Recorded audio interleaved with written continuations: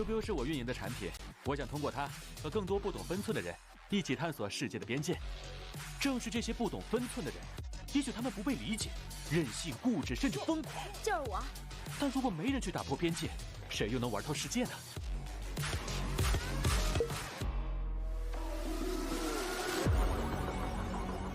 打开微信，搜索公众号“星际老男孩 SC Boy”， 这里有每日的直播预告、重要的赛事报道、精彩的视频剪辑、有趣的主播八卦、定期的抽奖福利以及爆笑的节奏和评论。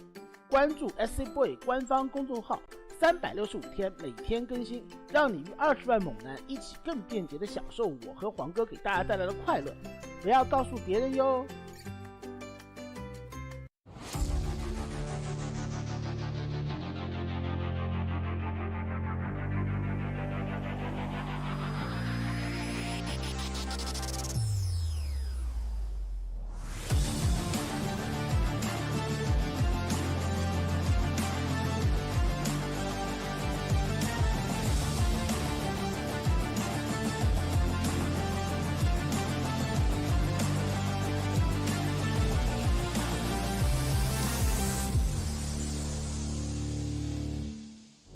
Out of 11 of our group stages. We're approaching the end very rapidly here, at least in the group stage.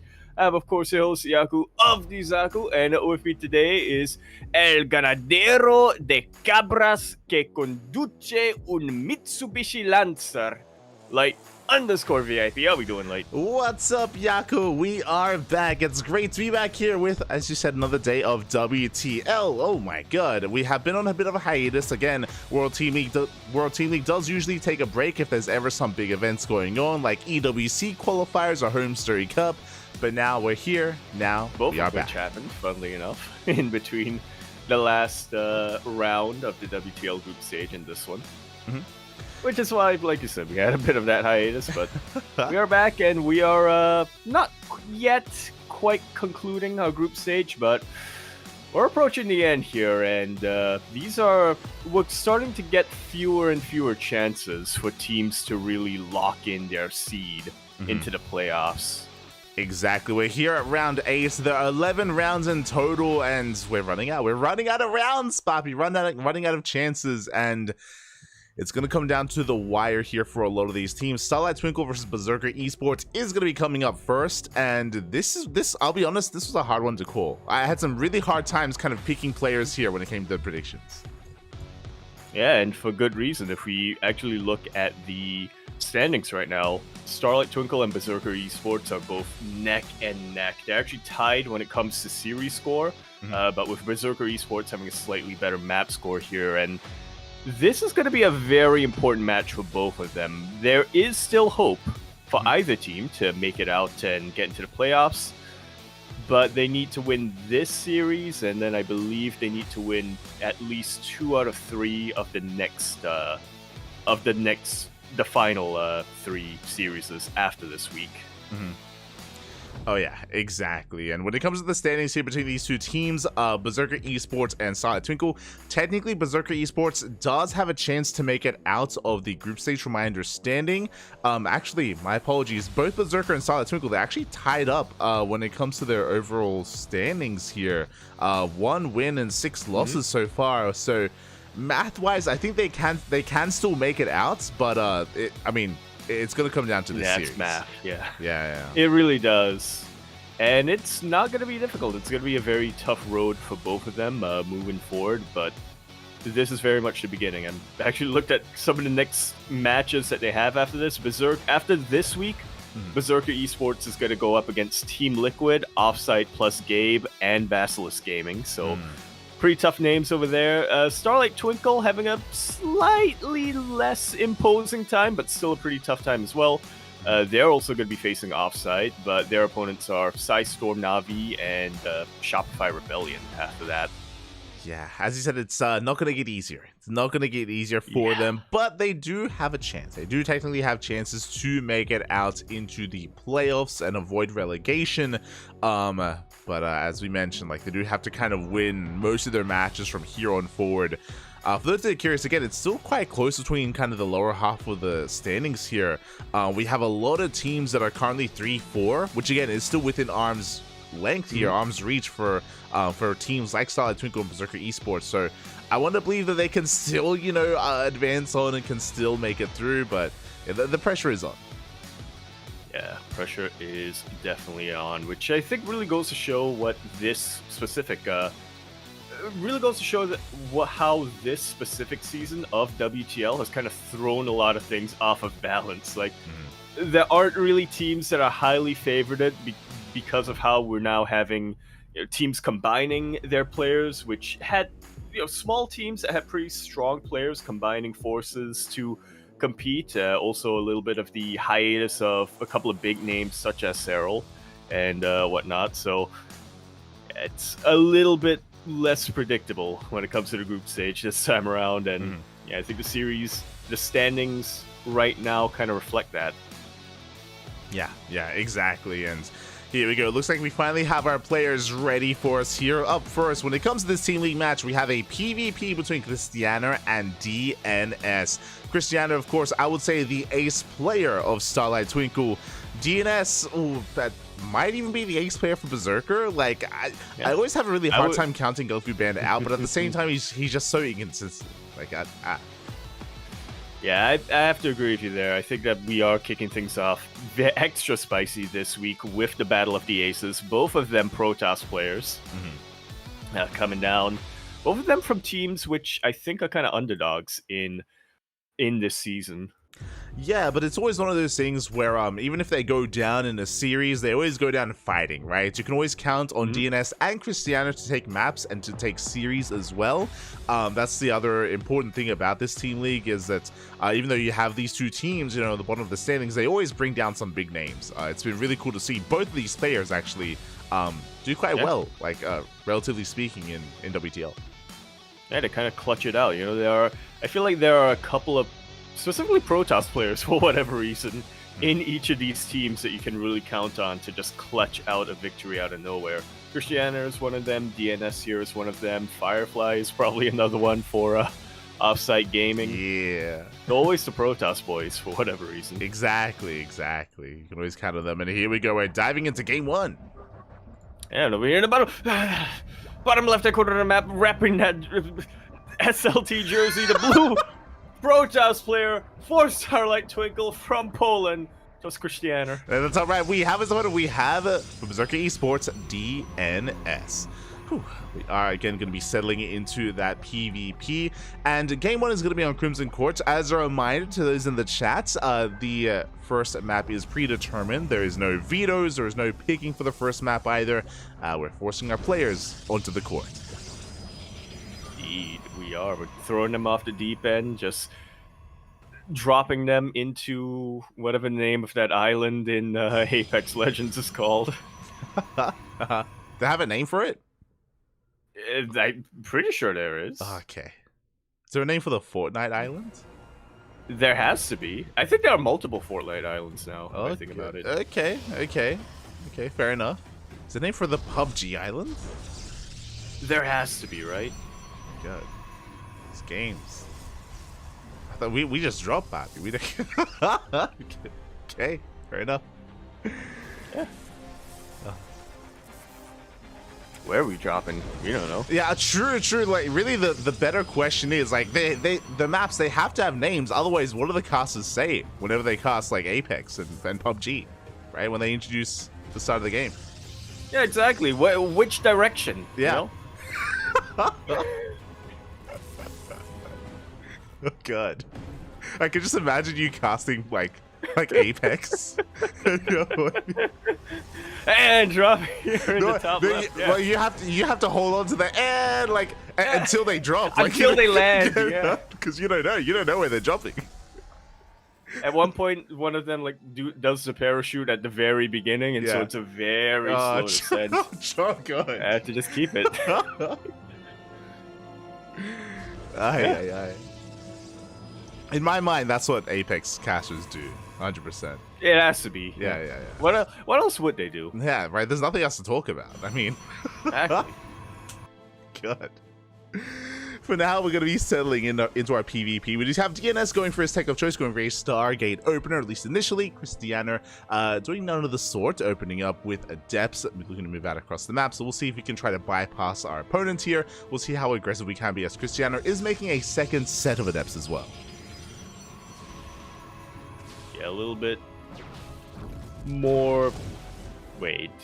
Yeah, a little bit more aggressive coming out here from Cristiano with these couple of Adepts. He is looking to just snipe as many probes as he can, whereas DNS taking on more of a defensive stance with the Stalkers. Of course, he's not neglecting his tech, so we will still be seeing an Oracle soon past the map. Yeah, we do have that Oracle, that Stargate opener out of DNS, as we did mention, looking to harass into the mineral lines. At the same time, Adepts likewise spending shades, and we are making another pair as well. We're getting up to 6 Adepts, but it looks like we actually get caught out here. Not bad shots going off on the initial Stalkers, and at the same time, though, it is going to be a 4v4 Adepts versus the Stalkers. Oh. Yeah, I have to imagine the Stalkers should take this, especially with Oracle support, but great target firing coming out from Cristiano. He at least is able to trade decently. He's forcing out a lot of energy as well on this Oracle, going to make it even less effective when it gets across the map. Yeah, exactly. That's going to be 4 Adepts going down. And what did we get? We got 1 Stalker, a big loss for Cristiano. That was a big investment. He has 2 more Adepts on the field. Now, what is scary here is it tells me that DNS has an abundance of units to work with. He's heavily ahead here in army supply. He's moving out across the map. He does spot the Adepts, and it looks like he will divert some of his attention, but his Stalkers are still moving out. They are Oracles actually being kept at home, which is definitely an interesting choice, but they're not a bad defensive unit. More Adepts going to go down, 1 more going to go down here, and the other one taking significant hull damage. Yeah, we do recall the 1 Adept, but back at home, we're down to 2 Stalkers against, I believe, the 5, soon to be 6 of DNS. Oracles are moving out as well. This is going to be a tight hold for Cristiano. He does have the shield battery, but as I say that, it is being focused down.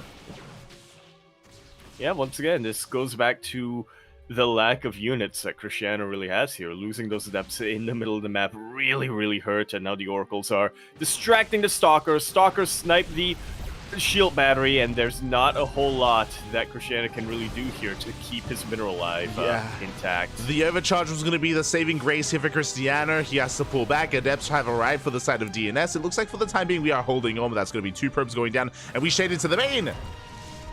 And probes are going down in the main. Adepts will finally be cleaned out, but Cristiano... Okay, I was going to say Cristiano doesn't really have a lot of supply to split up between his bases, but DNS, he doesn't want to overextend. He's going to be content with the damage that he's dealt, and he's going to move back home with the rest of the Stalkers. Yeah, he does move back home, but he takes a nice worker lead. Likewise, we have Oracles as well, and they do stay alive. They do retain themselves. They're going to be able to dip back in, get a revelation, and even threaten another dive into a mineral line, keeping Cristiano pinned back with that supply, with those Stalkers. And DNS can be a little bit greedier as a result. He can more freely expand and probe up. Yeah, that's going to be the play here, as DNS will be expanding. Cristiano actually expanding a little bit quicker, so a little bit of a risk here for him, but we'll see if it pays off. This 3rd did get scouted by DNS, so yeah, now he's applying pressure on it. Yeah, that's the thing. DNS is the one with map control, so he's going to be applying pressure here. He is up in Stalkers. Blink is still on the horizon. Blink is not quite done yet for DNS, so he has to be careful with how he does approach this. Force fields will be that much more impactful here without Blink, but in a couple of seconds, that will soon finish up. I appreciate how brazen DNS is taking this, throwing down a 4 pylon like this. Unfortunately, it is within range of observers, and that was killed rather than cancelled. Yeah, that was shut down. At the same time, he hits the 3rd base. Immortal has arrived. With help of the Immortal, we can defend. We can force his back, but Blink is done. Yeah, we're not targeting it, though. Yeah, Blink is done by DNS, so he actually keeps a lot of his Stalkers alive. Nicely done. Yeah, he trades well overall. He maintains his position, going to be able to reinforce Oracles at the same time to hit the natural base, but we are in position. Cristiano does defend his natural, and for the time being, he's holding on to the 3rd. And an aggressive Blink forward. Immortal goes down, and we still have plenty of Stalkers where that came from here for DNS. Yeah, we still have Stalkers left over. No shield battery, no overcharge, and the blinks, they're going to be good enough. We do have reinforcements on the way for both players. And the last DNS, he's overwhelming the third. Again, he just had such an advantage early on that snowballed into our current game state. In a mirror matchup, it can be quite difficult to recover from this. The Immortal is soon to arrive, but is it enough? Ooh, well, it's very exposed. Stalkers are starting to get bled out, but more reinforcements do arrive. There's no more Guardian Shell to really rely on. Yeah, no more Guardian Shield, but alas, we're going to be able to hold on. Shield battery is now done. We will have an overcharge available, but again, DNS still has an overwhelming Stalker count. Does come in with more reinforcements. Ooh. The saving grace here is that it does take quite some time for the reinforcements to arrive at DNS. Yeah, it wasn't quite able to establish that Fort Pylon earlier on, and DNS is taking its time over here, which will allow Christian to repower that shield battery, will allow him to actually get a second Oracle out, I believe. There we go, yeah. Two Immortals. And we do have those 2 Immortals. We can see DNS trying to bypass the main army, heads for the natural instead, or even heading towards the Immortals. Doesn't quite find what he was looking for, but is still threatening this location here of Cristiano. Meanwhile, as that Immortal count gets higher and higher, Cristiano, he is holding on, and hey, he saved the third, right? The third did not go down, and he preserved his probes, for the most part. But yeah, so has a little bit of catching up to do, but these Adepts are going to make it way easier for him to do so. Yeah. I kind of like this from DNS. He recalled his Stalkers back home, which does mean that he loses more probes than necessary, I would argue, but at the same time kind of keeps his Zealots hidden for quite a while. Yeah, but that's 7 probes going down, and suddenly Cristiano, he's evening up the work account. He was behind, and he still is, don't get me wrong, but not as far as he once was. So Cristiano is defending, he's recovering, he's holding his own, and he's looking to make a game out of this. Yeah. He was behind. He still is, but he was also. So, right? Yeah, he was. Yeah. Still is. But not as much as he once was. But not right? as much, yeah. Yeah. It's the details. It's the math, you know? You can't discount the math. It is the math. And numbers. Now, what's important here is that we are heavily reliant on Chargels. Now, the Immortals, of course, are the backbone of Cristiano's army. You have Chargels to help recover, to help supplement the main force as well. But, oh, that's another 3 probes falling. DNS still maintains control of that economic lead. And now he's looking to pounce. He has his Archon. He has his armies out. Cristiano also managed to produce an Archon, but I'm not sure one is going to be enough to deal with the Stalkers as well as all of these Zealots. Exactly. DNS with some heavy reinforcements on the way. He's still setting up, still moving out across the map. But once again, this is going to be a tough hold for Cristiano. Not impossible, but it's going to be difficult here. He will have the advantage of the overcharge. True, like that will play a factor here. But we'll see if it's going to be enough. Indeed, we shall. DNSL kind of sharking around, looking to threaten. Ideally, he wants to fight out in the open. He wants to try to draw Cristiano out of shield battery range. Yeah, just drag him out of position regardless. Oracle does dip in, 3 probes falling. At the same time, Cristiano dancing with the main army again, staying within range of that overcharge.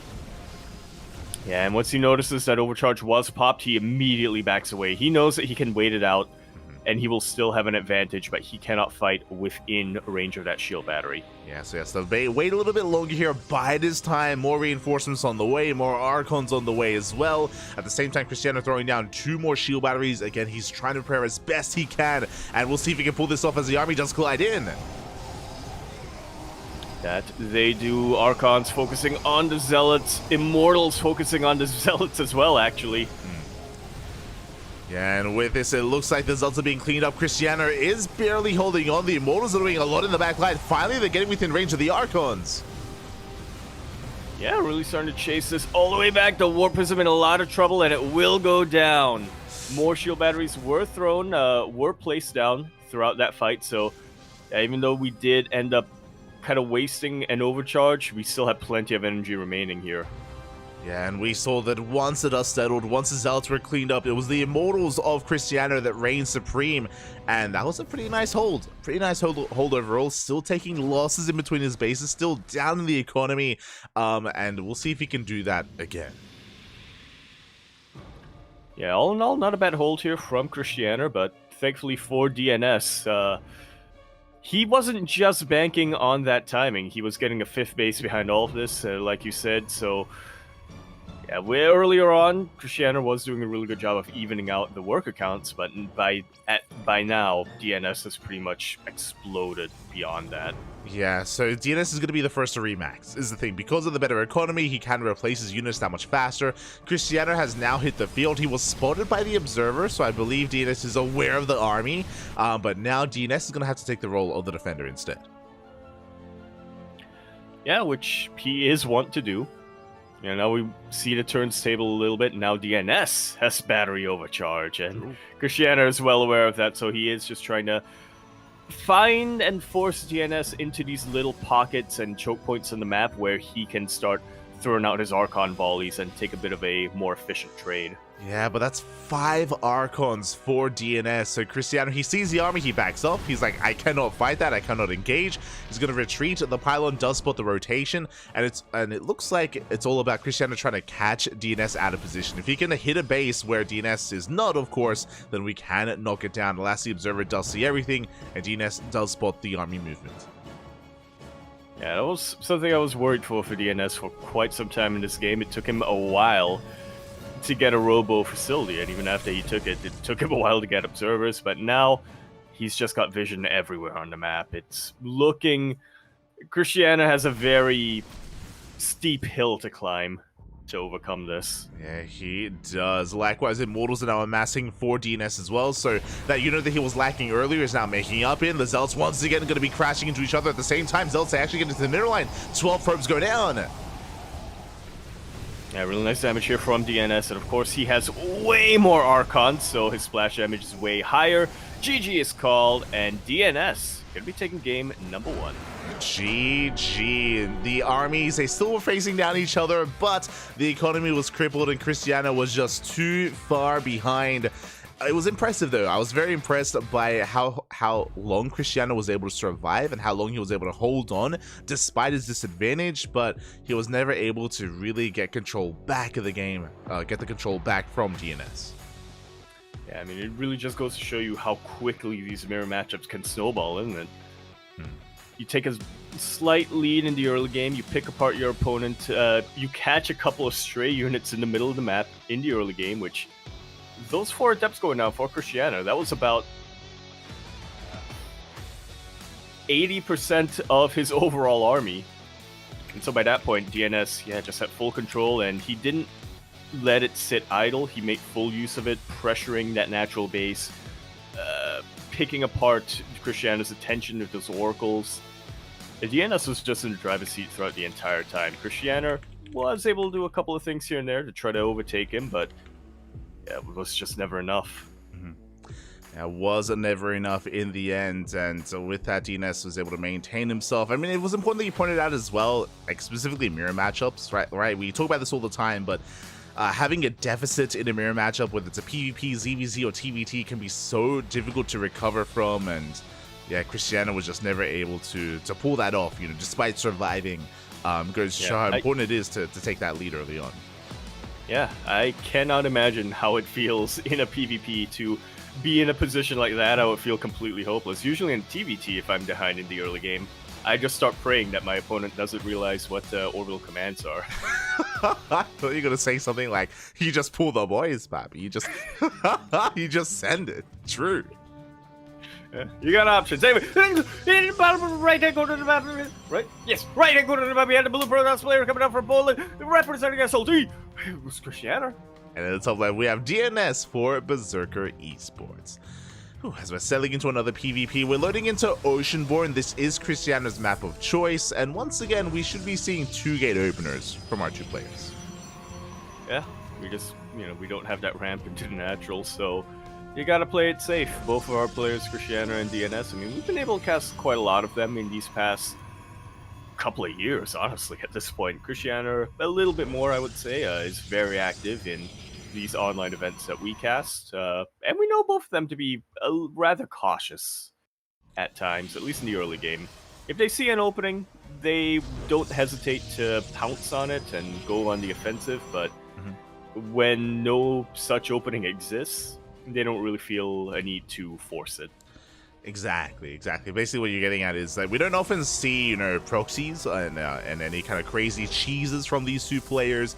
We could see all-ins, definitely, but only if there's an opportunity to kind of exploit. If there's like a moment there that you can try to take advantage of your opponent. As we say that, DNS is going to be hiding his pylon out on the map, and we'll see if we make use of it here. See what DNS has in store. Yeah, we've been seeing it. We've been seeing this a couple of times in these past couple of weeks in PvPs.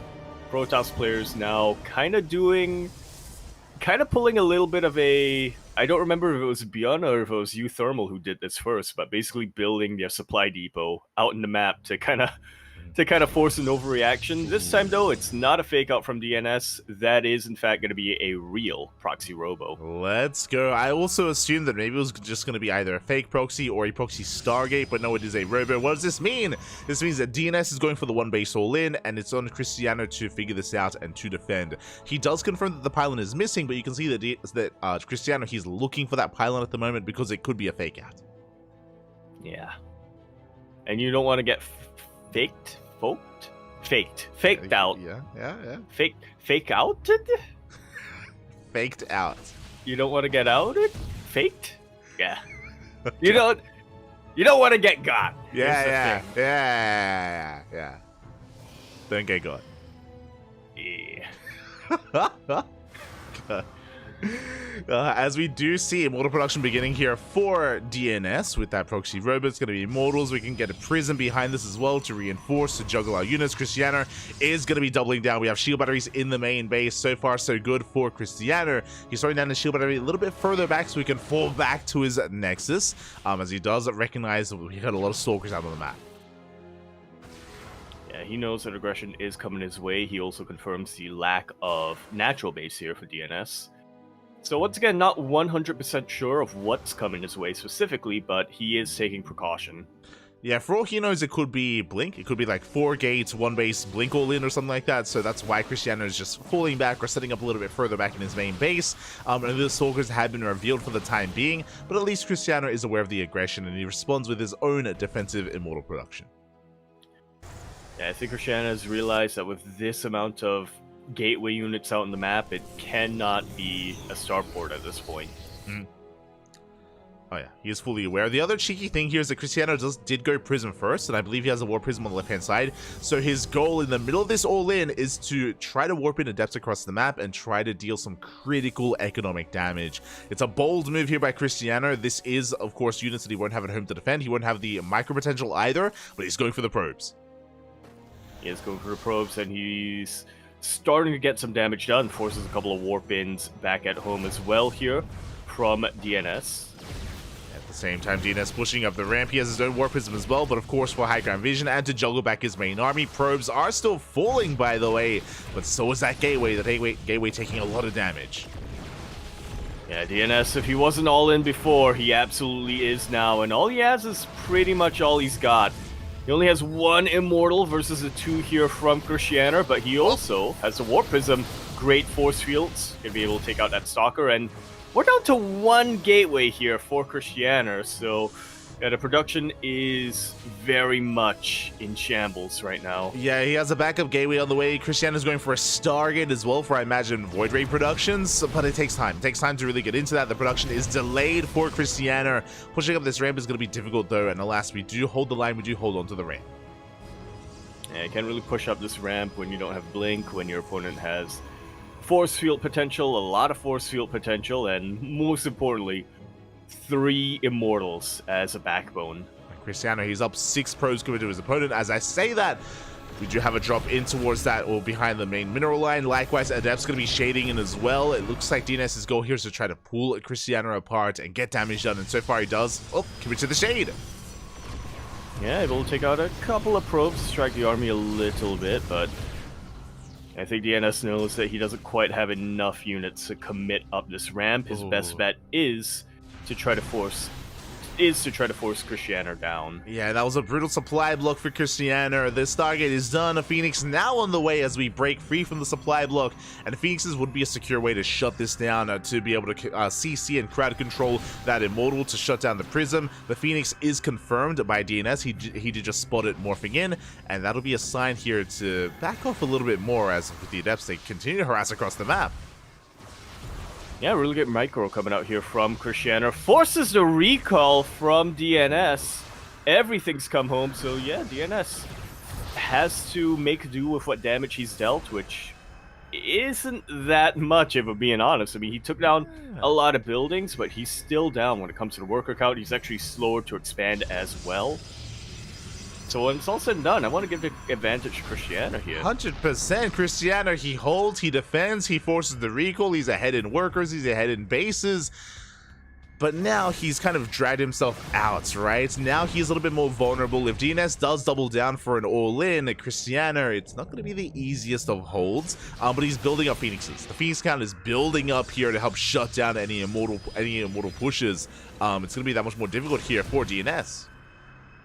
Yeah, Phoenixes are going to be absolutely key right now for DNS, or for Christianer. DNS did grab that Stargate, and he has a Phoenix of his own. But is halting Stargate production. Yeah, it does have those Phoenixes. As you mentioned, DNS has not been able to catch up, or it would be an uphill battle here if he tried to, just because he's down overall in production, and it's hard to catch up without a second Stargate. And if you do that, then if your opponent commits into a ground army, then you're left exposed as well. So DNS is in a rough position. Hallucination Scout going to be coming in, does confirm the one Phoenix at least, and like us even camping the robot, we have found it. Like so. Mortal's going to be picked up and dropped to try to deal with that. DNS going to be the first player to tech up, grabbing that Twilight Council.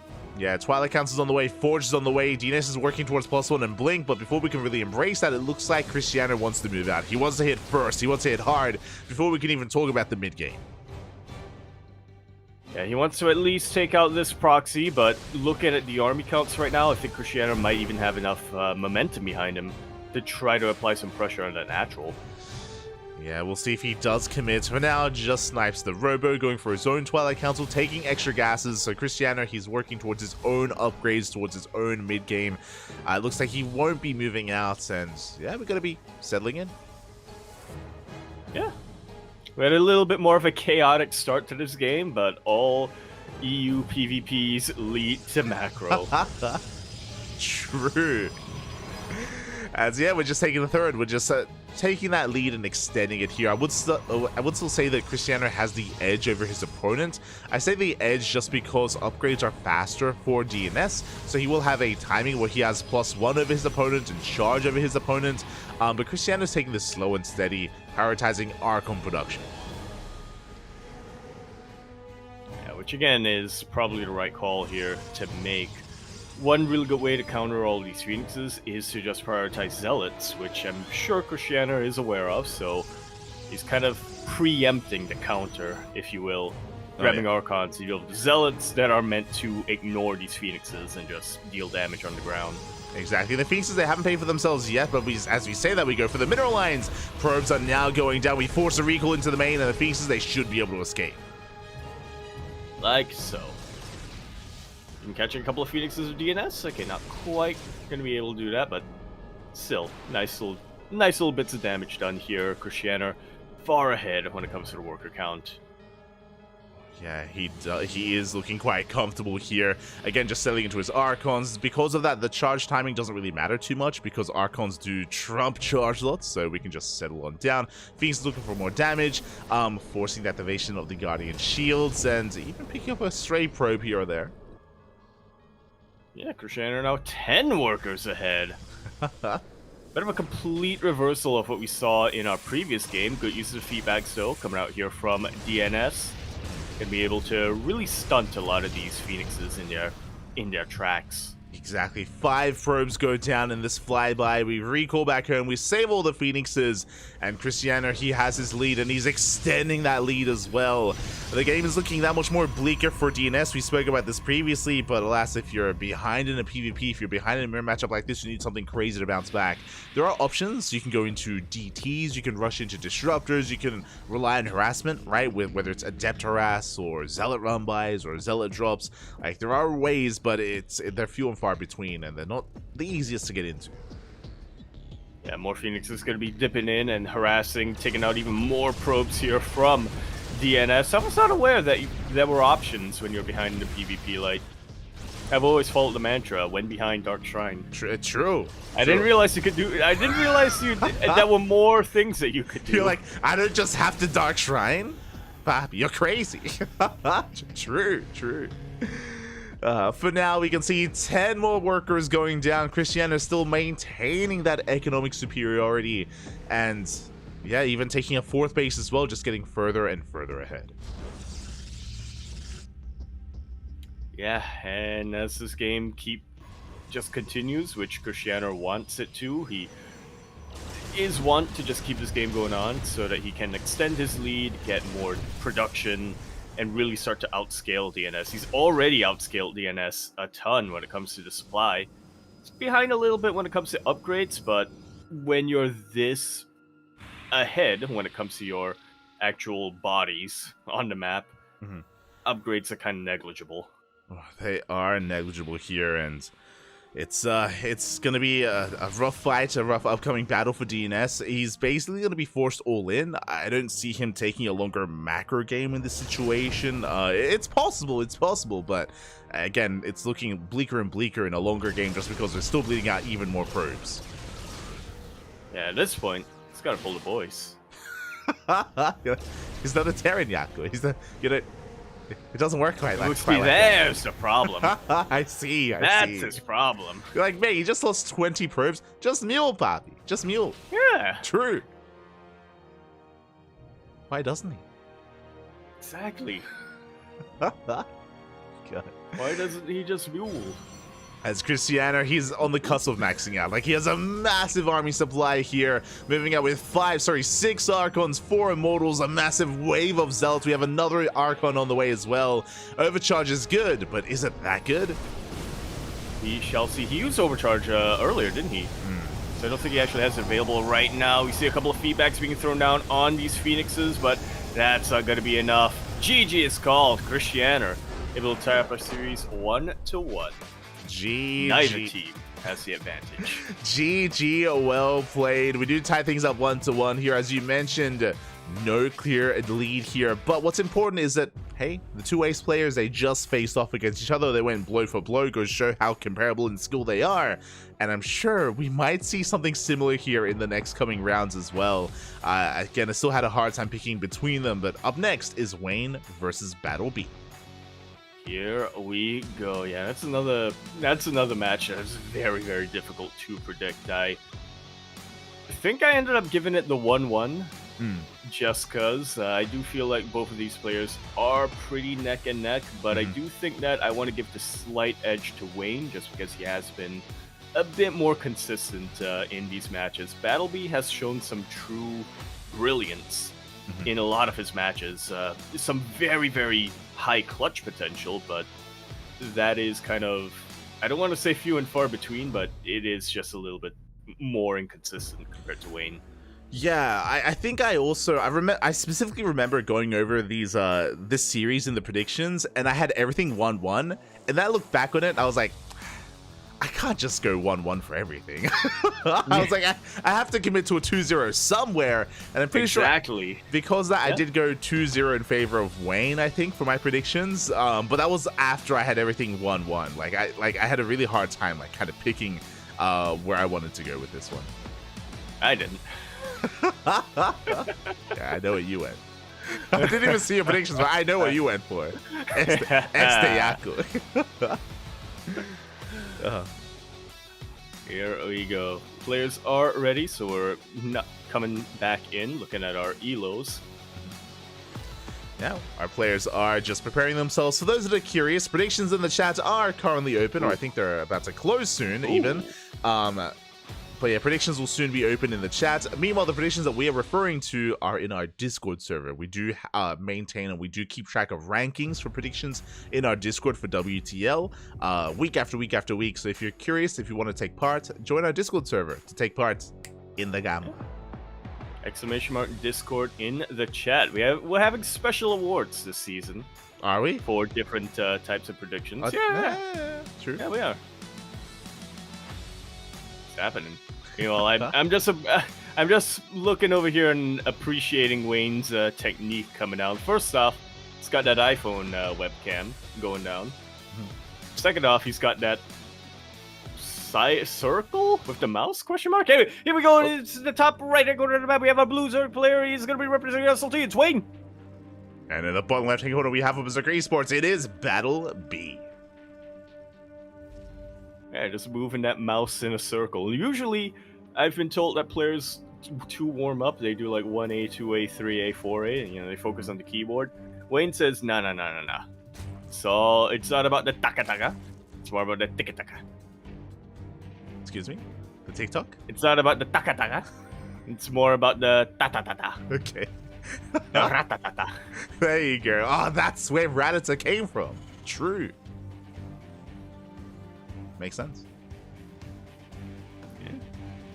Also, sorry about the clickety clackety. There we go. I could be mistaken, but I'm looking at Battlebee's webcam. Does it look like his headset's like falling apart a little bit? You just noticed that? That's been a thing with Battlebee for weeks. For weeks? Then that means it's getting worse because now it's even more noticeable. Is it getting worse? Like it's leaning now. That's what I mean. Yeah, look at it. Like it's not just like half off. It's leaning to one side. Exactly. As well. That's what I mean. Like it's a lot more noticeable here. Yeah, or rather, yeah. Battlebee for a couple of weeks, he's had like one of his headphone cups at a weird angle, which I assume is because it broke. But now it's also like looks like it's actually falling as well as angling.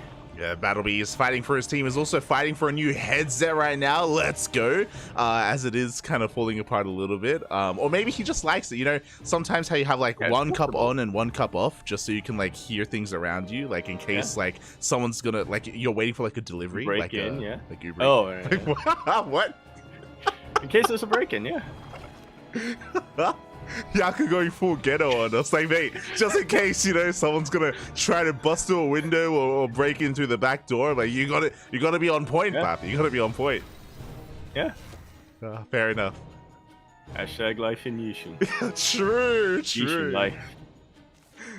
Hashtag raised in Yishun. As we are settling into our ZVT, again, no clear lead for either team. We're tied up 1-1. Reaper's going to be dipping in towards the natural base, and almost does get the drone.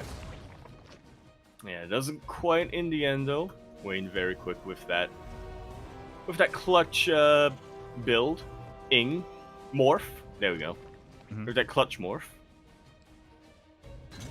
Does go for that Spore trick, does save the worker. Behind this, we have our build of choice. Battlebee going for a third CC before Starport, so pretty standard economic build so far out of Battlebee. I do imagine he's going to be mixing things up throughout the course of the series. That is not a Starport, that is a second Rax. Okay, 2-on-1, having been a lot more popular in these past couple of weeks. We've seen a lot of variants with the 2-on-1 build. Oliveira has a couple of different styles. One of them is just straight up. Wait, I'm trying to. I made a mistake here, Light. I'm relying on my memory for details. But yeah, we're seeing a lot more variants on different types of 2-on-1 nowadays. There's a Cyclone 2-on-1. There's a 2 Hellion, 1 Reaper 2-on-1 into just straight. Not quite a drop, but a whatchamacallit, just a very quick +1 timing. Yeah, was it Oliveira that went for a 3CC 2-on-1 where he skipped Hellions? There was a I know Oliveira has been experimenting a lot with different types of 2-on-1s, so I'm gonna say yes, it was him. You're like, I didn't remember, but yes, he did. Fair enough. But I do remember a Terran player the past week, maybe the past 2 weeks, that did go for that as well. So yeah, it's an interesting variation here. For those that are curious, basically we're kind of cutting Hellion production earlier on. We should be getting 2 or maybe even 4 Hellions for map control, and then just rushing into Marine production to work towards a stim timing with Medivacs. That's going to be a bit of a powerful push that's on the horizon here for Battle B. Until then, he's only got those 4 Hellions and he's diving into the natural. Oh my god. Yeah, not quite able to completely roast up these mineral lines. That's a little bit of damage done here, but he does also give up all of his map control. Yeah, he gets 3 drones, which is okay, but we wanted more than that. It's like 3 drones for 4 Hellions is not a worthwhile trade for Battle B. He was hoping for more damage, and this means that Wayne can be a little bit more free when it comes to droning up, as 1 more drone does fall towards the end, but still not the best trade for Battle B, and Wayne can be that much more greedy now in the backline. Yeah, there's nothing he really has to wait for.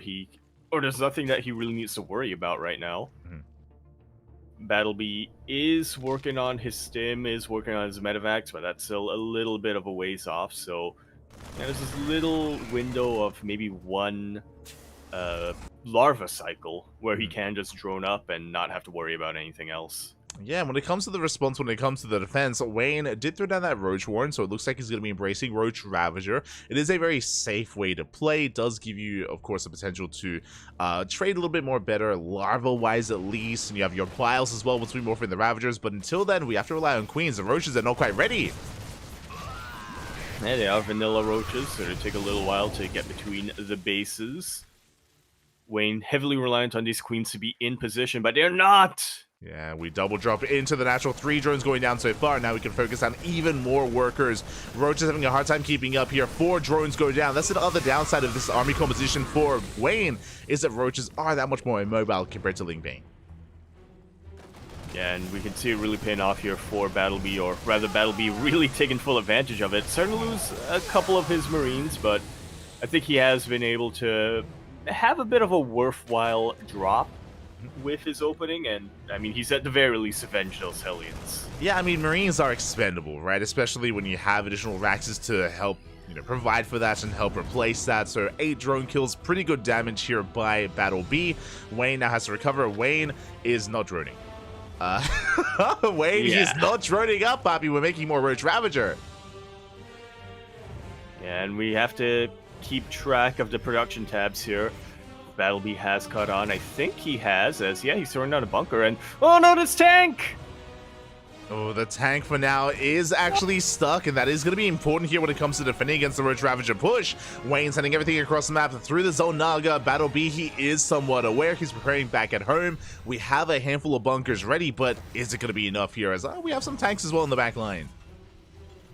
Yeah, getting prepared for this. We have seen this just this week, actually. I don't remember who the players were. I want to say Dark and maybe Oliveira were playing on this map specifically, and Oliveira had a very strong defensive line on one of his openings, but unfortunately neglected the other one a bit too much, which Dark was able to take advantage of, and it looks like Wayne has the exact same idea. Yeah, it was ESL Asia. It was Oliveira versus Rogue.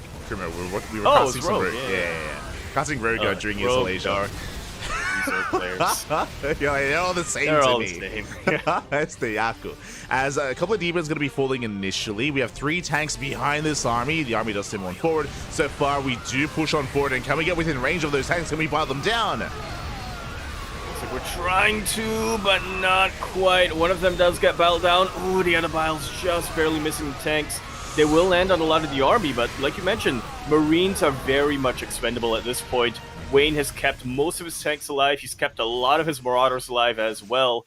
So when it's all said and done, this was a much better trade for Battle B. Yeah, Battle B, he holds the line. He has a worker lead. He maintains at 4th CC on the way. And now Wayne is droning, and now it might just be too late. We're just so far behind, and we're so vulnerable as well, as we barely have a standing army. Yeah.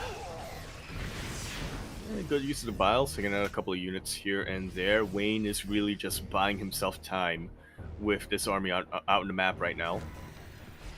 Exactly. And that he very desperately needs. Yeah, he needs to keep Battle B busy. If Battle B ever moves out, then Wayne is going to be in trouble right now. He did drone up to 3-way saturation. He droned up to 62. That is a better economy. And it looks like Wayne might be... Never mind. I was going to say might be going for a 2-way, for a secondary all-in with 2-2.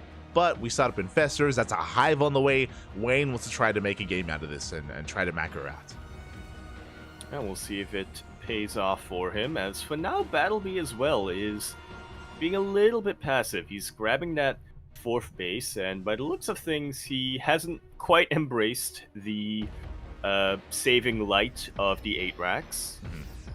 So he is going to be taking it a little slower and is giving Wayne a little bit more time. I mean, the creep is looking good, right? The creep is quite impressive. Yeah. That is going to give Wayne a bit of a safety net here to buy time, of course, before the army moves out. On top of that, because the Infestors, even though Wayne is going to be down in army supply, this is inflated army supply as well with the Red Ravager, so he's even further behind. But with Fungals, we can take fights. Yeah. Nail a couple of fungal biles, hey. Or bungles as I call them. Yeah, just bungle your opponent. There you go. Yeah, that's what they say. Yeah. But yeah, with those Fungals, we can try to shut down the Bio army. We do have a decent chain of Fungals here, but not much of a follow-up, as Wayne is going to be chased down, and Fest is going to be targeted as well. Yeah, the thing is, that was a decent fungal chain, but we also had a lot of tanks in the back line. Yeah. Shelling away at his main army, and I just saw a massive chunk of roaches evaporate before my eyes. And Battleby's maxed out. He's maxed out. There's no reason. There's nothing holding him back. He can move out across the map, and Wayne, he's in trouble. He's in a lot of trouble. Again, his all-in failed, and likewise, the Infestor Fungals were less than ideal as well. Yeah, I mean, he managed to land those Fungals, but unfortunately landing them in a unfortunate position where Battleby was already set up. He was set up, and we're going to be able to kite it well from the side of Wayne. Picks off some Marines, forces the army back, but the tanks are slowly encroaching upon the main army. A very nice Fungal once again on the Bio, and we're getting on top of the first tank. Yeah, the Bio is starting to fall, and without a Bio buffer, these tanks are looking very exposed. A couple of good shots and volleys from the tank fire, but they will end up getting cleaned up in the end. Yeah, we barely cleaned up the first wave of tanks, but here come the reinforcements for Battle B. We have some Infestors left over. We need some of those Fungals. Hydras are amassing. The Bio does push on forward. Nice Fungal here on the Bio, but so many tanks and sieged up behind this.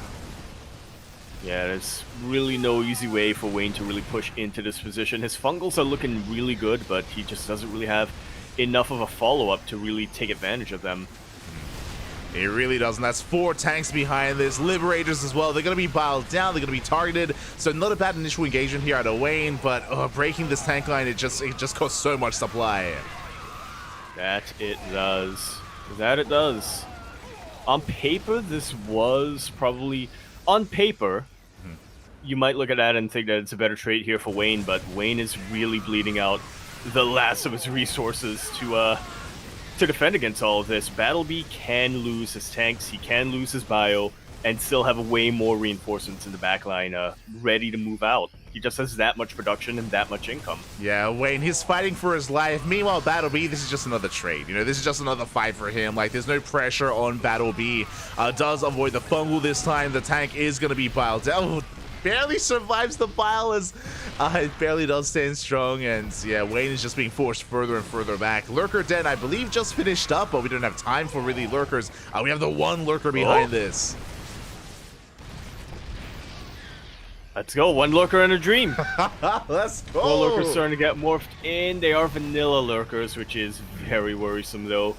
And Battleby may have lost his Liberators earlier on, but without range upgrade, tanks have a huge range advantage. GG's called Battleby. They've been taking game number 1. GG, well played. Battleby does take the first game here, does take a lead for his team for Berserker Esports. And unfortunately for Wayne, that all-in did kind of fall on it. It's a hybrid map, right? The hybrid natural. Yeah. I get them mixed up quite a lot with the other one where you have a gold base, but it's a pocket base. Yes, exactly. It's not Amphion, it's not Crimson Dynasty. Court, it's Dynasty. Yeah, post-youth. That's why I keep forgetting the name. You're like, man, I just Most basic name out here. We got names like Crimson Court. We got Postyouth. We got Amphion. And then we have Majesty. yeah, they couldn't come up with another word to like pair with it. What's going on? Yeah, that's the major man. Anyway, in the bottom left-hand corner of the map, we have a Blue Zord player coming out and playing 4. Starlight Twinkle, it's Wayne. And in the top right, we have a Berserker Esports Battle B. I'm thinking... That's a secret for Battle B, right? It's with the headphone or one of his headphone cups half off, it heightens his senses. It gives him a spidey sense for all ends. Exactly. You know, he's going to be that much more aware, that much more in sync. Yeah. Ain't nothing. But, no, wait, that's Backstreet. That's the other one. You're like, Backstreet's back up. Oh wait, no, that's not in sync.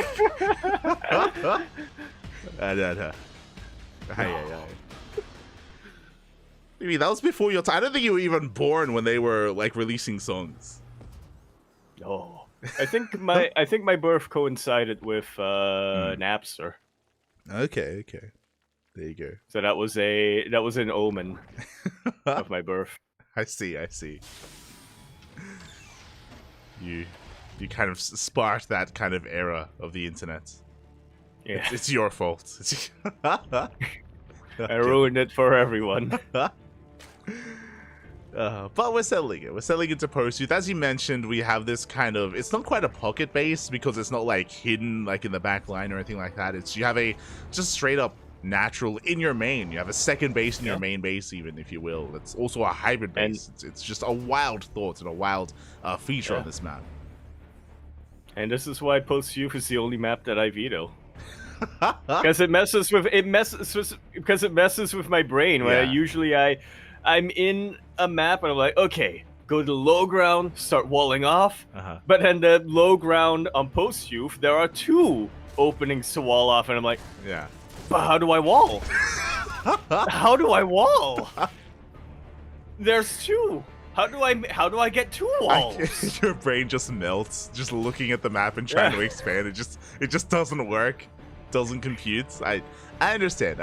Yeah, it is a very unique map. It does call for some more unique games as well.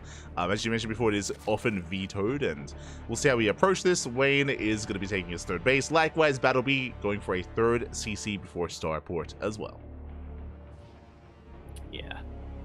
So not quite. Well, I say not quite going to be the 2-on-1, but that's still to be determined. I say that as the 2nd rack set sorted down. So going to be another 2-1 coming out here from Battle B. Very economic 2-1-1 with the 3rd CC as well. Looking to repeat his previous game success. Exactly. So the same build 2 games in a row out of Battle B, going for a 3cc 2-on-1. Just like the previous game, going to be reliant on only a few Hellions, just 4 Hellions initially, I imagine, or maybe even less than that, just for map control before working towards his bioproduction. The dive potential is going to be a little bit less on this map, just because of the ramp leading into the natural and the main. So I don't really see Battle B being as aggressive this time.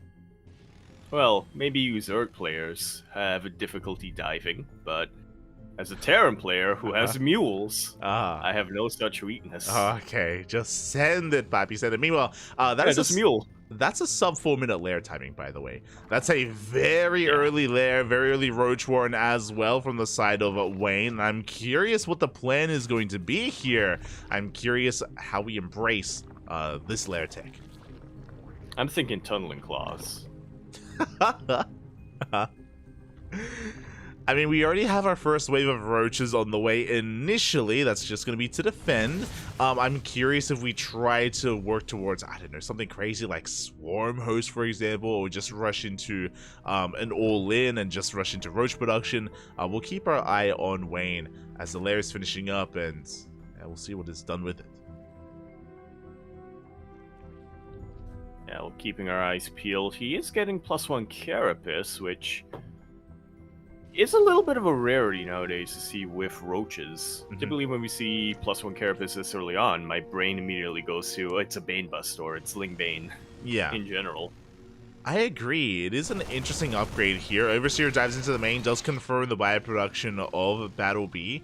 Now, Carapace can help when it comes to Ling reinforcements, so this could just be another all-in from Wayne. I say that, but no, we're taking the gold. Yeah.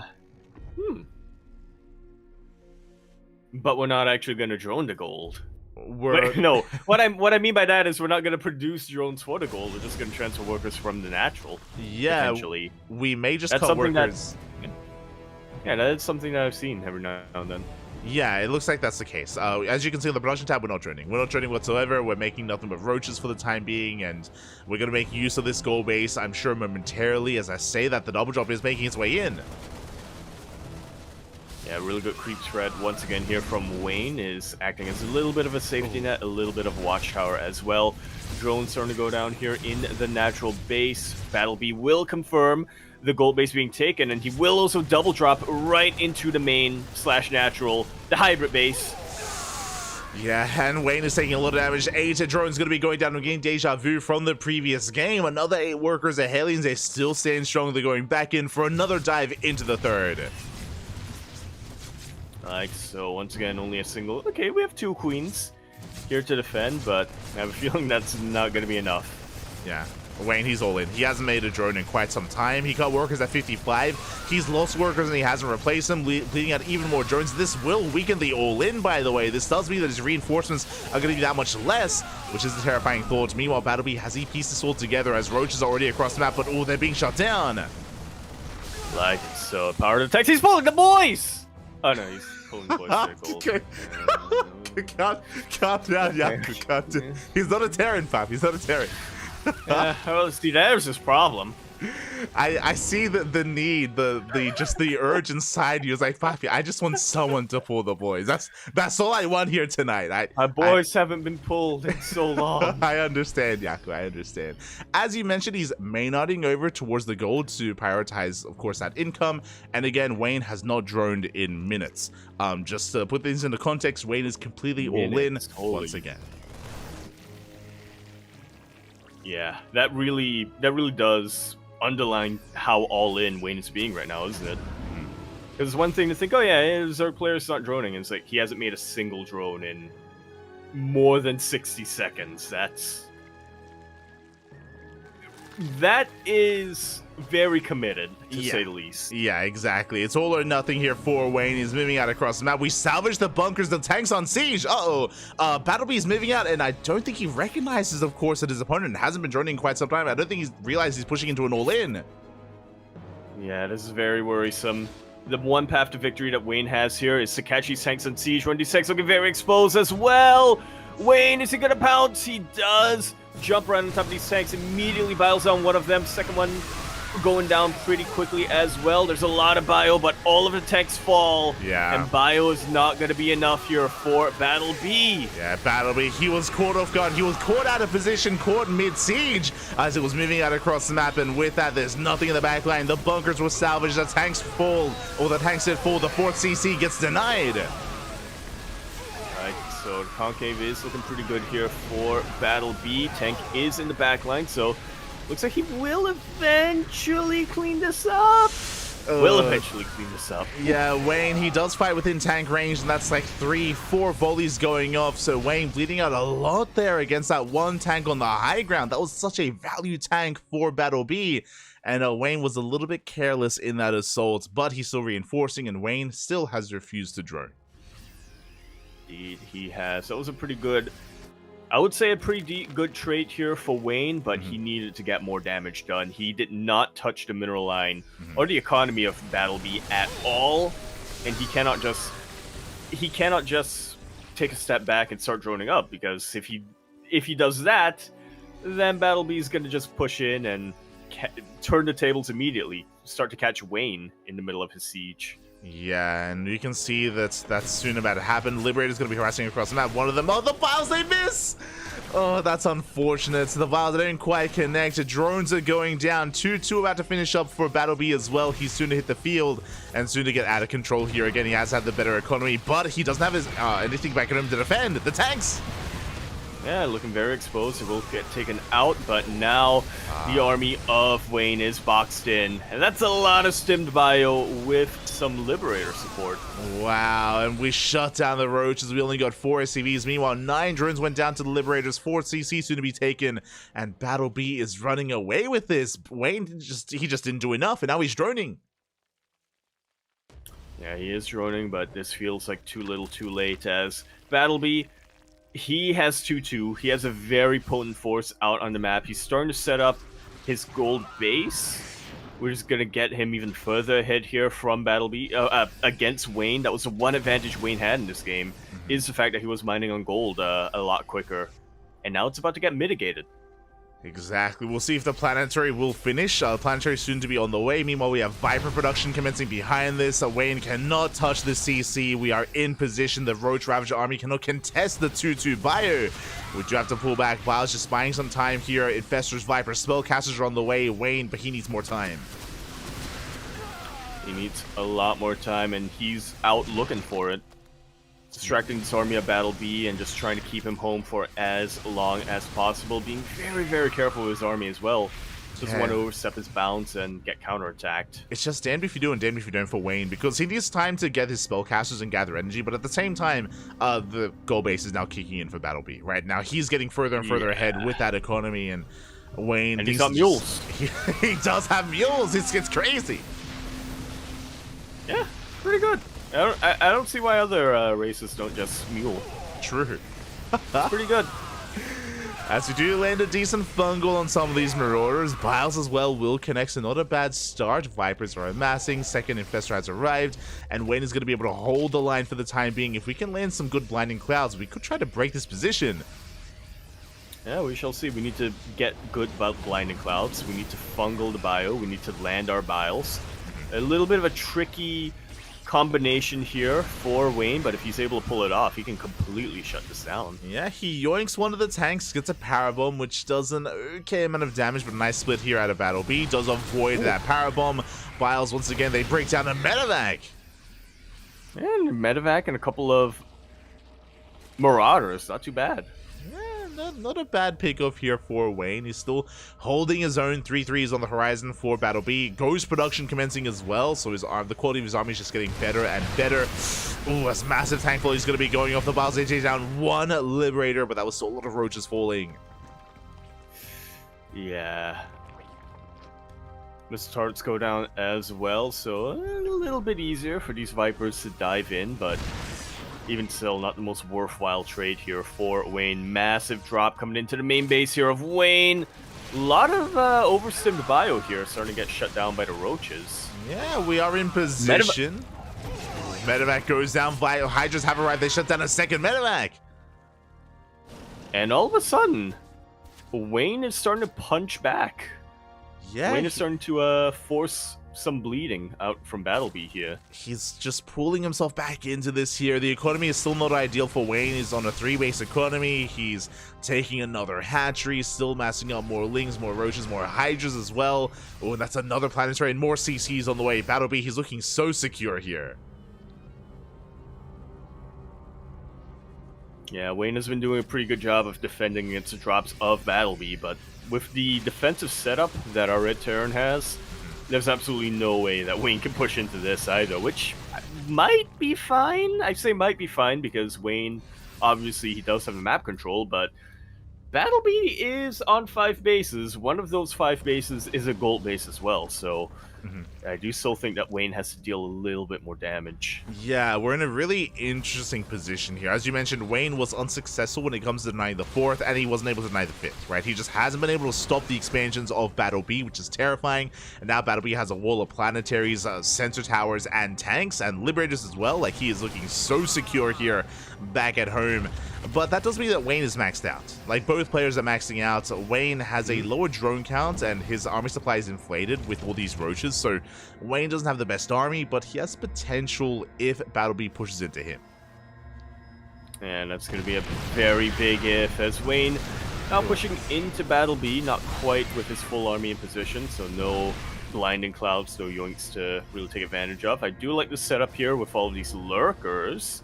Great fungals on top of the bio. Lurkers got a couple of volleys in. Even the ghost got fungled. Not a bad fungal. We shut down a good chunk of bio there. It does cost Wayne a lot of his ground army, but I do think he wants to get rid of these roaches. He wants to get rid of the roaches and try to refine his army. Still has too many roaches left over, but over time, I'm sure he will replace them. Yeah. Perhaps with a Nidus. Okay, Nidus into the main base. Turret's unable to deny that, but Liberators are repositioning. It looks like Battle B should shut it down, and we don't quite make it into the main. Yeah, Lurkers just getting shot down before they can really do much of anything. Yeah. Very unfortunate timing here for for Wayne. Very good timing for Battle B. Yeah, Wayne committed despite the Liberation Zone's freedom is here, and yeah, we do liberate those Lurkers. We have a backup Nidus further back in the main base, but I believe Battle B has cool wind of it as well.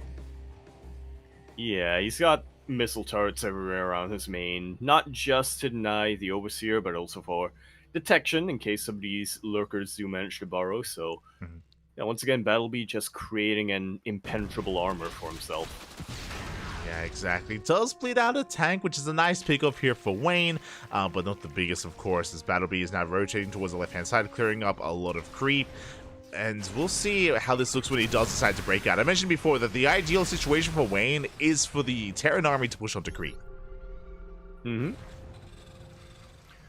Yeah, a position where Wayne can really come in from every single angle, land a couple of biles, get his fungals and lurker volleys off. As you can see, Wayne just trying to find an opening here, just trying to find a chink in the armor of Battle B. For now, ooh, we do see two lurkers being sniped. Creep is slowly receding towards the left-hand side as Battle B is going to expand and take another base. Like so. As you mentioned, the ideal situation here for Wayne is to have Battle B push into him, but there's nothing really pressuring Battle B to push deep into creep just yet, so instead we're seeing Wayne poke and prod around and again trying to find these little kinks in the armor of Battle B to try to force him into creep, try to pressure him to push out. Yeah, as once again Wayne unable to deny the expansion, Battle B will take a 6th CC here towards the left hand side. Wayne now has been able to drone up decently well, up to 87 workers, so he has a solid economy, he has upgrades on the way as well, and it looks like we can catch some of these tanks. Like so, Biles are starting to land on top of the Liberators.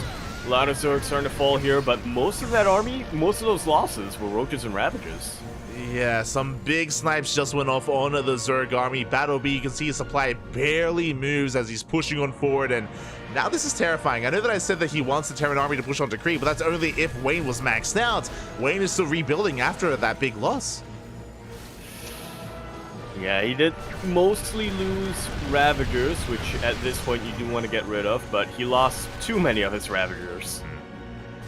So we do see Battle B with a huge army supply advantage now starting to push its way forward, and there's not a whole lot that Wayne can do about it. Yeah, Battle B, he has a super maxed army with only 63 SCVs, so he has a massive supply working within the tanks there. So many of them encroaching on upon the bases of Wayne, and Wayne just cannot break this. Not this many tanks, not this many Liberators. No, he cannot. Not without Brute Lords or Corruptors, anyway. Yeah, Instead, we see Wayne kind of sneaking around and trying to force a base trade. Yeah, he's gonna try to force back the army. He's collapsing on the planetary, and these Hydras, they can bring it down. That's a lot of Hydras, though. This is an expensive trade here for Wayne. Yeah, taking out that planetary was one thing, but losing all those Hydras to the tanks is another. And we can see Battle B completely unflinching. He brought back his ghosts to try to deal with this, but he still has this impregnable fortress of tanks right over here in the middle of the map. Yeah, Lings, they flood in. They get one tank. The second tank barely survives as well. A nice hold out of Battle B. Does reposition his ghost. And again, it's just purely ghost tank Liberator. Very little Marines, very little bio support here. It's just such an intense, such a gas-intensive army here for Battle B. But he's pushing forward. He's gaining more ground. Like so, slowly but surely leapfrogging his tanks over. making sure that every time he does move forward, he's able to establish a foothold closer and closer into Wayne's territory. And Wayne just can't stop this. He cannot stop the tide of Terran here. Hydras, they deny the 6th base, but that's the 6th base. It doesn't even matter at this point as Battlebee's going for the kill. He's going for the main. He's slowly edging ever closer. Liberator's tanks are all gaining ground, and the Lurkers are being forced further and further back. Like, so, Liberators, man, pretty good. Pretty good. I don't understand why Zerg and Protoss don't make them. True, as all the Lurkers are going down one after the other. Massive snipes going off, and you see that again, Wayne just cannot engage with the main army, being forced into his own main base. Liberation has arrived, GG gets called, and Battle B takes the 2-0. Just like so. Oof. iPhone falls here. Oh my god. Wayne, a little bit of ceiling view, but yeah, GG, very nicely done here from Battle B. A very commanding victory, a very commanding 2-0 coming out from him. Will give his team a very significant lead as we go into our next match. Yeah, winding it back, it all came down to the all-ins for Wayne. Wayne went for an all-in in Game 1 and in Game 2. Game 2 was looking a lot more successful for Wayne. If you remember, he was able to catch the army unsieged and deal with all the tanks early on. But if you remember, Wayne, after dealing with the main army, he had a really hard time getting any extra damage from there. It looked like Wayne had left his army a little bit idle, and there was that one tank on the high ground that was just shelling away at the Ravagers, and Wayne didn't deal enough economic damage. Sure, he dealt with the main army, but he didn't touch the economy. So Battlebee just recovered. He just recovered, he recovered, he maintained his lead, and Battlebee was still in control. Yeah, Battlebee was always in control. He was in control right at the beginning when he was able to split up Wayne's attention, land that double drop, and kill, I think, 8 drones or something like that. Yeah. Taking a little bit of a lead, moving into that all-in. And then, like you said, he traded an army for an army, but never took any damage to his economy, never had his mineral lines touched at all. Plus, he had mules. So behind all of that, Battlebee just kept getting further and further and further ahead. Yeah, exactly. So a rough series there for Wayne. Game 1 was more straightforward. Game 1 was, Battlebee just having an even stronger defense there against the all-in. Game 2 was closer. He didn't get got. He did not get got. And now it comes down to Cham versus Gung Fu Banda. Gung Fu Banda needs one win to claim a victory for his team. Cham needs a 2-0 to force the ace match. Indeed, things are looking pretty dire here for Starlight Twinkle, but if there was ever a player to make a comeback here for the team, it would be El Campeón. Oh, El Champion, papi, El Champion. Let's go. Cham is going to be coming up next. And as you mentioned, Cham, he's not the most active player nowadays. He's not the most macro player or solid player, but he's all about the chaos. And he's similar to Wayne, where we saw Wayne go for all these all-ins. Cham also has a very aggressive play style, but it's a little bit more stylistic, I should say. And Cham has just his own approach to things. Likewise, Gung Fu Banda, not the most consistent of players. Coming into this season, I wanted to say that maybe Gung Fu Banda was the ace player, but I feel like over the course of the season, we've seen DNS like cement himself a little bit more, and Gung Fu Banda hasn't really been able to kind of spark that flame like we expected him to. Yeah, I think Gung Fu Banda has been able to clutch out key victories here and there for Berserker. Esports was able to punch way above his weight a couple of times, but like you said, DNS was just has been so much more consistent. Gung Fu Banda has been able to punch above his weight, but at the same time, he has dropped maps against players who initially we thought he would be favored against. So yeah, a little bit of inconsistency going on there. Still a very, very fantastic player in his own right, but just needs to be able to. I'm trying to find another way to say be consistent, because I feel like I've said that word so many times it's starting to lose meaning. But yeah, he's shown moments of brilliance, but needs it to be spread out a little bit more evenly, you know? Yeah, now is the time where we really need to see Gung Fu Banda at his best, right? It's like we're nearing the end of the season. There's only a handful of rounds and a handful of weeks left in WTL, so it's now or never for Gung Fu Banda. I mean, when it comes to this series, he does have a little bit of wiggle room. As we mentioned, he only needs to win one game. Only one game here needs to be taken for Berserker Esports to be victorious. So there's a little bit less pressure on Gung Fu Banda, but we'll see how he is able to compare here to Cham. Indeed, we shall.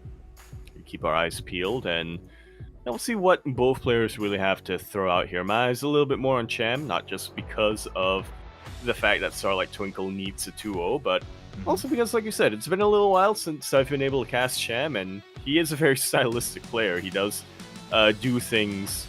He never does things quite the same as other players out there, let me put it that way. Exactly. And Cham, does he have a new chair, or is that a beach towel over his chair? That's a beach towel. Okay. That's a beach towel in the bottom left corner. We have a blue Zerg player coming up from Starlight Twinkle. Cham. And at the top right, we have for Berserker Esports, Kung Fu Panda. And what I was alluding to was that Cham was pulling a bit of a Mio Micah, and it looks like he's been out there with the beaches, Papi. And yeah. Oh boy, Cham, we'll see if that helps him secure this win. As you mentioned, he needs the 2-0. You just unlocked a core memory in my head when you said pulling a bit of a Mio Micah there. Cham versus Mio Micah in that show match that we hosted. Mio Micah took the victory there, and immediately afterwards, Cham was like, bro, what just happened? He plays so weird. Cham, he always wanted that rematch. He always wanted another show match with me and Micah. Never did happen, unfortunately, never did occur, but maybe sometime in the future. Regardless, Cham, he has been out there, enjoying the sun, not being a full degen, and will that help out as we're leading into post-youth for game 1? Yeah. This is neither player's choice, but we're just throwing them off the deep end. Looking to see what they can whip out. I cannot believe it took me this long to notice the Ewok at the top of the gold base. Oh my god, I didn't even notice that as well. Is he destroying that? Like, there's like a banshee on looks like something. Yeah. He bring it down? Just banging on the When full Return of the Jedi, exactly. he threw some rocks at the spaceship and he knocked it down. Oh, there's more up there as well. And now he's bashing its now he's just bashing it. There it is. Yeah. Oh my god. Bashing it with a stick. Wow. There you go. Yaku, don't let anyone ever tell you you're blind. You notice what's important. Yeah, exactly. My eyes are open. Let's go. As we are going to be settling in for now, Hatchgas Pool, we have some pretty standard openers for the time being for both players, but of course we're on post-youth, we have the hybrid bases, we have the excess minerals going to be kicking in, and that is going to impact the Zerg player a little bit more than the Protoss here, at least in this current game state. I mean, Kung Fu Panda could try to embrace, charge as a follow-up, for example, but that has really fallen off nowadays. We very rarely get to see, Charge or Archon, unless we're talking about Christian. Pretty much, yeah. There's the one player who just consistently whips it out in PvZ now. Yeah, it's not his build, but he's kind of made it into his own, just avoiding Blink Stalkers, rushing into Charge or Archon. Alas, now we're focusing on Kung Fu Panda, and he's going for a Stargate opener. Yeah. It's like, is this your build? It is now. True. It's like Beyond with the 2x Reaper. Oh yeah, the good old Beyond build, True. It is the Beyond. I mean, he turned it into his own. It is the Beyond build. Yeah. I'm sorry, Special. It's not yours anymore. Yeah. But for now, it's going to be Stargate Opener, not Oracle. Interesting. Going for a Void Ray first. And what is intriguing here is that we have options. We can go Void Ray into a standard game with a third base, into +1 Blink Stalkers, or this could even be a Void Ray into a second Stargate, into a Fleet Beacon. It could be into Glaive Adepts. Kung Fu Panda, he has options. Yeah. He's keeping things hidden for the most part, getting a second Oracle after that initial Void Ray, but the main thing here is that Cham is playing in the dark. He is going to have to take precaution just because he doesn't know what he's up against. Exactly. He has to be that much more active with these links. He has to play things out safely as well. Void Ray's moving out. We already hunted down one Overlord, and it looks like we do come across a second Overlord as well. So nice pickoffs here out of Kung Fu Panda. Meanwhile, Cham is rushing into a lair. That is around 4-minute 15 lair timing. Yeah. So another... Well, I was going to say another Roach-focused build, but we're keeping our eyes peeled on the production tab. There's a Roach Horn being thrown down. I believe it does get scouted, though, by going through Banda. Ooh, at the same time, Oracle does hit the third base. 3 drones going to get picked off. Not bad. But with this lair, this could just be from a fast Roach speed into a Roach-based all-in. This could be for a Nidus Worm to send out Queens across the map. But we can see that Cham is actually droning. Cham is droning. Cham is taking the hatchery. He's taking the gold. So it looks like Cham was just rushing into this lair for maybe even just an Overseer scout to get across the map. The fake-out rush. You'll love to see it. At least I do. As the 2 Oracles, they do head towards the main. Adepts have reached the front lines as well, and now the defenses of Cham are going to be tested. Can he maintain his economy here as drones, once again, are going down? Left and right. Cham gonna try to make up for it with this earlier gold base, but let's see if he can actually mine from it. Spire gets thrown down, and we're seeing a lot more gases. You know what this means. Hydras. Let's go. Actually, yeah. Wait. He does get Baffy. It didn't get scouted though, right? Am I crazy? It didn't get scouted. I don't think it did. Okay. So I was about to go off and be like, that's why we had the fast lair. We're rushing into Spire tech, but no, we canceled the Spire. We're going for Roach speed. At Cham, we mentioned Miyamika earlier, and again, Cham doing a bit of a Miyamika himself, going for tech, canceling it, switching gears entirely. You just can't call anything against Cham. Can't do it. Yeah, you can't do it. He's infected with the cat spirit. Let's go. No, really, he's listening to the stream. He's like, yo, I got you. You want to call Hydras? I will cancel the Spire. Yeah. He's got our back. He's building. He's basically playing to spite us. It's what he's doing right now. For now, it's just going to be Lingbane Roach Ravager. And I like it. Yeah. It's going to be Lingbane Roach Ravager for the time being, which is a solid composition in the mid game here for Cham. Meanwhile, we can see going through Banda taking up even further, working towards additional gateways, +1, Blink. We have the Bay on the way for Colossus production as well. Oh, and Cham does bleed off a lot of lanes here, just trying to get some scouting information, trying to get a read on what the army composition is looking like. And he does get his info. Will have to pay the blood price for it, though. Yeah, he does get eyes on all those stalkers, so he should be fully aware of the +1 blink that's on the horizon. Unfortunately, no Hydras, which means no lurkers for the time being. Bailey Runby does get caught out. Like so, once again, Gung Fu Banda just not gonna be able to not gonna be taking any damage in his mineral lines. Gonna be continuing to bleed out more and more of Cham's units. You're going to bleed them out. Cham going to be cutting workers. I say cutting workers. Is at full base saturation. 74 SCVs. Drones for Cham. Not a bad economy here for the Zerg player. And now he's just focusing on maxing out. He's just amassing more Lingbane Roach Ravager. Cham is soon to max out and hit the goal base. And is Gung Fu Banda going to be able to hold on? I feel that Freudian slip. I feel ya. You too want the boys to be pulled.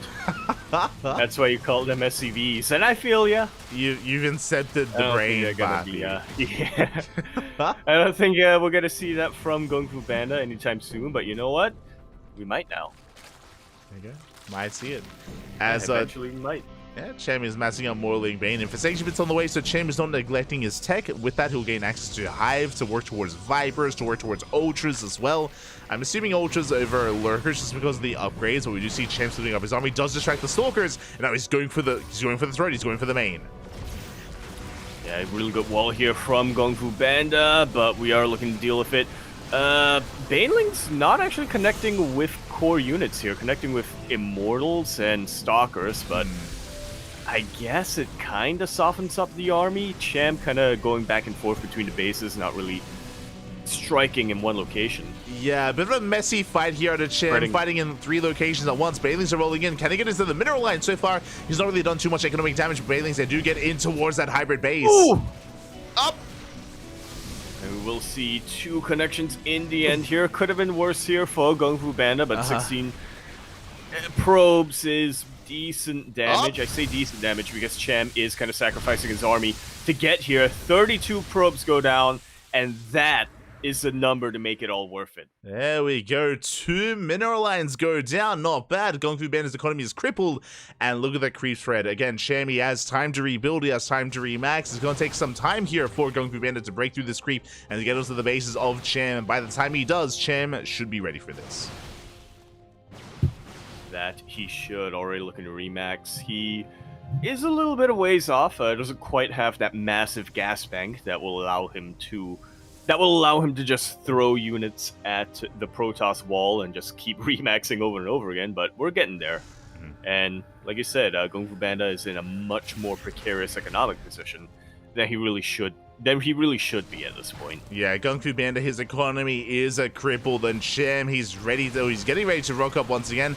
Cham a little bit premature. His army is staggering in, but it looks like he should have enough. I mean, good force fields here out of Kung Fu Banda. Yeah, really funneling a lot of these banelings into a bit of a meat grinder, maximizing the potential of his Colossus. Colossus are a little bit exposed, but there's barely an army remaining here for Cham, so yeah, they're actually able to hold their own. Yes. Not without losing the gold base, though. Exactly. Cham, in the midst of that fight, he distracted the main army. He took down the gold. He got into the mineral line. 14 probes go down. Now, Cham may lose his own gold in the process, but again, time is on his side. He has to just buy time to rebuild, to remax. That is 4 Colossus, though. Kung Fu Banda, he's completely all in. Yeah, he's got to be at this point, and the worrisome part right now is wondering whether or not Cham has poked the bear. Does he actually have enough units left over behind all of this to defend against the counterattack? Well, that's the question. Bailey's they do roll in. They crash in towards the Gateway Army. The Colossus is going to be able to kite away, but not the Immortal and not some of these Stalkers. Yeah, Banelings will connect, but Banelings against Stalkers, not the best trade, not the best target. Colossus starting to take hull damage, but they will kite to the high ground and still survive. Oh, they still barely do survive. Bailey's getting into the mineral line. Probes are going down. 8 more workers full. Kung Fu Banda barely had an economy to begin with. Now it's that much weaker, but he does maintain all 4 of his Colossus. Still has the backbone of his army still standing, but again, Cham can remax. Indeed he can. Yeah, indeed he can. I was going to say it's going to take him a while, but he's still got 72 drones. He's still got 5 bases now. Used to be 6 of the gold, but now it's 5. So yeah, he's getting there. And just looking at the incomes, just looking at the army supplies tells you all you need to know about what the incomes are looking like right now. Exactly. Cham is just able to rebuild his army time and time again. Kung Fu Banda, again, has been able to retain his Colossus, which is impressive. Very impressive stuff here out of Kung Fu Banda. He is able to stay in this game as a result of that, but the pressure is on. He has to get some damage done, and he will go for a run by. He does catch a queen, but not much more. Not much indeed. Really struggling to find value here is Kung Fu Banda. Exactly, and Chan, we called his infestation bit earlier, and the hive is done. We have Adrenal on the way. We have +3, and more importantly, Viper production. These Colossus, they've been eluding Cham's army for so long in this game, but the Vipers will make short work of those Colossus. Give us a couple of yoinks, and we can shut this army down. Yeah, that we can. Kung Fu Banda still has a Stargate going, still does have this one Void Ray, but it's gonna be, this Void Ray has its work cut out for him to take out if it wants to take out all of the Vipers that Cham has produced. Exactly. It's gonna be a tough ask here for the anti-air of Kung Fu Banda. Even if the Vipers go down, if they can still get the yoinks off, then that could still spell the end for the Protoss. As Cham is remaxed, he's regathered energy on those Vipers, and he is now moving in. I believe the Oracle does catch wind of this. The Oracle is aware of the army, at least, so the army's going to be able to rotate over in time. But Cham, he's just setting up for the concave, for the surround. Yeah, really good choke point here to utilize for Kung Fu Banda, but here's the first yoink! Yeah, we get the first. We don't even need a second. We get the first Colossus. The other 2 fall immediately as well. There's only 1 Colossus left. The base is under fire. Bar's going to be connecting, and the Nexus is going to fall. And just like that, Cham hasn't quite broken Kung Fu Banda yet, but he is getting there. There's a lot of noticeable damage. 1 more assault is all it really takes for him to break the backbone of Kung Fu Panda. Yeah, Kung Fu Panda, he's just running out of steam. He's running out of army. We collapse here on top of what little is left of Kung Fu Panda. He will juggle his heart out, but alas, there's only so much he can save. And the Vipers do get sniped by the Void Ray of Kung Fu Panda, so really high-profile pickoffs, but like you mentioned, he doesn't really have much remaining regardless. Banelings are gonna pop, and they're gonna not connect to the Colossus. Not quite. Bailing's gonna be shut down, so efficient trades here for Kung Fu Panda, but as you mentioned, he's down to 1 Void Ray, 1 Colossus, 1 Oracle, like, just barely any units to work with. 1-1-1. Yeah. Not as strong for Protoss, yeah. Unfortunately. Apparently not. See, there's your problem. True. Overcharge going to be popped. Again, we're actually trading quite efficiently considering the kind of state of the army here for Kung Fu Panda. Takes down a lot of the Roach Ravager, but the army will still be broken. The Colossus barely surviving. The Micro pop. Oh my god. And the Micro's looking really good, but Micro can only take you so far. In the end, the Colossus will fall, and there's just not much of an army remaining here for Kung Fu Panda. This 1 Void Ray is putting in a lot of work, let me tell you, but it's not going to be enough. Yeah, we do force back the Roach Ling, but it costs us all the Colossus, so now the Colossus count is reset. Zelt's going to shut down the Roaches as well. Very efficient trades here to Kung Fu Panda. And once again, Kung Fu Panda, he barely holds on. He has a decent army here as well, but I don't think Kung Fu Panda has any pushing power. That's the problem, is that he can take these fights defensively, but not so much offensively. And if he isn't able to go on the offensive, Cham is just going to get bigger and bigger and bigger when it comes to his mineral income and his gas income as well. And he's just going to get bigger and bigger and bigger when it comes to his army supply too. Yeah, exactly. That one, I would love to know how many kills that Void Ray has. it's been around. It's getting a promotion, yeah, after this. It's been around for a long time, just getting some free damage here, but finally we get a power bomb. Ooh, one of the Vipers almost going to be going down. We collapse onto the Archons. Blinding Cloud as well on top of the army, just ensuring that the Protoss cannot kite back. Once again, we trade pretty well. The Archons do hold their own. The Archons do hold their own, but the Banelings do slip through, and another mineral line is just completely forfeit. Not like this. I think they crash into the Nexus towards the end as well. The Nexus getting very low as 21 probes do fall. We still have some workers left over. We can still saturate the gold base. Again, it's impressive that Kung Fu Panda has been able to survive for as long as he has. And is now moving out. This is a risky move here by the Protoss. All right, 5 Archons in a dream. Let's go. Five Archons, they're good, but again, on creep, yeah, they're being shut down. They're being completely shut down. The punish is real here, and Kung Fu Panda bleeds out so much of his army. GG is called, and Cham is going to be taking game number 1, putting his team back on the road to recovery. Whew. GG, well played. El Chamaco does it again. He does take the game. It was a very intense one, though, despite the lead, despite the advantage, and it's on Kung Fu Panda to fight back, and here we go. We're loading into game number 2, and in the bottom right-hand corner, we have Cham for Starlight Twinkle. Every in the top left, we have a red Protoss player for Berserker Esports, Trinidad, Germany. It's Kung Fu Panda. I gave you more time to wind up, Bobby. Hey, you got it out. You got it out. Gave me more time to wind up, and I wound it. Yeah. Like a clock. Yeah. Tick, tick.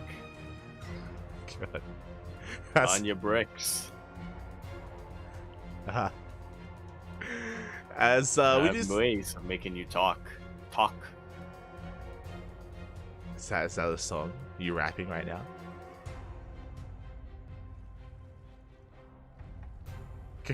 No, that's the thing, right? I make you tick. I can get you to talk. There you go. Or if you can figure out what makes someone tick, you can get them to talk. Okay. Okay, Yaku. As we do see some standard openers. Cham force take the unnatural natural. Force to expand elsewhere. That could come into play here. And you called it before as, ooh, Cham pulls the boys and does lose mining time in the main base. Not quite worth it for Cham. But you called it before. Usually whenever we get a map pick, Oceanborn, it's up there when it comes to how popular it is for these players. Yeah. 60% of the time it's Oceanborn. 30% of the time it's 30% of the time it's Site Delta. Oh no, 20% of the time it's Site Delta. 15% of the time it's Alcione. 5% of the time it's literally any other map. 5% of the time it's, what is it? Concentrated power of will? Yeah? Yeah. And it's 4% pride, 4% power, 4% surrender, 4% devour, 4% hungry. I don't think that's part of the lyrics. I don't think that's true, Yaku. I don't. Aye. How's it go? I don't. We just Yeah, it's 4% pride, 4% power, 4% hunger, 4% devour. Is that the lyrics? No shot. Look, I don't know the song. Those are my lyrics. okay, fair enough.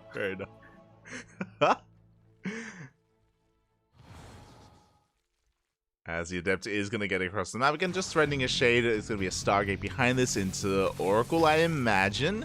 And we did go Void Ray last game, and to be fair, the Void Ray did pay for itself, more than pay for itself. Like, that Void Ray was, I would say, the MVP of the game. Yeah, popped off. It was the MVP. It didn't win. It didn't win him the game, but but it still was key in so many of these defenses that Kung Fu Panda had.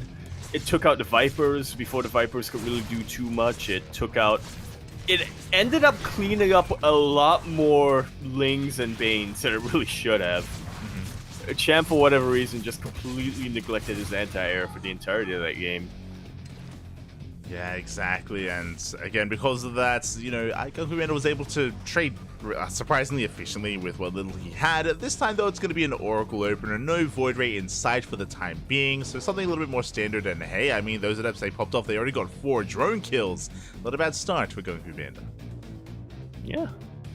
Let's see if he can keep this going. Again, we've been stressing a lot how close game number 1 was. And I think it's probably bears repeating. Kung Fu Panda only needs to win 1. He only needs to win this 1 map, and his team is going to be secure, is going to be not quite secure for the playoffs, but going to have a much, much easier time, or much, much better chances making it to those playoffs. Mm-hmm.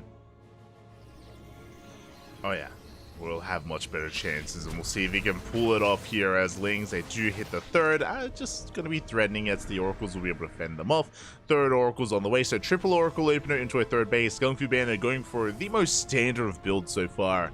Yeah, nothing too crazy out of him, just trying to settle into the mid game. Yeah. It's where Kung Fu Panda typically is most comfortable. In fact, we saw it in that last game as well. Kung Fu Panda had a really, really strong setup on those 4 bases. One of those 4 bases being the Colt base as well. But unfortunately, a couple of Banes were able to slip through the cracks and was able to shut him down. If Kung Fu Panda is able to kind of replicate something similar here on Oceanborn, it's a much more defensible map. If he is able to get to his 4-base setup, I have to imagine he's going to have a much easier time maxing out and getting to his final form, which he wasn't quite able to on post-U. Yeah, exactly. So we'll see if he can on Oceanborn. So far, so good for Kung Fu Panda. You have +1 on the way, you have Blink on the way. Link counterattack is going to slip into the mineral line and is going to keep Kung Fu Panda busy.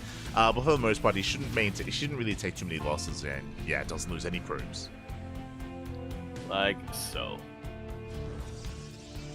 Meanwhile, Cham still, once again, sharking around with these Lings. Hasn't quite hasn't quite committed to an upgrade path yet, but he is getting quite a lot of roaches here. Yeah, Cham cutting work is at 56. That is just under 3-base saturation for the Zerg player. Is massing Lings and Roaches. The main army is not spotted, by the way, but there we go. Cham has to respond, and the 4th base is under fire.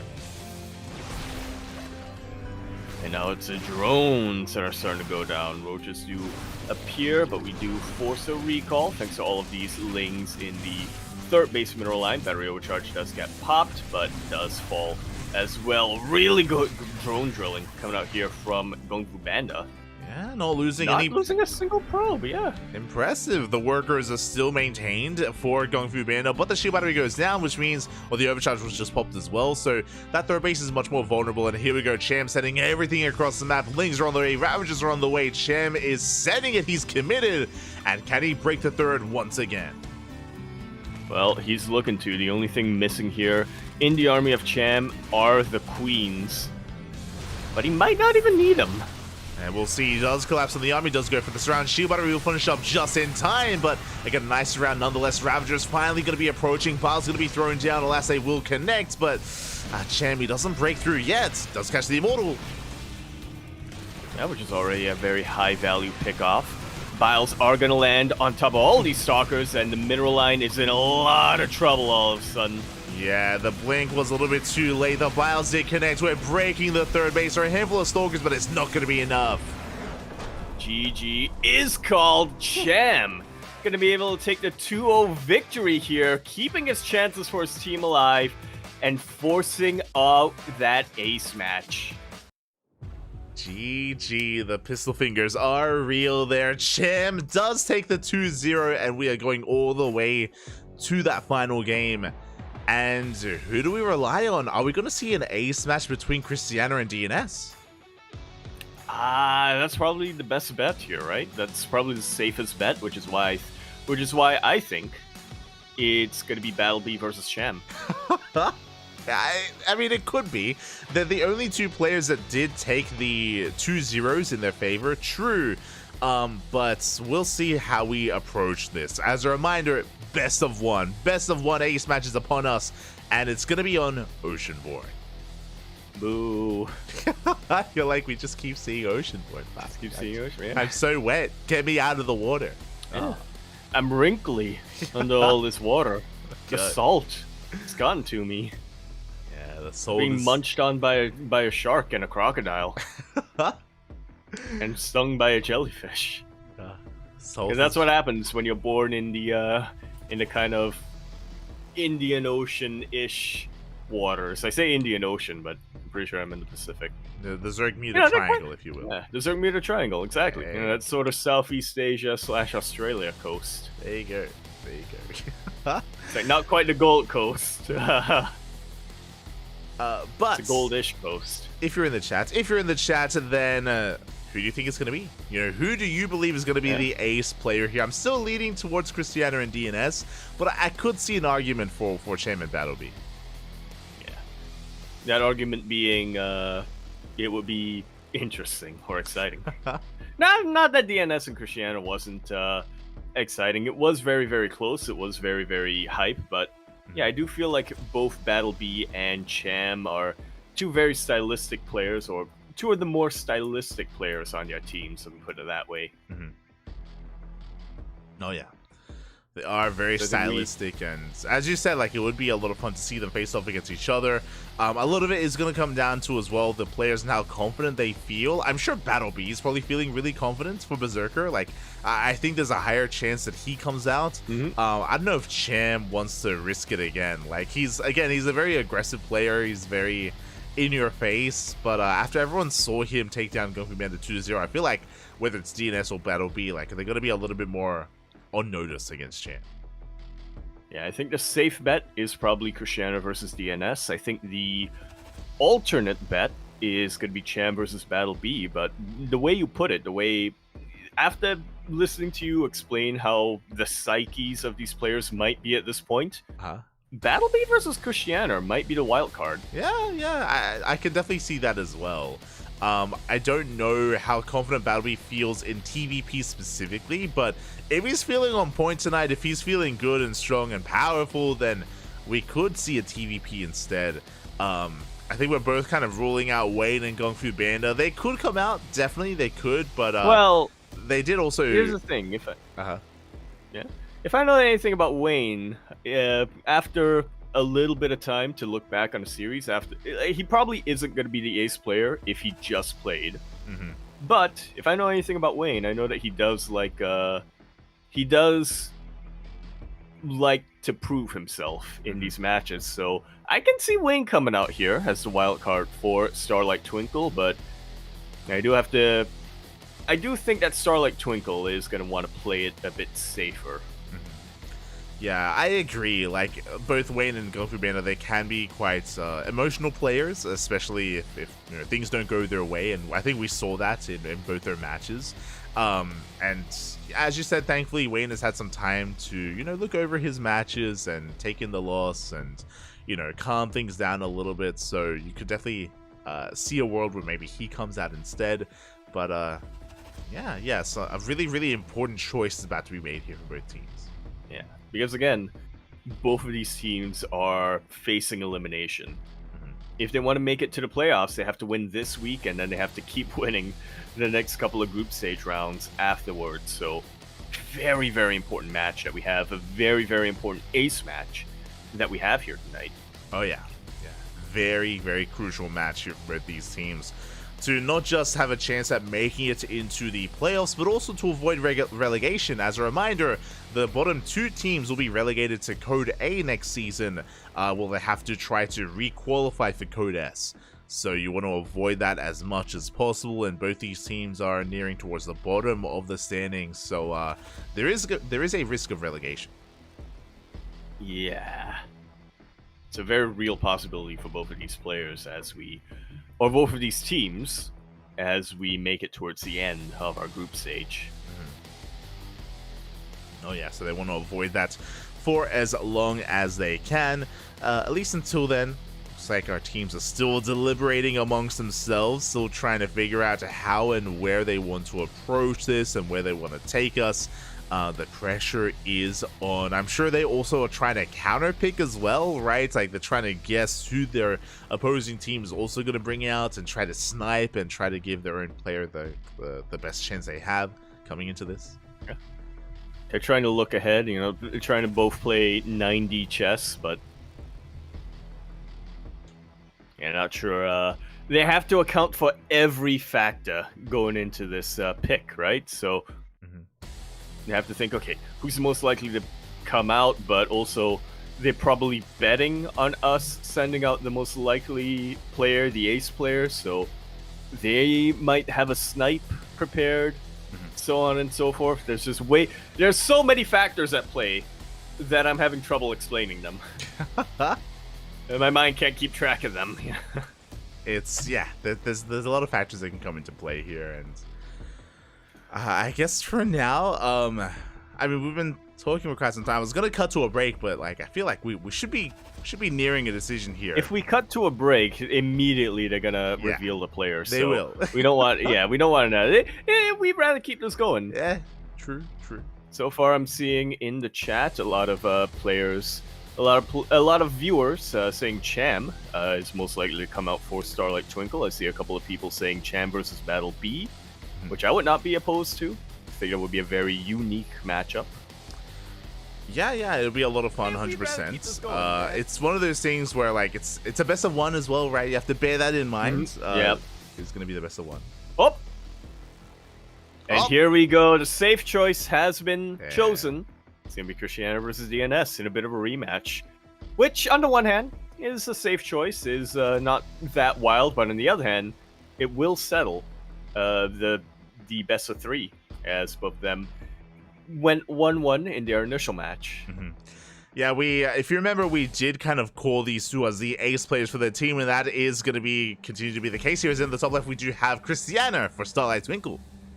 Over here, bottom right, we have a red Protoss player coming down from the land of France. You can see the French flag in the background. I like it. He is going to be the ace player for Berserker Esports, CNS. Stands for Do Not Surrender. There you go. And again, this had to be the match. We spoke earlier, we were praising both Cristiano and DNS for, being the players that their teams can rely upon whenever they need the most. They are the ace players for their respective teams, Berserker Esports and Starlight Twinkle. And now they're coming out to end the beef, right? It's there was a little bit of, there's just a little bit of that kind of, I almost said animosity, not quite, but bit of an enigma as to whether or not who's the better player, who's the stronger player here tonight. We're tied up 1-1 between the two of them, and it comes down to this. A little bit of an unsettled score, if you will. Yeah. A beef. Exactly. Where's the beef? And we're here to settle that beef, to cook it, not make it well done. Grill it. Yeah. Yeah. Get it rare and bloody. I wouldn't go that far, wouldn't But here we go. For now, it's going to be a 2-gate opener. Oh, sorry, a double-gate opener here out of both Cristiano and DNS. Nothing crazy yet. So the last time we were on this map, if you remember, DNS did go for a 1-base all-in with a proxy robo. Once again, the pylon's being proxied, but this time we are not committing to a proxy on the map. It is merely at the natural. Yeah. This time it is going to be much more of a fake-out proxy coming out here from DNS, and I like this a lot. I'm sure the last game that they played is definitely going to be on both of their minds, so for DNS to try to take advantage of this and to try to say, hey, you remember how I proxy roboed you that last time? You probably want to defend against that, don't you? Yeah, exactly. The mind games. The mind games are real. Basically, DNS is making it look like the same build as previously, when we can see it's going to be a proxy Stargate instead. So just a way to get an economic advantage, get some economic damage, and expand behind. Quote-unquote proxy. Yeah. As, of course, this is more to try to force a reaction and overreaction out of Cristiano. Which he isn't so far. And so far, we're just kind of calming things down. We're settling in. We do have our initial depths moving out across the map. Oracle as well. And Cristiano, he does not take the bait. He does expand, and he does have Stalkers getting in position. With the help of the hallucination, we should be able to confirm the build of choice of DNS. Yeah, Phoenix should just about confirm it with that Scout. And with the Scout, yeah, he's going to be feeling a lot safer in his defense here. He knows that he doesn't need to throw down a robo facility or anything like that. He doesn't need any additional shield batteries. He just needs to make sure his Stalkers are in position and to pull his probes away when necessary. We'll be able to pull away, we'll be able to react. No shield battery, but as you mentioned, we have 3 Stalkers and a Sentry, so we're going to be able to defend, going to be able to maintain our main base. Adepts are going to be threatening that wall, but so far so good. Cristiano is holding. Like so. Yeah, that's not going to commit to that Shade, as you know said. It will mean death for these Adepts. Will commit to this Shade, though, potentially. Yeah, it does shade in towards the main base. The Stalkers are in position. We do not commit. Not yet. We have double Oracle, though they hit the third. Sorry, they hit the natural. Alas, Cristiano is in position. And this time he will commit to a Shade just to try to force some attention away here from Cristiano. Adept's actually taking a couple of Stalker shots. And so with that, the Oracles are able to get a couple of volleys in, able to take out 6 probes. Yeah, not bad at all. You can see how just tanky those Adepts are. 6 probes going to be going down, but we do get a surround here on the Oracles, and we're going to shut this down. The Oracles, they will fall. They got 6 probe kills, but was that really worth 2 Adepts and 2 Oracles? Not the best trade for DNS. I think you can probably make an argument that it's worth 2 Oracles, but 2 Oracles and 2 Adepts? Not at all. Not at all. And with that, Cristiano does take the Stalker lead. Behind this, working towards Blink, working towards a Robo. Looks like we're not really going to be too active yet. Just building up and waiting for our upgrades before we do be active on the map. So Cristiano taking it slow here. Likewise, DNS trying to muster up his own defenses just in case.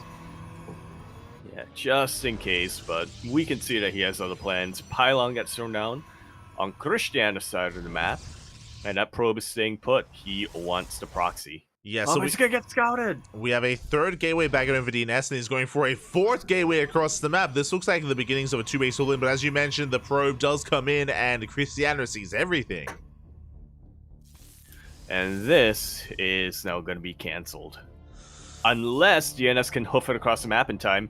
He is starting to warp in a couple more Stalkers. This is mostly just to distract the main army and keep the Pylon alive. Yeah, there we go. Blink isn't done, by the way, Cristiano. Without Blink, he's going to get caught out. He does shut down the reinforcing Stalkers, but likewise bleeds out his own.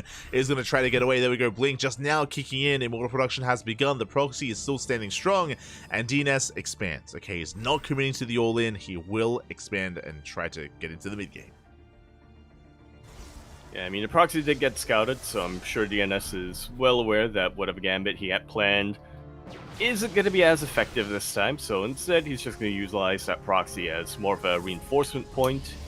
It's not going to dive into any mineral lines or anything like that. He is just going to try to keep Cristiano on his side of the map while he consolidates his home base. Yeah, exactly. He's just containing his opponents while he tries to play catch up. I mean, Cristiano, his third is already done. He's already mining, or he's already taking advantage of his economy.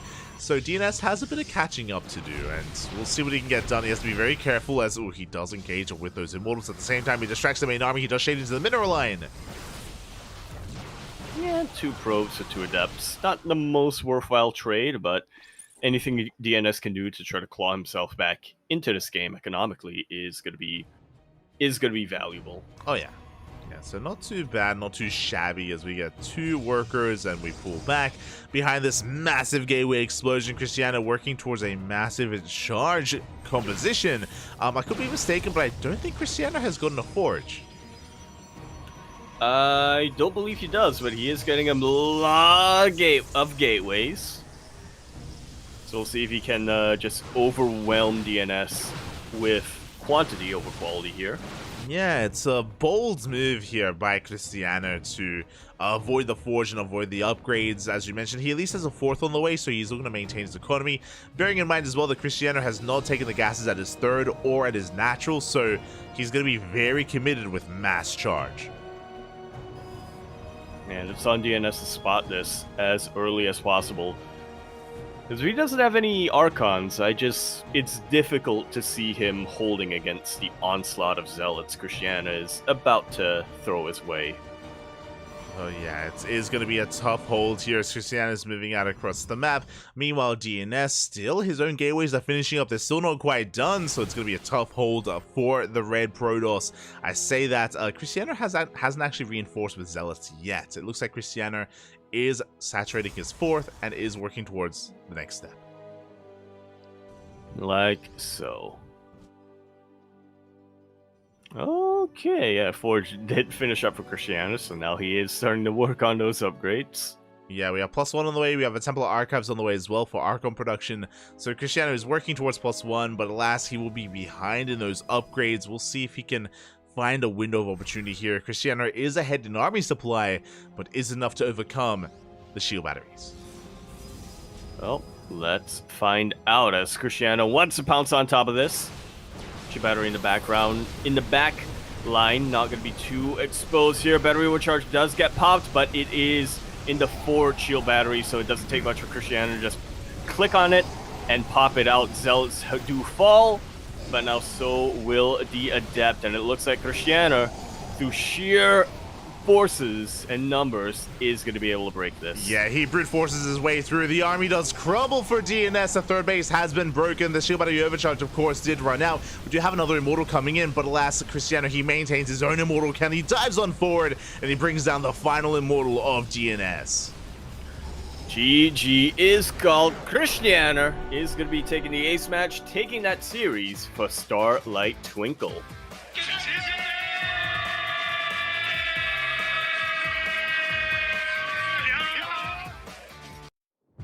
Whew, boy. GG, well played, Cristiano. He was able to, of course, maintain his economy, able to shut down the aggression of DNS and snowball into that very committed, very aggressive style. Remember, Cristiano, he hit without +1, without any Archons, but he had a wave of Zealots, and he was able to just overwhelm DNS then and there. Yeah, that's all you need. That's all you need when your opponent is right in the middle of their transition. GG, very nicely done here from Cristiano, and congratulations to Starlight Twinkle. Could be getting just one step closer to the playoffs. Yeah, Starlight Twinkle, they already brought down Basilisk earlier in the season, and now they bring down Berserker, and they're on their road to make it to those playoffs. We'll see if they can. For now, we're going to be going on a short break, and when we return, we'll have Team Liquid versus Weibo Gaming. Yeah, another very similar match. Well, similar is the wrong word, but very close match, I should say. We'll see you then.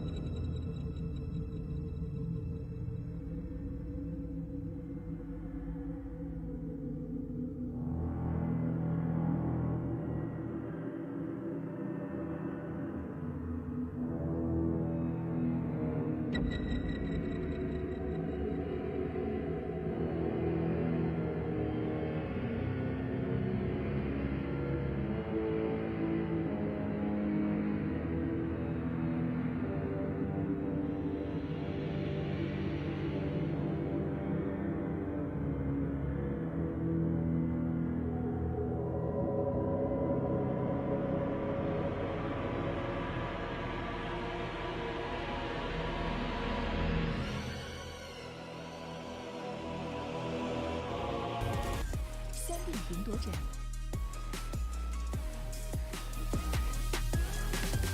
空调座舱。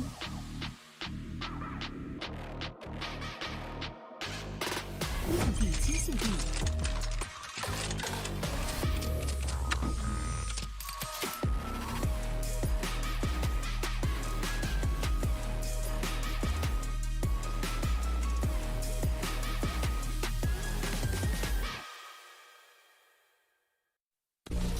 biu biu 是我运营的产品，我想通过它和更多不懂分寸的人一起探索世界的边界。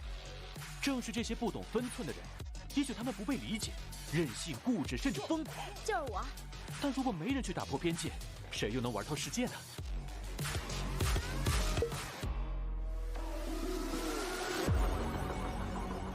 打开微信，搜索公众号“星际老男孩 SC Boy”， 这里有每日的直播预告、重要的赛事报道、精彩的视频剪辑、有趣的主播八卦、定期的抽奖福利以及爆笑的节奏和评论。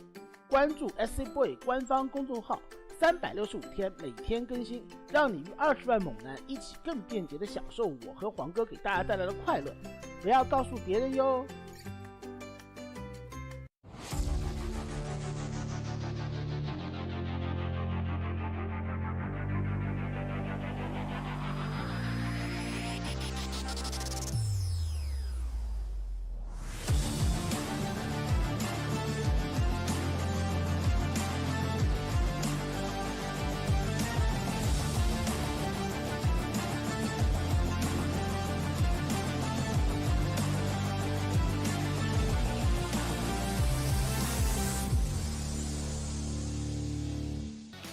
And we are back. Hope you managed to make the most of that break. Hope you're able to stretch your roaches, massage your marines, drain your disruptors, and other things that we definitely remember. We are back with the second match that we have for the evening: Team Liquid versus Weibo Gaming. A little bit of an inverse of the first match that we had.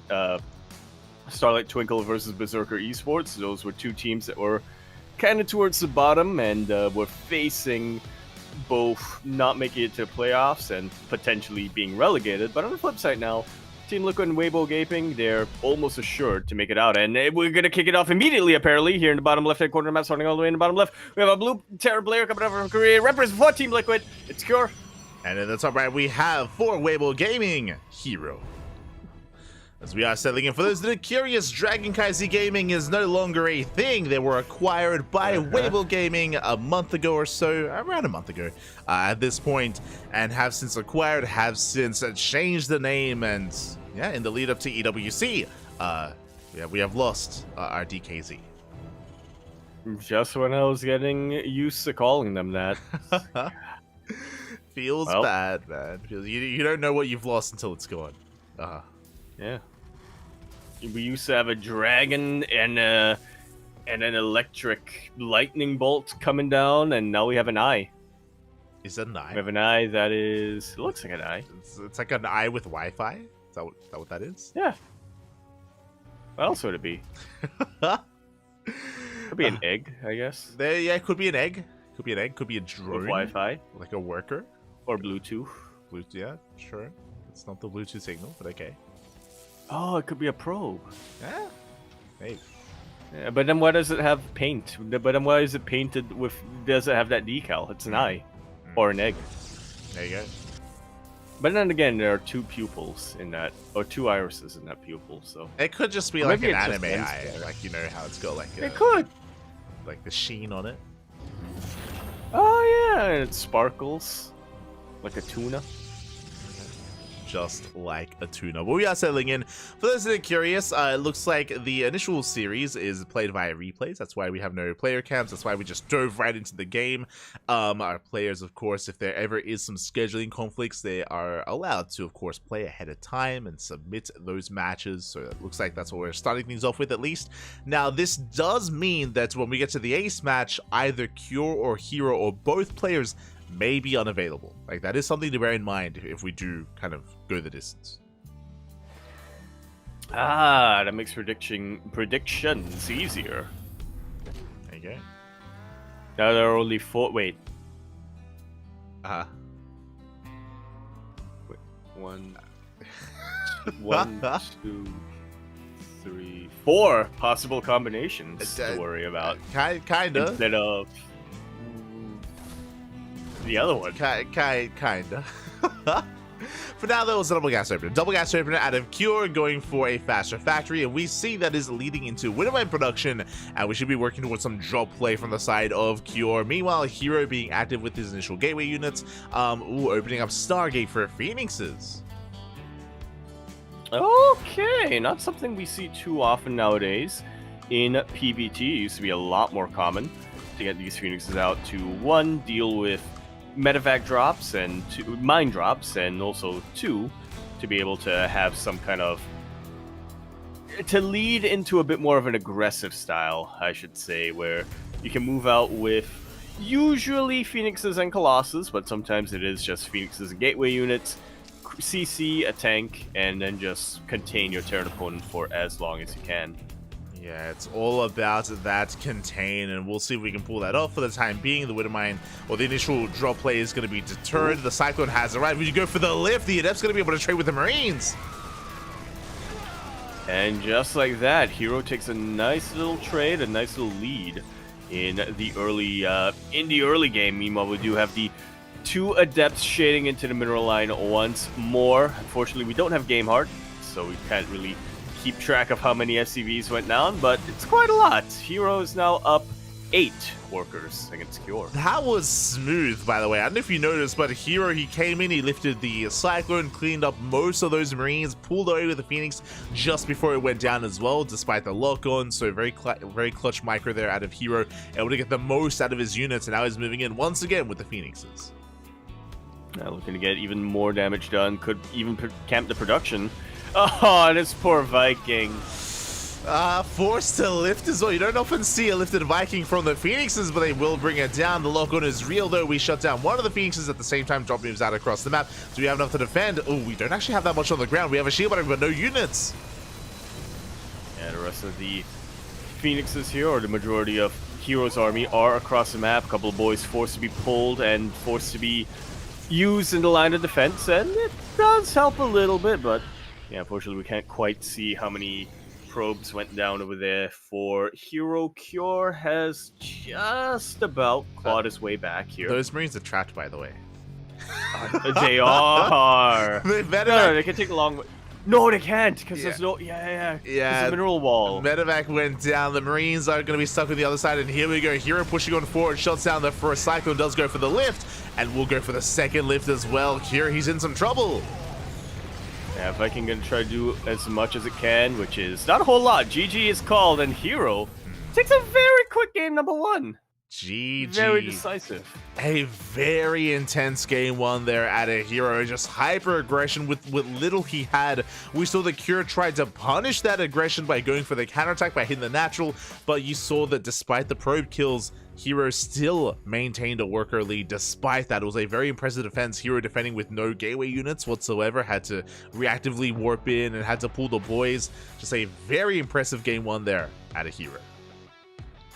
That it was. You know, we saw the Phoenixes getting produced, and immediately my mind thought, okay, Hero wants to be aggressive this time. As we loaded the post over here in the top right corner, we have a blue Terran player for Team Liquid. It's Cure. And in the bottom left, we have for Weibo Gaming, it is Hero.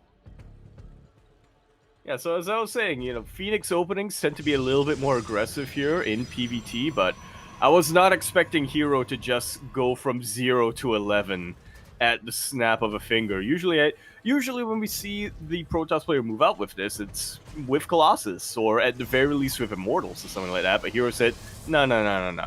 I'm confident in my control. I'm confident that I can just CC my way to victory. Cure, he is a Cyclone boy ever since the last patch, ever since the Cyclone patch. Cure has fully embraced that, and I don't think he's let go of it just yet. Yeah. To be honest, then it doesn't take much to counter those Cyclones if your unit control is on point, which it absolutely was here for Hero. Yeah, and I mean, Kira, like, I don't blame him. He went for a very standard follow-up, right? Despite seeing the Stargate opener, he went Cyclone and Viking. But the problem was that he was just picked away early on, right? He was bleeding out too many Marines, he was bleeding out too many Cyclones with his push as well, and things very quickly escalated out of control. And even though Hero didn't have much of an army, it was still more than what Kira had remaining. So yeah, just a very intense game one there. And Hero, he's rushing into the gold. He's crazy. This is the Hero we've been missing so dearly in ESL Open Cup Asia these past couple of weeks. The Hero that just has zero chill whatsoever, and will just do, I don't want to say random stuff, but very in-your-face builds. It's important that you bring that up because Hero, he has been missing these past 2 weeks, I would say. Basically, post DreamHack Dallas, we haven't seen him much in ESL Open Cup Asia. We've been missing him in KSL as well, right? In the absence of Hero, it's been Classic winning KSLs instead. And it feels a little bit weird. It feels like we're missing a part of the Korean scene without Hero. And even here, you know, forced to play via replays. But it's great to see him back and still clearly very much so in form. Yeah. Still very much so informed, still very much, missing that part of his brain that tells him to chill out, calm down. Yeah, I'm curious if, Hero is unavailable for these weeklies nowadays, or if he's just, taking EWC as seriously as possible, right? Like, is he intentionally just playing as little broadcasted matches to be able to prepare for the Esports World Cup? As it is the World Finals, and yeah, I'm curious how he's approaching this. I know that players like Cyril, of course, had been playing these online weeklies. Raynor's been playing less and less. He's in the military, so yeah, true. But like Raynor's playing less and less as well. So yeah, I wouldn't be surprised if that is a bit of a factor. Yeah, I wouldn't be surprised either. I feel like there was a weird period of time where players just kind of stopped caring about hiding their builds and not playing in broadcasted matches. Thank you, Zest. True. For that, but it seems like we are kind of going back to that very intense competition competitive mindset that we used to have. Yeah, it does seem to be the case. Meanwhile, Widowmine does waddle in. We do pull away in time. Second Widowmine going to be burrowing here in the middle line, and it looks like once again, Hero does pull away. Very crisp control from our Korean Protoss, bleeding out 2 workers. It looks like we don't deny any mining here at the gold, or not as much as we would have liked. And this gold base is about to kick in, as we did open up once again with Phoenixes. That we did. I feel like it's important to point out, we are on post-youth, but this was actually Cure's map pick. I would have expected this from Hero, but Cure has something planned, and my eyes are glued to him right now to figure out what that is. There you go, and also shout out to Kuro in the chat. Again, Hero does have his own Discord server, and it looks like he did announce to his fans that he is intentionally just playing in less weekly tournaments for EWC. Ah, there we go. Yeah. Information Fairy once again saving our hides. It's really cool to hear. Really cool to hear that is kind of the case, and that's why Hero has been a little bit less active in these online weeklies, just because he's hiding his preparation. Meanwhile, Widowmines are waddling in once again. We shut down the Phoenix. Oh, it barely does escape. Barely does get back home, but the Widowmines are cleaned up. Just like so.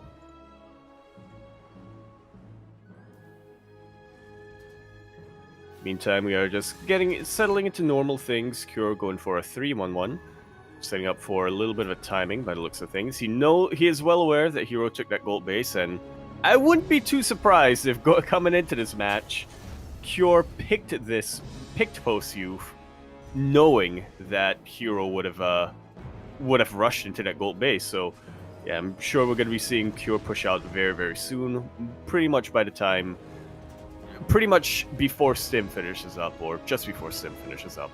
Yeah, Cure, he's building up towards that Sim timing, as you mentioned. Until then, Hero is maintaining control and containing his opponents, just parked right outside the main of the natural to get eyes and to slow down any kind of move out.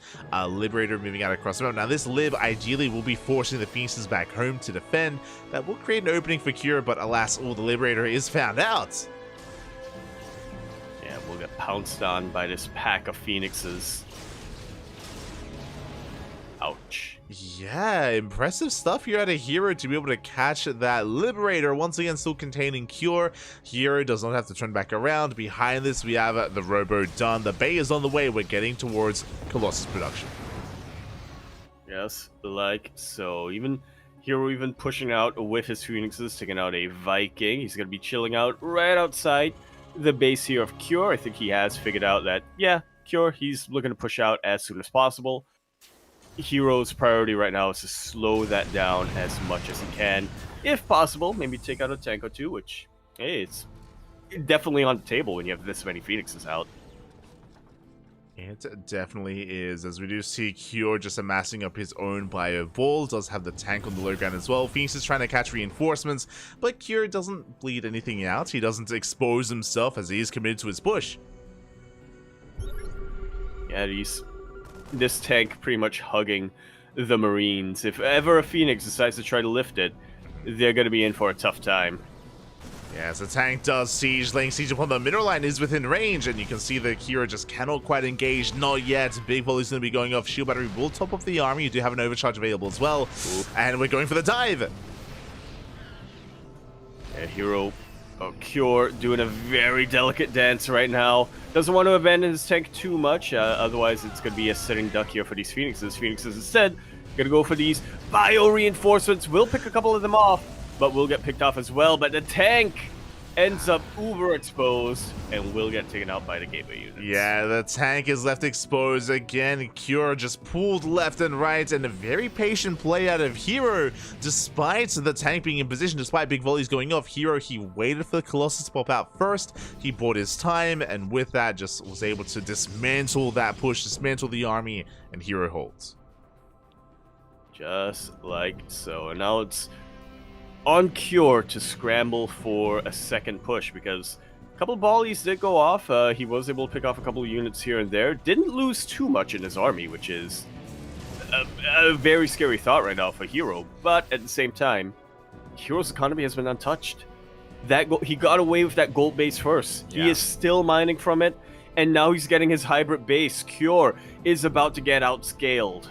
Exactly, that gold base is really coming into play. It looks like one Phoenix did go down to the Widow Mines, so nicely positioned Widow Mines here out of Cure, able to maintain his position at the third at least, as, another Widow Mine shot doesn't quite go off, but here he's just building up his Colossus, working towards +1 armor and attack, actually, accidental lance and charge as well. Yeah, and this is probably the worst possible time to push out with a drop here, as Cure... This Protoss army's right outside the door. I love the use of the Haluked probes to try to take out the Widow Mines or force the Widow Mines away. Cure dives back in with his drop, so he will have forces in position. Yeah, thankfully he does race back home with that drop, but alas, Widow Mines are getting picked off one after the other. Big mine shot goes off. Nice connection here on the main army, and Hero will retreat. He will back off, but alas, he at least keeps Cure pinned back at home. He denies the drop play. Just like so. And once again, Hero's getting away with what's one level ahead of murder. He's getting away with tax fraud right now, as he is just mining so much more than Cure. It also makes more sense because because it's his income. Yeah. Yeah. Is worse than murder. True. As we are looking to just take advantage of Cure here with that map control, just take more bases, just taking more workers or more of an economic lead. Now, Cure has built up towards Ghost. He has a lot of EMPs available, so he can take a fight. As long as the EMPs are on point, we can clean up this Protoss army. So Hero has respected. He has to take care here in how he engages.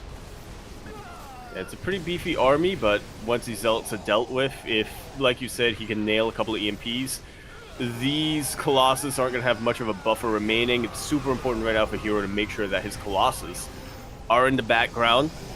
Yeah, we focus on the Vikings one after the other. Cure being forced back. He cleaned up all the Zealots, but what about the Colossus? Yeah, Cure's kiting so well, but now he's out of room to fall back to. And with that, the Bio Army slowly but surely just goes down. GG is called, and Hero will take that series 2-0. GG, well played. Hero will take the 2-0 here and will take a massive lead for himself and for his team. Very impressive play here at Hero. And despite it being Hero's map pick, Hero took full advantage of post-youth, rushing into the goal base, maintaining map control. And yeah, just really impressive stuff there out of Hero. Cure had to have known that that's what Hero was going to do, right?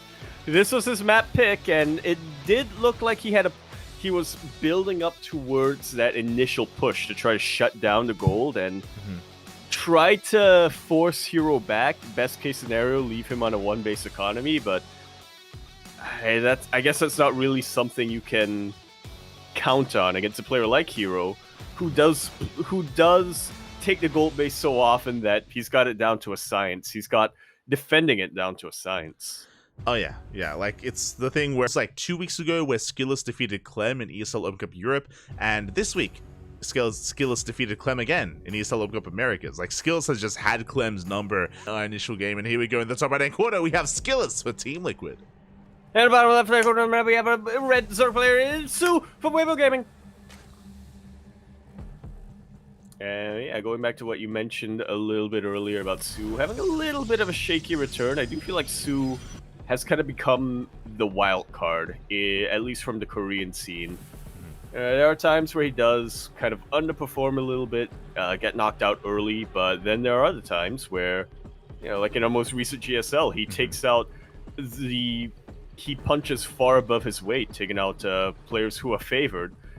Like, I believe he initially took out Maru in that round of 8, and then unfortunately lost in the rematch or something like that. But so, yeah, Sue is very much a wild card. He has these moments of brilliance where he causes massive upsets, but then there are other moments where, yeah, he's just not in form on the day itself and gets knocked out a little bit early.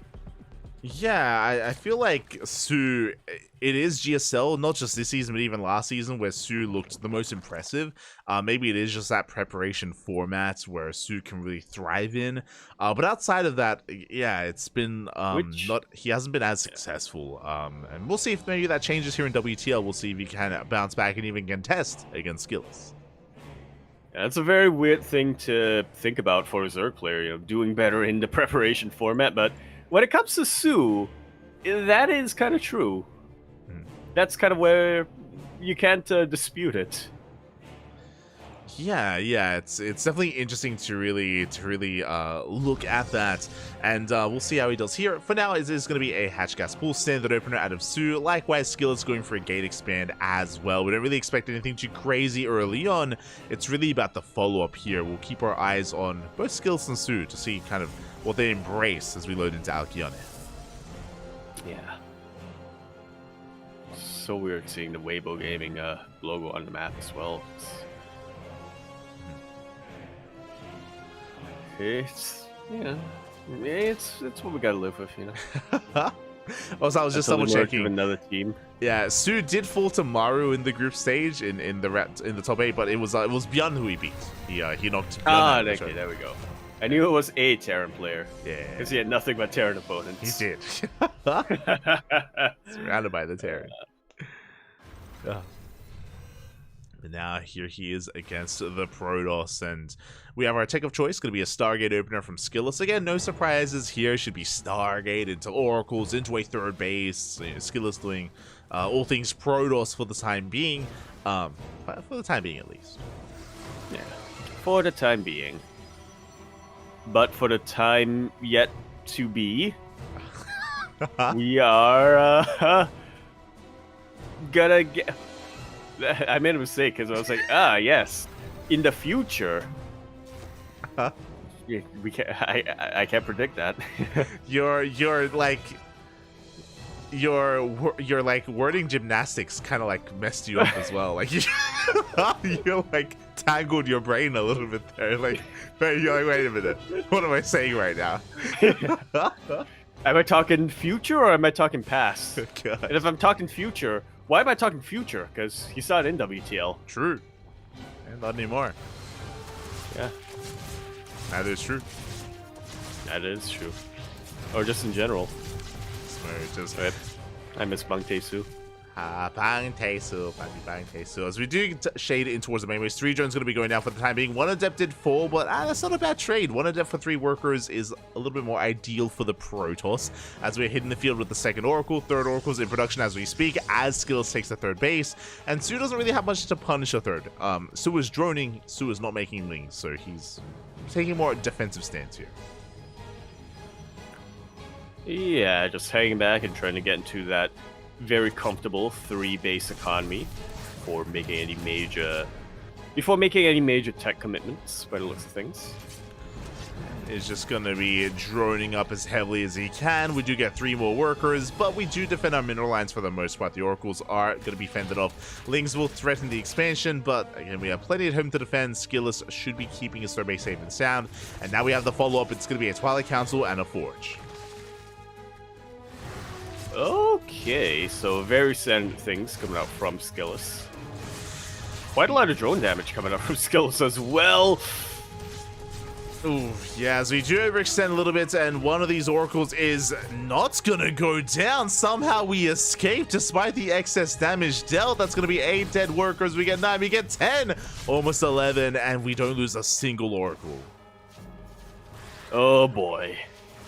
Things are looking from bad to worse here for Su. Skillless also taking advantage of that cheeky little position where it's literally impossible for melee units to engage. Yeah, that is a brutal position there, and with that, Skillless will maintain control of the center of the map. We have Overlord speed on the way for Su. Additional gases, Roach Warren as well. I'm curious if Su is going to be doubling down here with Roach Queen, or if we try to recover economically, as Skillless is looking solid coming into the mid game. Oh, yeah. Just, getting into it very, very comfortably. Is able to disrupt so much of Su's build. He's even getting even more drone damage. Oh my god, the oracles, they escape! They're so low. All 3 of them are deep in the red, but that is still alive. They regenerate their shields. They have 5 drones. They back the hell off. Adepts, they still got more damage done. And Skillless is on fire right now. I mean, in the back line, we do see Blink still on the way in +1. I'm curious, is Su going to drone up, or do we commit to an all-in? Roach speed is completed, and yep, we're going for the German taxi. Yeah, drop lords are in play, or I guess in this case we can't really call it a German taxi considering Su's hair. Be more of the Soul Motorbike Club.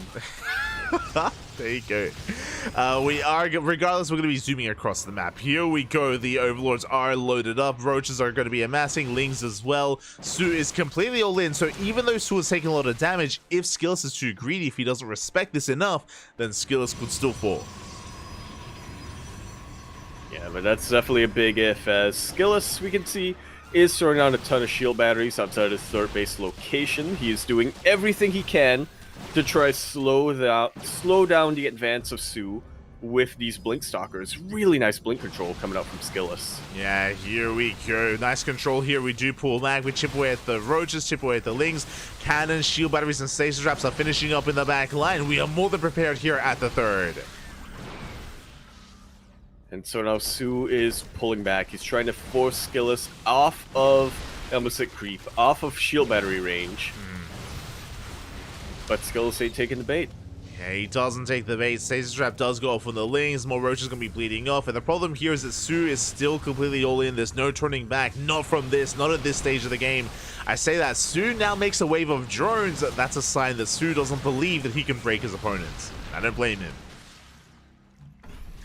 Yeah, his opponent's looking very, very solid, and Su just doesn't have enough force behind the swing to really knock him down.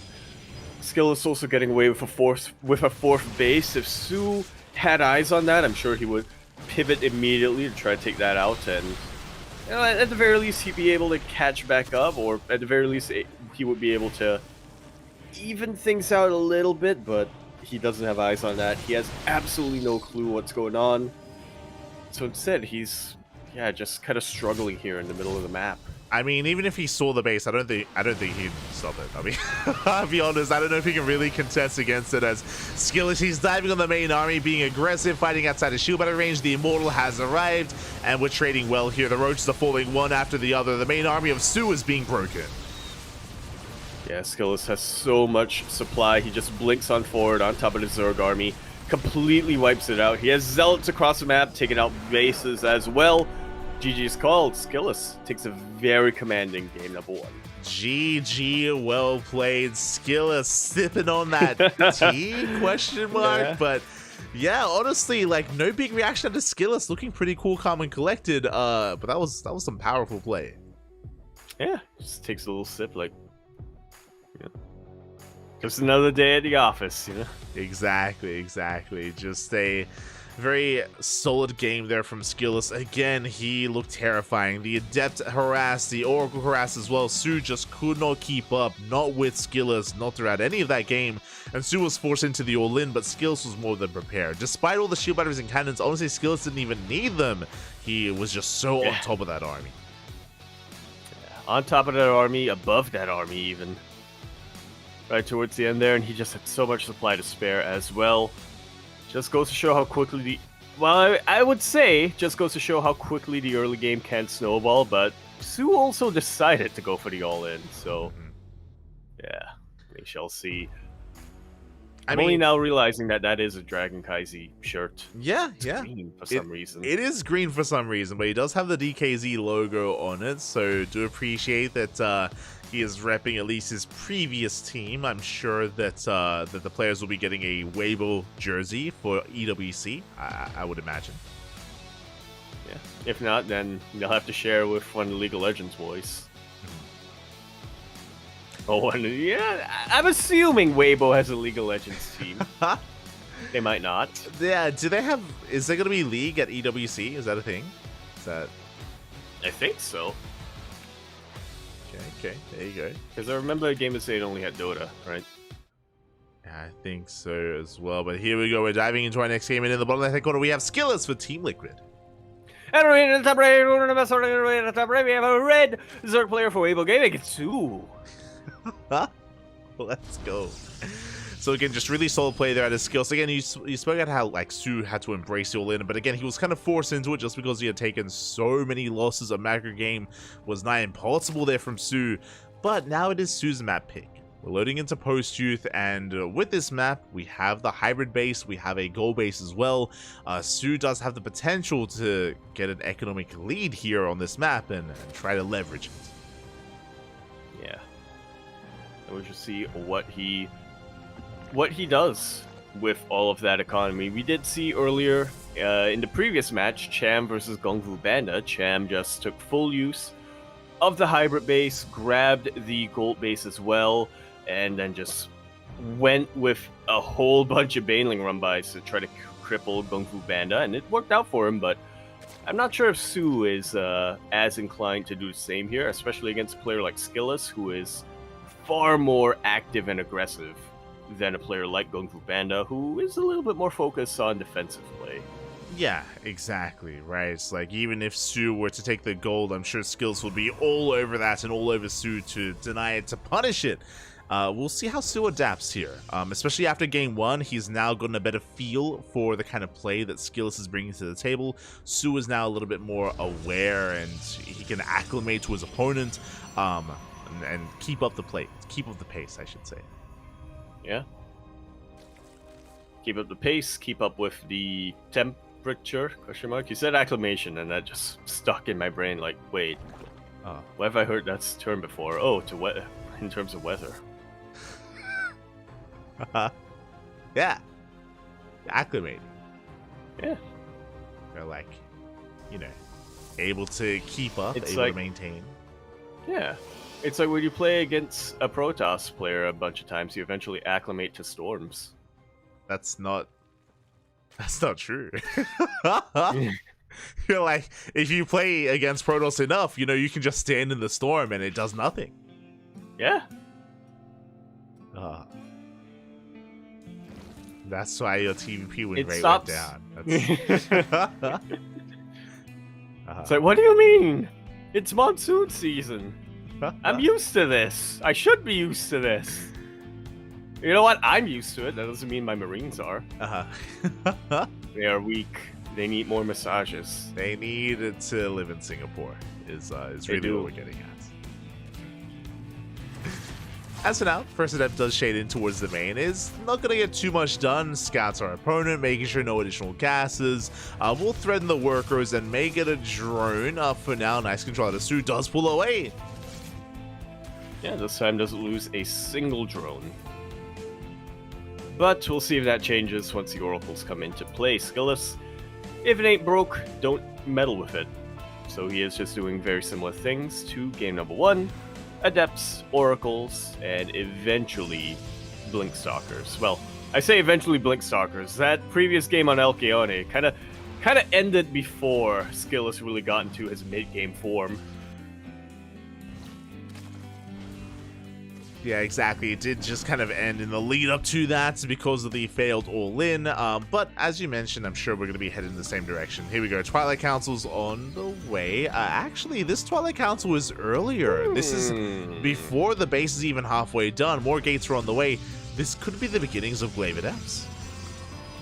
Yeah, that's what it's looking like. No Forge, no Robo, but we do have that earlier Twilight Council, as you mentioned, so this can only go one of 2 ways, either Glaive Adepts or one of 3 ways. I was gonna say either Glaive Adepts or early Blink, but I guess technically there are some charge all-ins you can do, but yes, yeah, I don't think that's where Skillus is gonna go with this. Yeah, there are charge builds, definitely, but yeah, with early Blink with these gateways on the way, it looks like Skillus may go for a 3-base all-in. For now, he's focused on as many works as he can. Oh, the Oracle takes some extra hits. That's going to be 4 drone kills so far. But basically, because Blink is so fast, it means that Skillus can be very active very early on, be in the face of Su, and then follow this up with a gateway explosion and go for like an 8-gate 3-base all-in. I'm curious if that's going to be the plan for Skillus.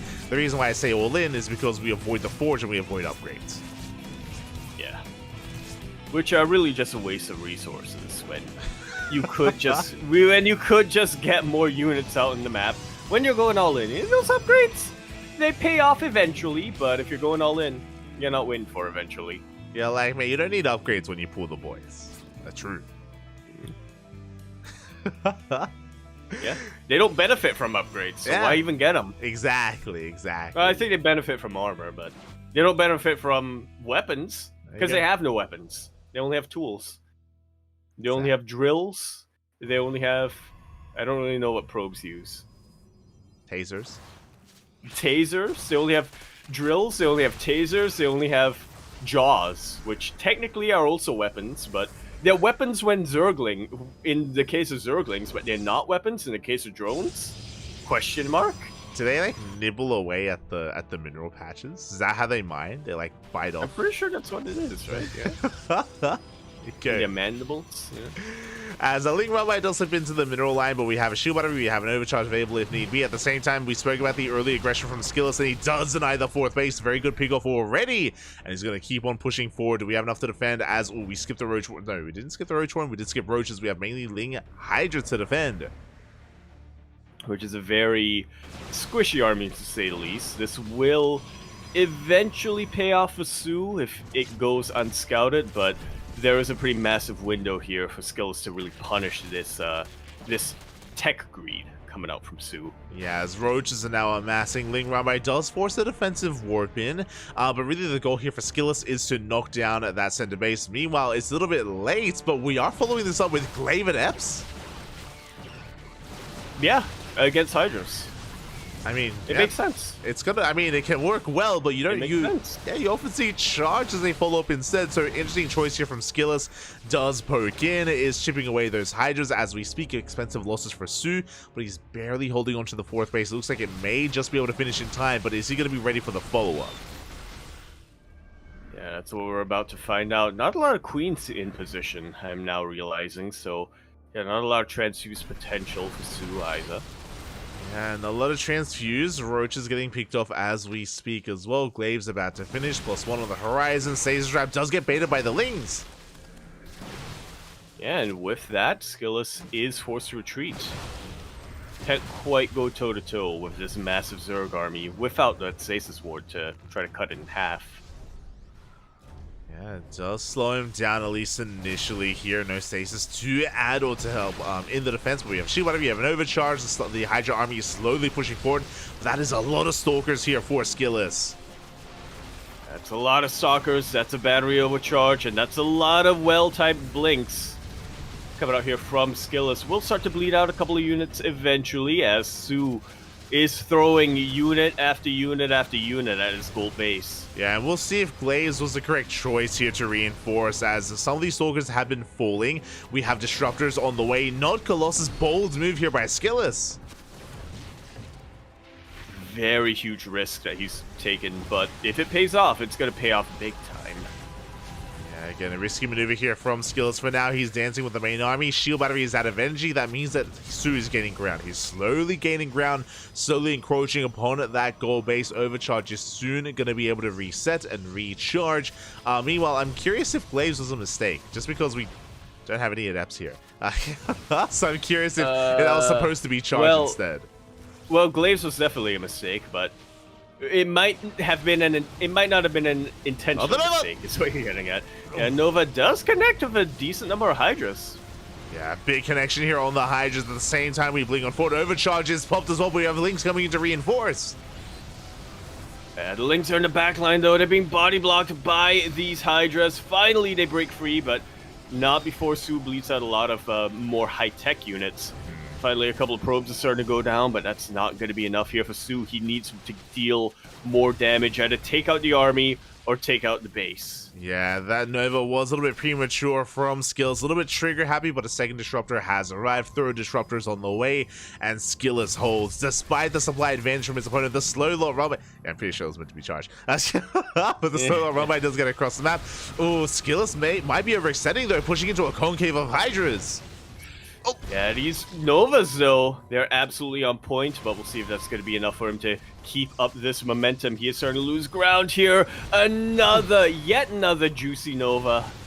Yeah, very juicy connection. We fall back to the shield batteries once again. Skillus just out trading Su, and even though Su was ahead in armor supply earlier, now the armor supplies are evening up, and Skillus is running away with this. Now charge has begun.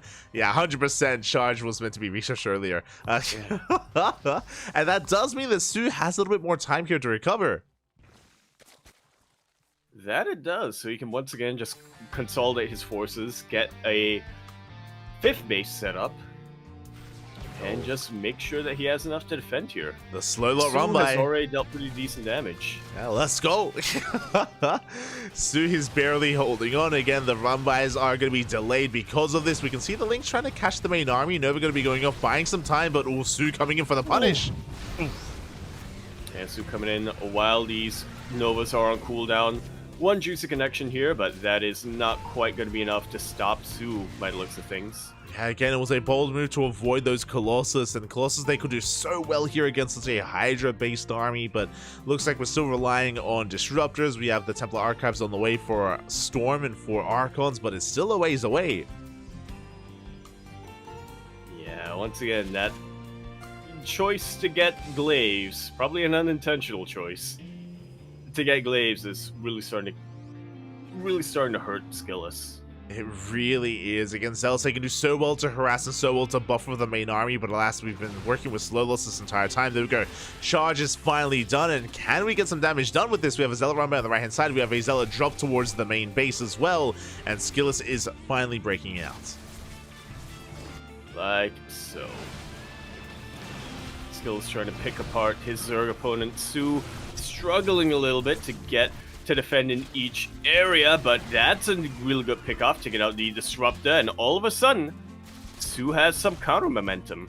Yeah, he shuts down the Disruptor, he shuts down the splash damage, the Archons do hold the line, Zelts in the main base do get a bit out of control, we get 7 drone kills, and we force the entire army to come back home. Yeah, this is already really good damage coming out from Skillus, putting both players on an even worker count, which can only benefit the Protoss player. Exactly, as Nova's going to be going off. Skillus still on that 4-base saturation. Does establish that Nexus, by the way, and making 3 Disruptors at a time. That's a lot of Disruptors. And considering just how well Skillus has been able to nail these Novas, I worry for Su. Getting into the late game where Skillus has, what, 7, 8 Disruptors to work with Oh, high word from Another as well. juice connection. Yeah, massive connections here on the Hydras. The slow Bailey's waddling in. Now it's Sue's time not to have speed. And the Nova's going to be insane. Big connections here on the Baileys. They will not connect with the army. But the Roach Hydra is breaking through. Yeah. So this forces a little bit too focused on dealing with the Banelings that in the end they did eat a lot of volleys from the Roaches and Hydras. I was going to say, it may not matter that Sue doesn't have Baneling speed because he is just kind of boxing these units into a corner, but in the end, these Purification Novas were able to force a hole and escape. Yeah, the Disruptors have been the MVP here this series so far for Skillus, or at least this game for Skillus. Novas have been insane. We can see Novas once again zoning back the Bailings. Hydras, they try to push forward, but we have so many Disruptors in the backline again with triple robot production. We have plenty of Novas to work with. And look at how little creep spread Sue has on the map right now. Yeah, so little to work with. We have a Zealot right by the right-hand side. Nova going to be going up once again. Massive connection on the Roaches and on the Bailings. And at this point, Skillus just has so many Disruptors to work with. And he's getting value with every single one of his shots. It's difficult to get even one off, but Skillus, he's well-versed in the art of the Disruptor. I'll be honest, like Skillus, he's handling his balls like no other right now. Like we talk about all the time about how like with Disruptors, sometimes it takes one shot, sometimes 1 or 2 shots is all you need, but Skillus, he just keeps landing them. It's crazy. Yeah, sometimes 1 or 2 shots is all you need, and Skillus is getting 6 or 7 in each of his volleys. He really is. He really is. It's been insane the value that Skillus has gotten, and now you can see Skillus taking an army supply lead. Massive Baneling run by setup. I believe Skillus has no eyes on this, so there's potential for economic damage towards the 4th. What about the main armies though? As the Ling Hydra still trying to collapse on in? Oh! Third base mineral line will completely croak. Skillus finally taking a lot of economic damage, but he still has a massive, beefy army that I don't think Sue can really contest against. Yeah, has the Ling Bane rolling on forward. 17 probes they go down. The Nova's going to be connecting. This time only grazes the Hydras. No massive connection yet. And Skillus is going to be that much more committed. But again, Sue just doesn't really have an economy himself. We've been kind of touching on it a little bit here, but Sue has never really gotten a handle of his own drone count here. Just stuck sub 60 workers the entire game.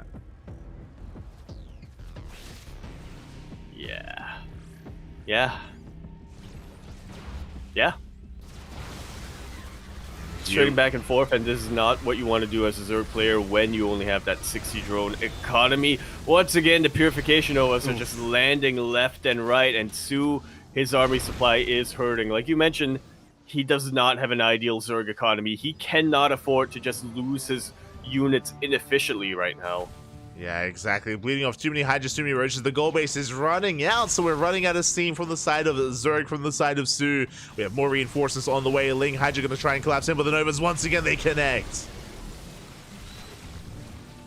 And at this point, Skillus, he's been untouched economically. He's reached not quite his final form, but pretty dang close. GG's called. Skillus gonna tie things up 2-2, fighting back for his team. Making things even. GG. The Protoss players tonight, man. There we go. Just one. Yeah. I would want to, like, if this was maybe a couple of months ago, I would maybe favor Clem. But even then, like, Clem, his weak point has always been the mirror matchup, has always been TVT. Likewise, Oliveira has been on fire as of late as well. Absolutely. Right now, I 100% want to give the edge to Oliveira. I do think he's absolutely in form. But looking at Clem versus Oliveira, historically speaking, I believe Oliveira has the edge against Clem in the head-to-head, but it's a very slight lead.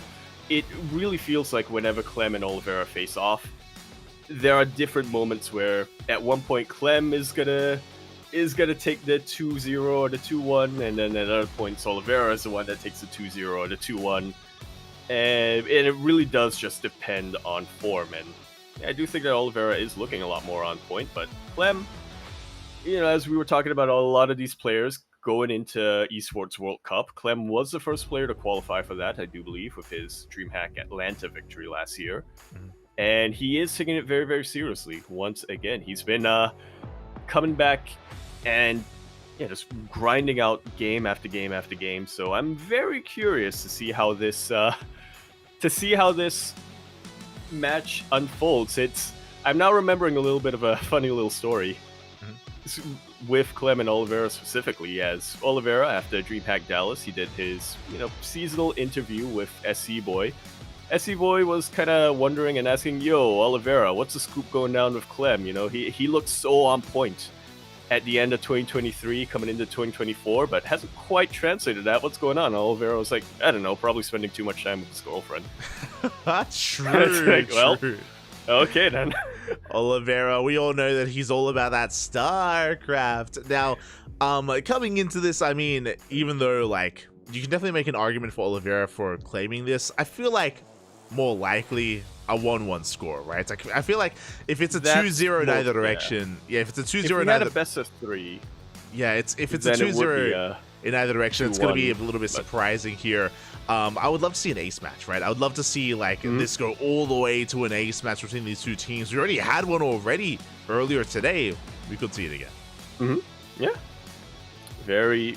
it's definitely on the table as we dive into our TBT. Looks like Clem does have a bit of a larger ELO score, but I mean, the total ELO is one thing. Looking at the pattern and looking at the recent shift is going to be the other thing to look out for. Oh yeah, exactly. As once again we have Oliveira rocking that green jersey. I guess it was like a new set. Wait, hold up. That's the logo. You can see the new logo in the chest. Yeah. In the middle there. There you go. So this might be the new Weibo jersey, the Weibo DKZ jersey. Or at least a sweatshirt. Yeah, really cool to see. I'm sure we'll see more of it in the upcoming EWC. But we have our first map. We have our players ready. We're going to be loading in soon to post you. Yeah, we're going to kick it off once again immediately with a bit of a banger of a match. Now, am I just seeing patterns where they aren't there, or has it been that we're seeing the first map be the last map? Anyway, we're diving into post you in the bottom left hand corner of the map, starting in the bottom left to post you. Blue Terror player for France. It's Clem for Team Liquid. In the top right, we have for Weibo Gaming, it is Oliveira. Here we go. And yeah, you're right. That happened earlier, if you remember, with Oceanborn, where we ended the best of 2 with Oceanborn, and then we dove back in with the starting map as well. So it's been a bit of a trend, a bit of a pattern that's been happening tonight. Yeah. You're not seeing things. I feel like this evening we've seen the most post-youth of anything we've casted. Really. Of any broadcast that we've casted. We're seeing a lot of post-youth tonight, and I, for one, support it. I wish we saw a little bit more Dynasty, maybe a little bit of Crimson Court, but if we're forcing players onto post-youth, and then also our players are choosing post-youth, I can get behind that. Yeah, it's refreshing. It is refreshing just because it is one of the most vetoed maps in the map pool, so we do always love to embrace it. Meanwhile, interesting build so far. Clem opening up with a 2-axe Reaper build back at home. For those that are curious, this is designed to shut down a proxy, so if Oliveira had gone for a proxy 2-axe, then Clem would have the ideal setup to shut it down. So an interesting start here. We can see Oliveira did just go for a standard economic opener, and this tells me that Clem can now turn his more defensive opener into a bit of a more aggressive build instead. Yeah, he's got options. It's very versatile. Oh yeah. Is going to be versatile here, as we do have our CC on the way for Oliveira. As I did mention, Oliveira has the economic advantage. Meanwhile, Clem will have additional Reapers. If Oliveira moves out on the map with his first Reaper, and if he gets caught, that could just end the game. Things can very quickly escalate out of control. Oliveira has to be very careful with his first couple of units, and has to make sure he maintains himself to survive and to defend.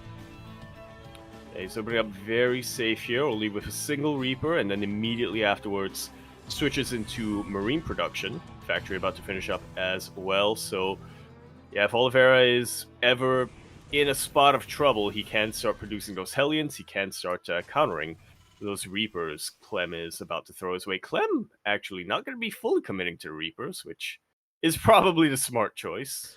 Yeah, he makes additional Reapers, dips into the main base. We do shoot first, and Oliveira will shut this army down. The first Reaper does fall, the other will barely get away, so it even trade 1-to-1. And we will settle into a longer game. Again, because of Oliveira's start, he will have the faster base and the faster income. So a slight lead here for Oliveira, but the Reapers will get into the mineral line. Yeah, Hellion gonna completely shut this down, however. I have to ask, which server are we playing on? That's a good question. Usually when it's Europe versus Korea, it alternates. Game 1 US West, Game 2 US Central is usually how it goes. Ah, I see. Yeah, because you can definitely see here in the movement of Clem a couple of moves being thrown down that seem slightly delayed, and I have to imagine that it's ping coming into play with that Reaper control. Yeah, could definitely come into play. I mean, the Reapers get shut down, so Oliveira will take the early advantage. Meanwhile, behind this, we can see Clem rushing into Stim, actually. Interesting. Going to be playing a much more bio-heavy style. Indeed, Oliveira playing it out, continuing to keep things safe, not immediately switching gears and getting ready for a counterattack or anything like that. I say that, it's one medevac moving across the map, and I'm looking at the mini-map because... yeah, there are no units to meet that medevac. Yeah, Oliveira is just going for a scout. It's a bit of a fake out here, but he's going for a scout across the map with his initial medevac, trying to get a read on what's going on while he keeps everything back at home, and we'll get eyes on the continued Marine production and the initial Cyclone as well. Yeah. Worthwhile scout, I would say. I was wondering a little bit if it's worth it, if it wouldn't just be worth it to put something in the medevac to see if you can get some kind of damage done, but yeah, it looks like Oliveira, regardless, is setting up for a bit of a push with this tank, so yeah, this medevac not having anything in it probably was for the better. Did allow him to preserve more units and potentially pack more punch. Yeah, so Oliveira, he's moving out. This is just a contain. This is not a committed push, or it shouldn't be too committed. We can go within range of the depots, though, as, yeah, the tank is going to be within range. Behind this, do you see the production tab? That's second starport. Second starport's on the way. We're going for a 2-base all-in. Yeah, very quick, crisp transition coming out here from Oliveira. We already see the Liberators in production, the Vikings as well, to try and maintain map control. But the tank is starting to look a little exposed, though. The Rax does go down. You can see Clem trying to set up a surround. Does catch a reinforcing tank. Tank going to be going down. Oliveira has to pull back. Not a bad pickoff here by Clem. And he is setting up a surround to collapse on the army. Just one little full surround stim did finish up for him as well. Doesn't have combat shield, so Marines are going to be a little bit vulnerable. A little bit more vulnerable to the tanks, but here we go. The surround does land. Tank gets taken out, and this all-in, this dedicated push is completely shut down. Oliveira, he's not out of it yet. He still has a lot of production. He is still getting a third base, but it feels a little bit late. Yeah, Oliveira's in a rough position here. His third base is faster than that of Clem. Bear that in mind. But Oliveira, his goal was to reinforce with all these Vikings and Liberators. And now he has a bunch of units that he can't really make use of, at least not head-on. Going for some harassment, we have Liberator towards the main, we have Vikings towards the right-hand side. But at the same time, Clem is pushing right down mid. Yeah, I was going to say, you don't want to underestimate landed Vikings and how quickly they can shred through a mineral line, but looks like Clem is looking to reciprocate that damage as well. There's nothing back home! Yeah, there's nothing back there. These Vikings going to be able to deny mining time at the same time, though. Clem pushing up the ramp into tank range. Yeah, very well placed tank over there for Oliveira. Clem forced back quite a lot, and he doesn't have any Vikings. He doesn't have a way to really chase back that Liberator or anything. These Vikings are absolutely going ham in the base of Clem. He's so badly supply blocked. Yeah, the supply block is brutal. No reinforcements, forced to throw down the high yield supply depot, and he will eventually force this back with that 6 SCVs. That's denied mining time. Remember, Oliveira already had the faster third command center on the way, and he does take a slight worker lead. Yeah, seems slight, but in a mirror matchup, it can make all of the difference. So I do kind of appreciate this from Clem. He didn't panic with this move out. He didn't try to race back home to defend, so he is still going to be able to contain Oliveira for a little while here on 2 bases. Yeah, it does contain... So even though, Yeah, third CC is spotted. We catch more SCVs. We delay the land as well, so not a bad pick off here with the name mining, I should say. Vikings, they go to town. They go toe to toe with these Marines. We'll get the hell out of here, but the Vikings, for the most part, will make it out. Yeah. So even though Clem was a little bit later to get his third base, he will be the first to land it and will be able to make use of it a little bit quicker. As we almost get another Viking. We can see Oliveira landing his own third CC, also on location. Clem is still active on the map. He's still parked outside of the natural and the main, so we cannot quite saturate the bases yet, but eventually Oliveira should be able to break out. Eventually, as he's still just building up his army and building up his libs. Yeah, looking to go for a little surround that, much like what Clem did to him earlier on hot pickup on the tanks here to keep him alive. Will barely maintain himself as Oliveira can now finally break free, expand, take his third base. Still quite back and forth between our players. I mean, Clem should be able to pull back without losing too much here. Thankfully, he doesn't overextend. Ooh. That he does not. Very decisive maneuver there to just stim backwards and try to keep this army at bay. Almost did catch some of those Vikings. At the same time, you can see Clem setting up a double drop towards the main base. I believe unscattered for the time being, as Clem does split up his army. Tanks are getting in position, but the main base is a bit more exposed. Yeah, we do have a missile turret, but that's what the Vikings are for. The Vikings will tank the missile shots and allow the rest of the army to land. Yeah, Oliveira, he does respond in time. We'll be able to siege up that Liberator. Collapse on top of the tanks. The tanks will be cleaned up. At the same time, though, Clem is pushing in on the right-hand side. Yeah, but there are reinforcements here to meet him. So Oliveira will finally be able to mine from that third. Can mine from it. So far, we're just calming things down. We're stabilizing and getting into our mid-game here. Oliveira does have a slight upgrade lead as he's working on 2-2. You say slight, this is very significant. Clem only now throwing down that armory. Yeah. So his own upgrades are going to be very delayed. Yeah, exactly. It does take a bit of fight here as we just barely did not have enough bio, so Clem does hold the line. Unfortunately, 2-2 not kicking in yet, but as you mentioned, there's a timing, right? There's going to be a window, there's going to be an upgrade timing available for Oliveira. Before that, though, our upgrades are even, and Clem does hold his own. Yeah. Very quick to siege, and very quick to keep the rest of his bio alive. Clem really wants these drops to do something. He's been taking a lot of damage earlier on in this game, so I can't say I blame him too much, but it might be better. He might be better off calming things down and just trying to out macro Oliveira from here. Yeah, but the pressure is on, and he does feel it. He's going for the triple drop in towards the main base. There's that one turret in position, but only the one turret, so we can actually break through. At the same time, Oliveira going for the same drop as well, also into the main. Yeah, I tell you, one turret is better than 0 turrets, or a larger number than 0 turrets. Yeah, the E-base on top also... of that, we even have the Liberator in position. Yeah, the E-base are also exposed, but we stim on forward. We clean up the tanks of Clem. At the same time, Clem will do the same to Oliveira, but alas, Oliveira did shut down a Rax, did disable, did delay some of the production. Both players losing an even amount of workers, but Oliveira does manage to get out of the main. Yeah, he preserves more of his army, and that army is going to get better and better and better as time goes on, as he is going to be taking that upgrade lead that you mentioned. Yeah, 2-2 is kicking in, and on the horizon, we're still a ways away for Clem. We'll see if Oliveira does make use of that timing, or if we just settle down and get into a longer game, as Oliveira is taking a fourth. Yeah, slowly but surely. Oliveira taking a very strong economic lead, and yeah, once again, the pressure is on Clem to try to slow this down. Yeah, the pressure is on. 3-3 about to start up. We have our bases getting up and running. The game is going to be calming down a little bit here, and even though Oliveira does have a lead, whether it's his upgrades, whether it's his economy, or even size of the army, like Oliveira is ahead, but the reality is in TVT, it's a little bit different here. It's very much so all about positional play. You can be down in supply, down in the game, but still take a fight and snowball things in your own favor. Exactly. You can be winning until you lose. There you go. True. That's TVT. That's merged. That is TVT. As Oliveira is being active, getting eyes on the fourth, bearing in mind that Oliveira's up a base and there is still no fourth CC from Clem.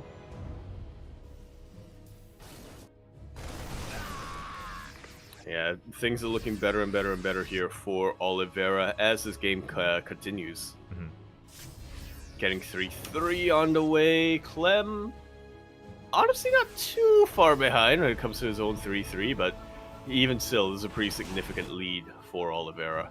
Yeah, at least with +3 attack from our Red Terran player. Meanwhile, the 4th CC did just finish for Clem. Now he's going to be landing his own base on location. Oliveira still maintains that supply lead, but again, not the biggest of leads here for Oliveira as Clem is moving out across the map. Both players soon to be active. The army is spotted, and we'll see if Oliveira can keep up as we have a lot of Ravens, a lot of disable potential for Oliveira. Yeah, a lot of Ravens, a lot of disable, a lot of high ground air control as well. Clem will take the lead when it comes to his Marines, but those anti-armor missiles make short work of anything that Clem has on the ground. Yeah, Oliveira, he will barely break through that army. Just surprised not to see the disables went for the anti-armor missile instead. Regardless, did win the fight. And what's important here is that Oliveira may have lost his Marines, but he maintains every single tank. Yeah, and Marines are expendable. He's remaking 9 of them at a time right now. And they're about to pop out.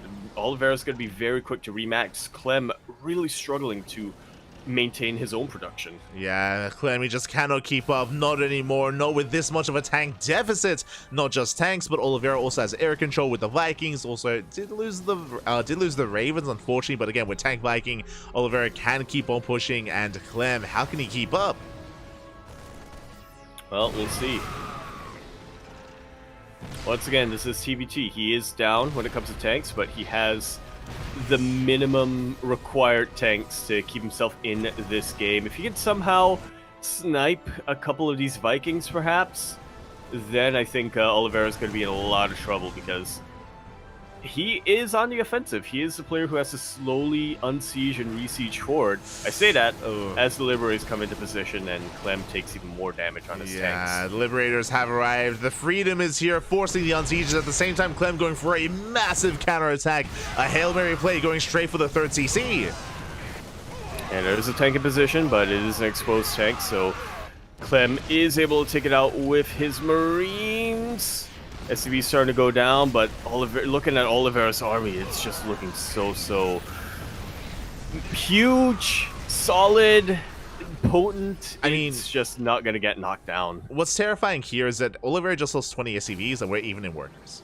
Like that's what's terrifying, is that was some good damage done by Clem. It doesn't matter though. He's still behind in the economy. He still doesn't have that economic lead, and Oliveira did not turn around. He's going to still keep on pushing. Clem on sieges, and we're going for a base trade. May as well, but Oliveira does scan this. Clem, little bit of a decision to make. He pulls back a little while, but will finally commit. A lot of air units started to go down here for Oliveira. The Raven did get sniped, but now he doesn't really have too much to worry about. Clem with that Marine lead, but that doesn't really mean anything when your opponent has this many siege tanks and this many Vikings to keep you from going for a Marine bomb. Yeah, it does take down the Liberator, but as you mentioned, we just go for the dive, we go for the drop on top of the tanks. Back at home, Oliveira, he maintains his position. He's on a 5-base setup. GG gets called, and Oliveira will take game number 1. Just like so. GG. Nicely done here from Oliveira. Much more patient play coming out from him. Much more, I guess, for lack of better words, on top of things, like, things like having a missile turret in his main base meant that Clem's drops were weaker compared to Oliveira's drops. Being the first player to throw down those sensor towers meant that he had more vision. Of course, he was the first player to grab the armory, so 2-2 was a lot quicker as well. It's nice stuff coming out here from Oliveira. Yeah, just really solid play. Oliveira was also the initiator, right? He was the initial aggressive player as well in the face of Clem, and Clem was having a hard time keeping up. And with that, Oliveira takes the lead, and now the pressure is on Clem. We spoke earlier how we expected this to most likely go to a 1-1 score in an ace match, but the pressure is now on Clem. We'll see if he can bounce back. We'll see if he can force the ace match. Otherwise, it could all end here and now in favor of Weibo Gaming. Yeah. Both players need to win this one map. Clem needs to win this one map to force the ace.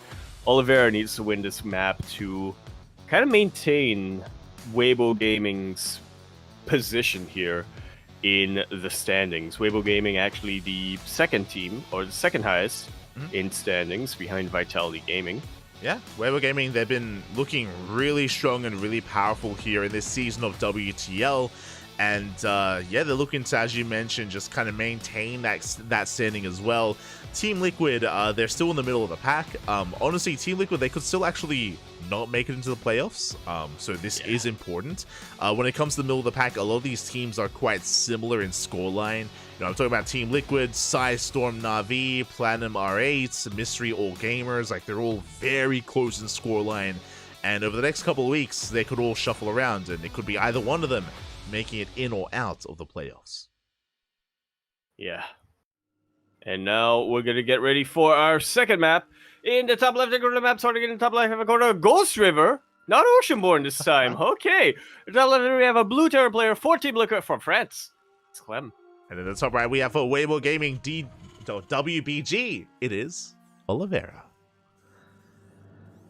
Here You saw the logo on Oliveira's jersey, and it tripped you up, didn't it? Yeah, it's kind of weird that for some reason the Weibo, I mean, it does, because it happened to me as well. I was ready to call it CranKy Gaming because I was looking at the jersey. Yeah, it's kind of weird. Because when it comes to the jersey, it's kind of odd that it does fit better with the color scheme. The fact that the Weibo Gaming logo is white.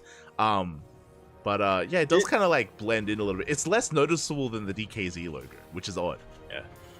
You know what it looks like? It looks like the Weibo. They had a Weibo Gaming jersey already prepared, and then they just like pasted the CranKy logo on top of it. Like, you're calling them out right now. It's very possible that that's what happened. It's very possible that that's like not even a part of the shirt, but that's like a patch that they sewed on or something.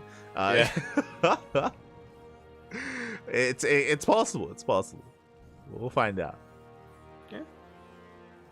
We'll get the secrets of their textile making, their sewing technique. As for now, we're settling in. It is going to be a double gas opener from both players.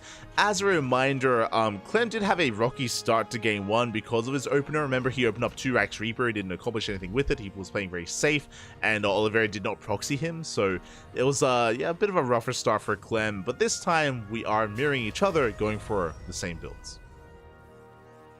Yeah, 1-1 getting thrown down. We'll keep our eyes on the production tab. We see when we stop Reaper production for either of our players. Oliveira getting 2, Clem stopping at just 1, and then getting the reactor. Okay. Yeah, so with this, we could be going into Reacted Reaper Hellion from the side of Clem. We'll keep an eye on him. We have our CCs on the way for both players on the low ground. How many gases did Clem take? He opened up double gas. Both players opened up double gas. Oh, you mean workers? Are we seeing the coffee build? we could be. That's a Cyclone. Never mind. Yeah, never mind. It is going to be a Cyclone, not a Hellion from Clem, unfortunately. But we are going to be settling in, and we do have our divergence here, where Oliveira is going Reaper Hellion, and Clem is not. Yeah. I guess it makes more sense for Oliveira to do something more coffee-aligned.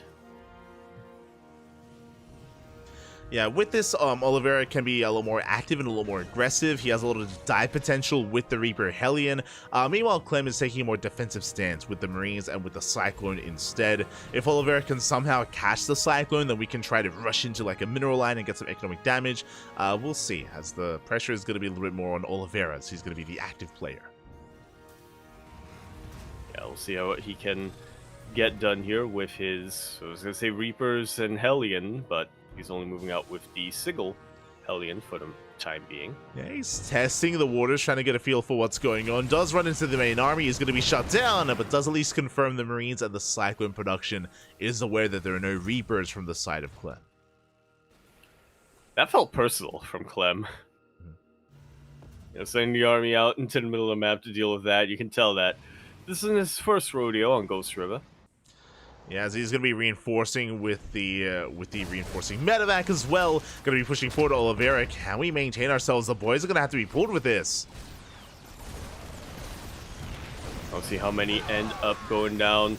Reaper is unfortunately not the best unit to deal against Cyclones, so yeah, all of them will fall, as well as 6 SCVs. Yeah, 6 SCVs going to be going down. Very nice juggling out of Clem. Does maintain his Cyclones and dropping once again. Trading as best he can, trading as efficiently as possible, flexing his micro, flexing his control before being forced out. And even though he doesn't kill Oliveira, he does take a worker lead.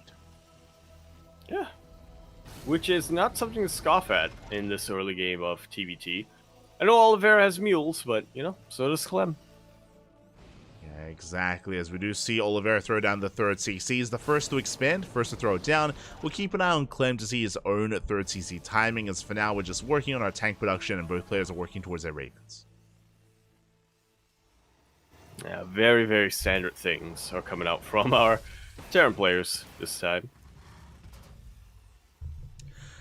Yeah, as we see, there it is. Second starport on the way. Clem going for a Juanito, going for a 2-base all-in. We saw that Oliveira was trying to do this build as well in the previous game, but was denied it because his initial army got surrounded.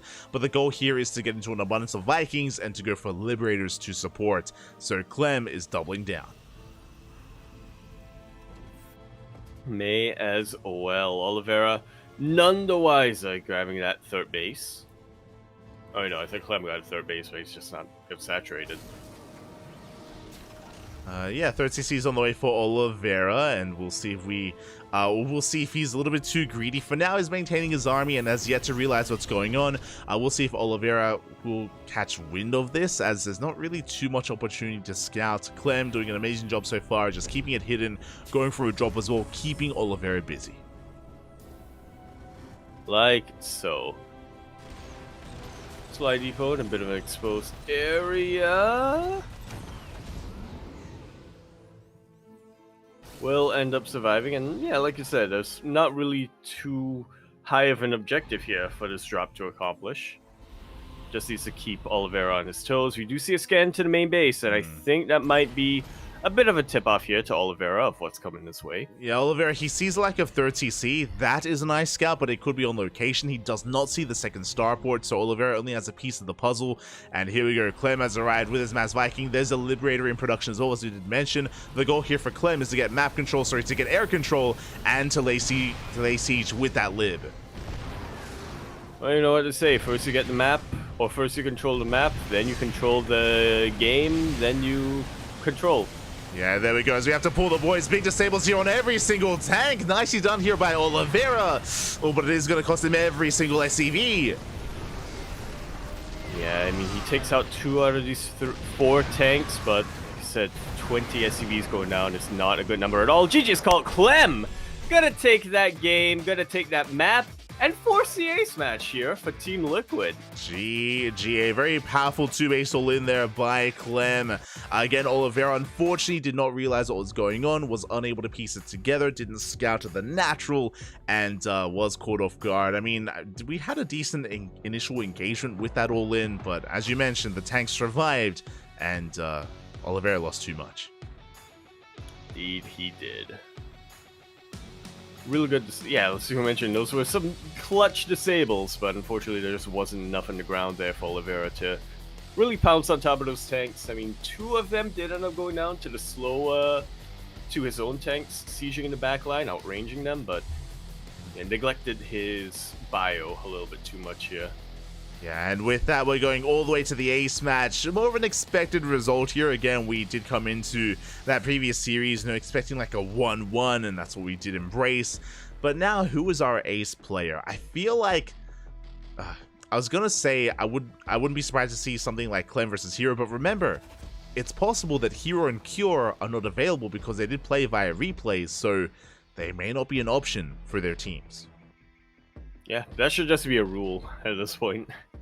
Well, no, I guess that doesn't really make a lot of sense or a lot of fairness. But even still, I don't think we can assume that... I think it's probably safe to assume that Cure and Hero aren't gonna be thrown out here. So our other options are gonna be Sue and Oliveira for Weibo Gaming. And of the 2 of them, I think it's probably has to be Oliveira. Mm-hmm. And of the 2 choices for Team Liquid, it's Skillus and Clem. And I have to say, Skillus might be a safer choice. Do you see a rematch? But I think that Clem wants the rematch. I mean, I think Clem wants to come in and say, hey, let's settle this. It's not 1-1. Let's settle this and see who gets a 2-1. Yeah, I feel like a lot of this is going to depend on whether or not Hero is available. So, for those that are watching, for those who maybe weren't here earlier, Hero versus Cure was played via replays. The WTL does allow this if you're unavailable to play live. We don't know who it was, though. Like, we don't know if it was Cure that wasn't able to play live or Hero that wasn't able to play live. That does mean that one of them isn't available, and if Hero is here, then I do think that he's going to be the ace player. That makes the most sense in my mind. Like, Hero looks so good against Cure, but if Hero isn't available, then, as you mentioned, Clem versus Oliveira, a game 3 feels very likely. Yeah, I think that Hero definitely is feeling very confident in the PvT matchup, and is usually pretty confident in PvP as well. Okay, here we go! Here we have it. We're settling beefs. We're settling our beefs. Clem versus Oliveira. They just played out their initial match, and now they're going to be thrown out to the ace once again. They're looking to settle the score, this time on Oceanborn. No matter what, we have to see it in each... We have to see it in each matchup, don't we? Yeah, there we go. We have our 2 ace players for at least this matchup here, Oliveira and Clem. They were tied up 1-1, and we're going all the way to game number 3. It all ends here. It all ends on Oceanborn. We thought we weren't going to see it. We thought that Clem had delivered us from Oceanborn into TVT, but no. Had to see it regardless. Oh, he called off the chair. Yeah, looks like our players did ask for a small break here in preparation for this ace match. I mean, it all comes down to this. It all comes down to one final game, a best of 1 between these 2 players.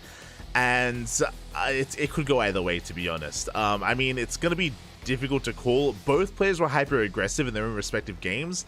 We could end up in a weird situation where both players go 2 port, 2 base all in, and just we just see the same build collide with each other. We could then it's a game of micro, yeah. Then it comes down to who has the better micro, which honestly both of them are very, very clean in their unit control. So I'd have to give it to whoever has better ping in that moment. Oh yeah, it comes down. It could come down to that. It could come down to really anything between these 2. It's going to be very close. It could go either way. Best of luck in the chat. Predictions are open, I believe, so best of luck. Yeah, probably one of the hardest matches here in WTL to really predict who gets a W. I mean, the elo is in Clem's favor, but you have to remember, a lot of that came down from the previous season when Clem was on an absolute tear, when he was in monster form, taking out players left and right, taking out players like Maru and Serral and Raynor and Hero in his wake. Recently, it has been coming down a little bit. It does look like Clem isn't quite in that same form, but here we go. We're going to see who comes down. Here we have it. Concluding our beast on Oceanborn. In the bottom right-hand corner of the map, we have a blue Terran player for Team Liquid. It's Clem. And in the top left, we have for Weibo Gaming, Oliveira. Yeah, just to conclude that thought, as we have our sponsors, Doyu, Pew Pew, Autofull, and of course, SC-Boy, our lovely organizers. Yeah, big shout out to the sponsors. Without them, of course, we would not have this event. WTL Kung Fu Cup, Stars War 11, Masters Coliseum. Much love to the sponsors over in China. Yeah, a lot of love coming down. A lot of love coming down, a lot of support coming down. Huge scene over in China. Oh yeah. Do love to see it, and we'll keep an eye on our players. Okay, so far no SCV out on the map, so we're not opening up with a proxy. I was a little bit concerned that it could be a fast one here, but we're calming down. Double coffee is what I'm hoping for. Interesting. Okay, we do have a deviation. So Oliveira's opening up double gas. That's going to lead into a faster factory. Meanwhile, we can see here only 1 gas for Clem. Clem is setting up for a Rax Expand, a more economic opener out of our blue Terran player. Is that something you want to do in a best of 1? Against a player as aggressive as Oliveira? We'll see. It's crazy. Clem possibly knowing something that we don't. I have to ask as well, since we're coming into our ace match, right? And typically, I'm not 100% on this, but I have to imagine that when it comes to server selection, it alternates US West, US Central, US West. Since Clem and Oliveira just played out their previous match, do we reset that? Or do we just go from there? I think it's West. I'm pretty sure. Okay. Yeah, I mean, I'm pretty sure it just alternates back and forth. But yeah, for now, we are just going to be settling in. As I did mention, Clem is going for the CC on the low ground, so he's going for the much more economic start. Meanwhile, Oliveira is going for a more tech-heavy opener with a faster factory, leading to a faster starport, and can lead into drop play. So we'll keep an eye on Oliveira, as he should be the initial aggressor.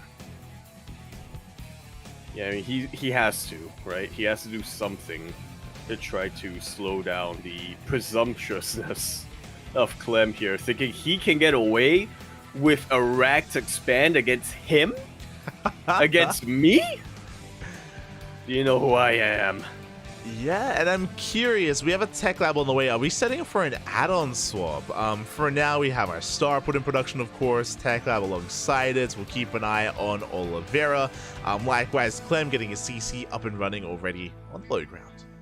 Oh, that's an early tank. That's a very fast tank out of Oliveira. He wants to punish.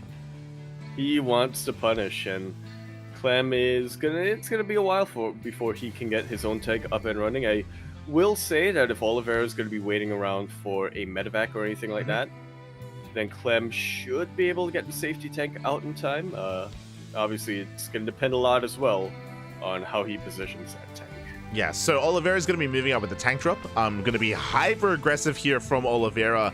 And as you mentioned, because of the time it takes to get across the map to wait for the medevac, does mean that Clem has some extra time to make additional units. We can see the Cyclone on the way for Clem. He's going to have 2 Cyclones. My apologies. Has a Cyclone already done. Again, the tech lab for that tank production. It's going to be a close hold here for Clem. We'll see if he can minimize his losses. If he can lock on to the medevac before it unloads its cargo, if these Marines can pounce on top of it as well, that is going to be ideal here for Clem.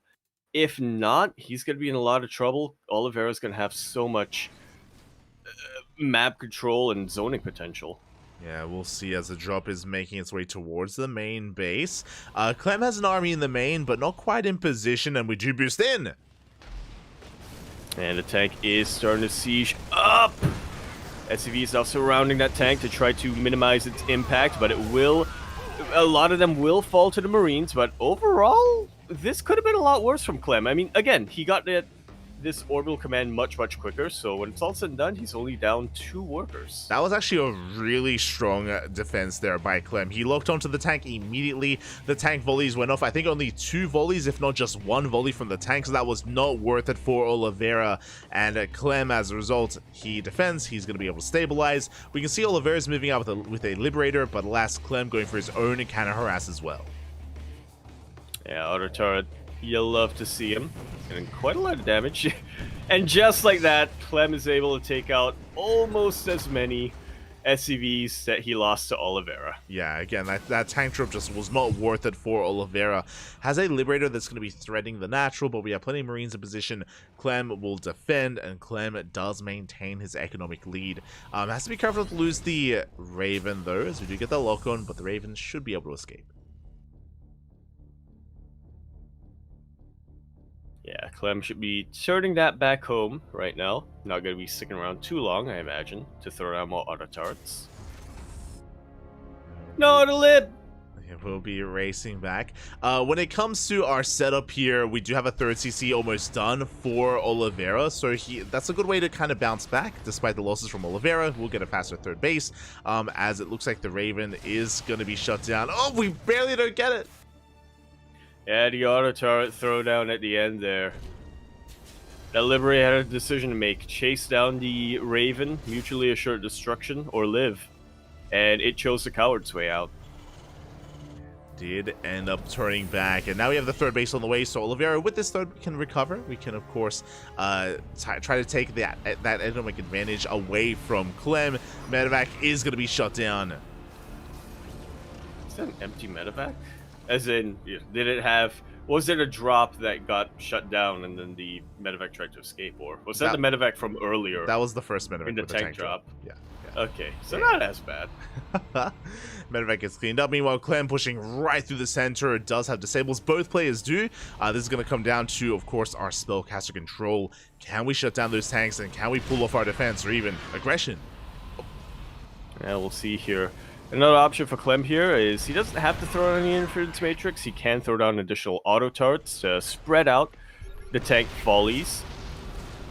But he is going to go for the disable. Very good disable on top of one of these tanks. And he will push back the rest of them. Yeah, very clutch on Siege from Oliveira. Does preserve all of his tanks. Doesn't lose anything yet. But you can see Clem is gaining ground, pushing towards that third base. Barely out of range, not quite yet. Able to at least shell away at the depot. And Oliveira playing it safe here. Does manage to get Liberator across the map. And it takes out a couple of SCVs here and there. Raven's actually disabling a Viking rather than another Raven, so feels like a little bit of a waste of energy here. I mean, you say that doesn't mean that we have the higher Viking up, but here we go. Mass disable on the tanks. Clem is pushing forward. The boys have to be pulled. But it's not going to be enough. There are only 2 tanks here versus the 11 of Clem, and that is going to be all she wrote. GG is called. Clem will clutch things out here for Team Liquid.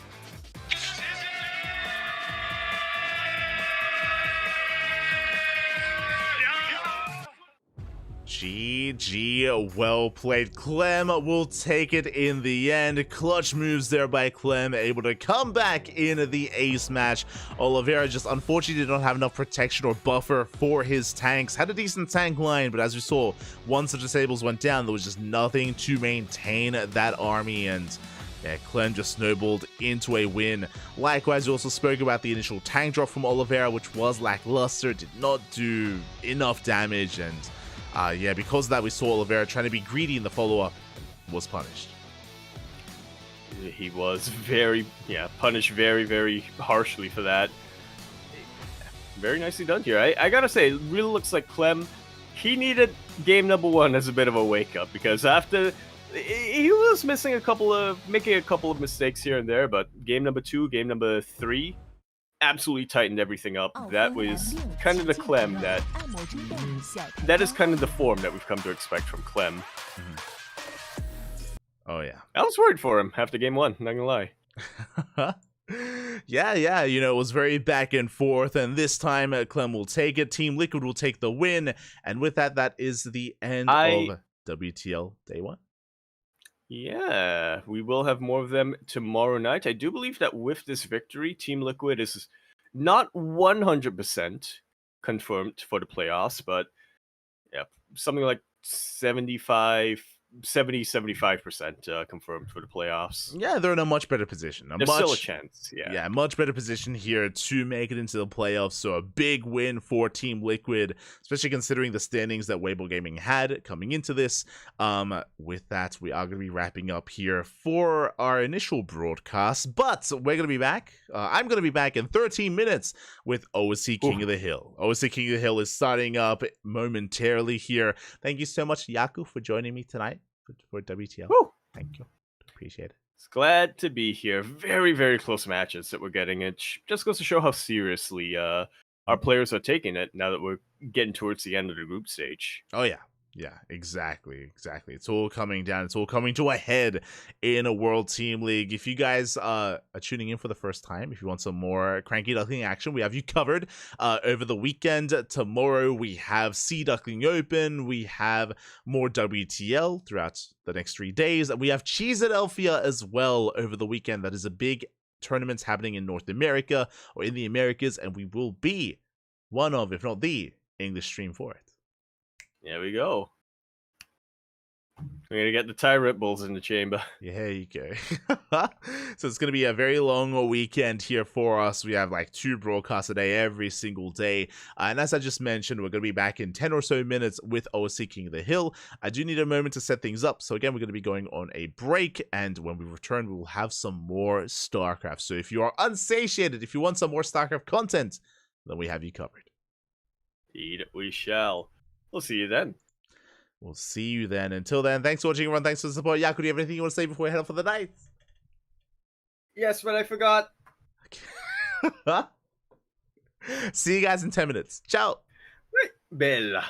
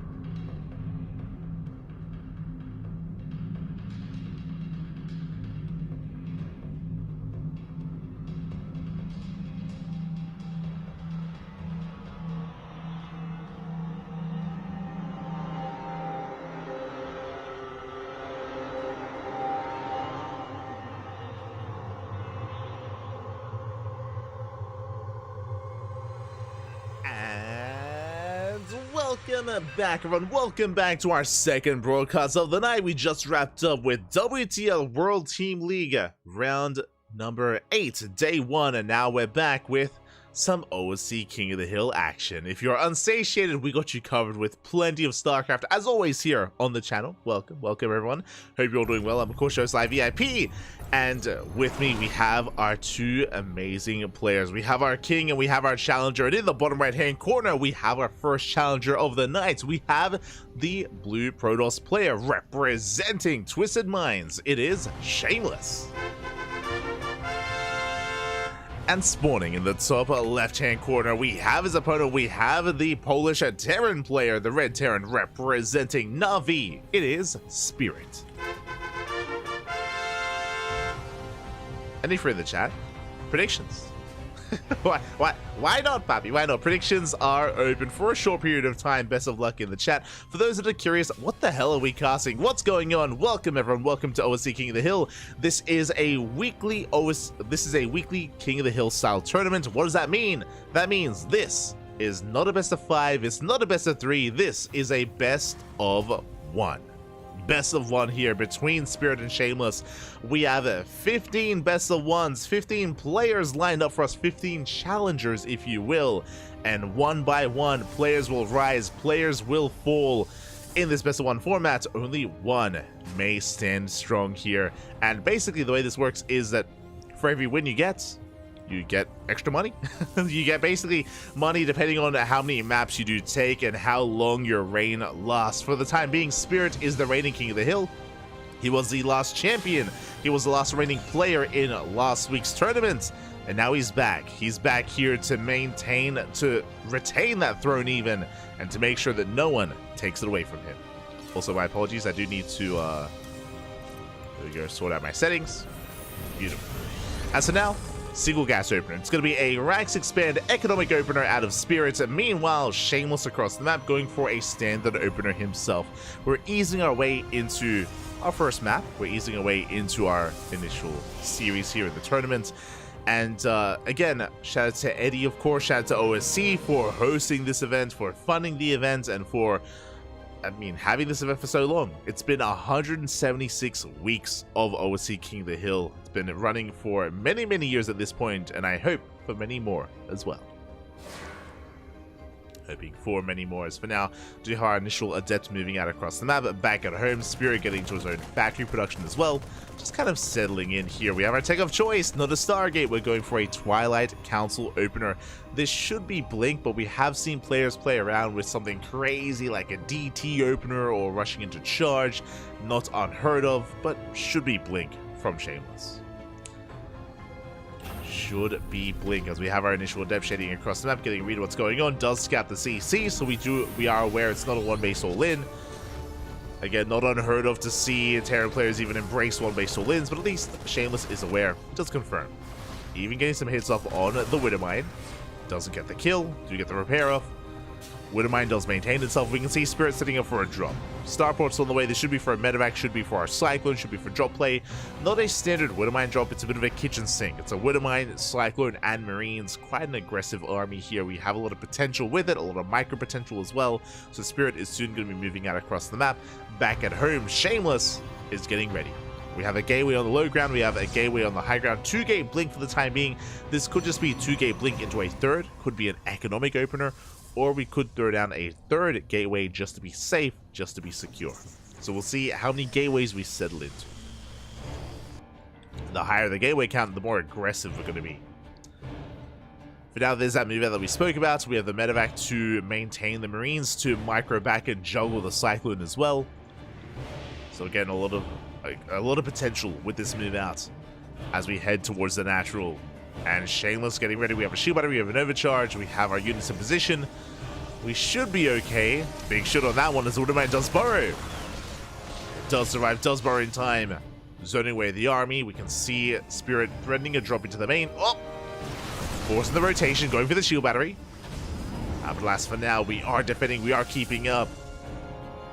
Spirit dropping all the way into the main, going for the mineral line.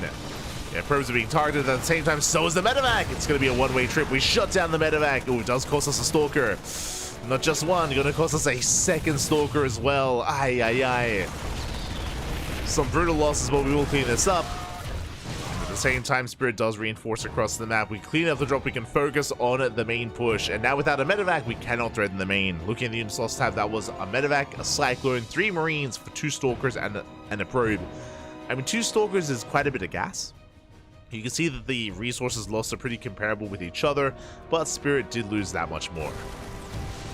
As he does snipe the Observer. We have double bunker on the way to survive the counterattack. We can see that Shameless is teching. That's a 3rd gateway, Forge, Bay, into a 3rd base. Again, Shameless has no intention to be too aggressive across the map. He's just teching up, focusing on his economy, focusing on the mid game. We're settling on down.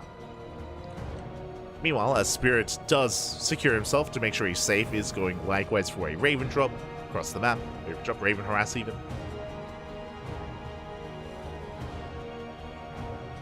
He's setting up for the harass, headed towards the main. And for now, Shameless is in position. We have plenty of Stalkers in the main base. We have an army, or we have Adepts here at the 3rd. Raven comes in.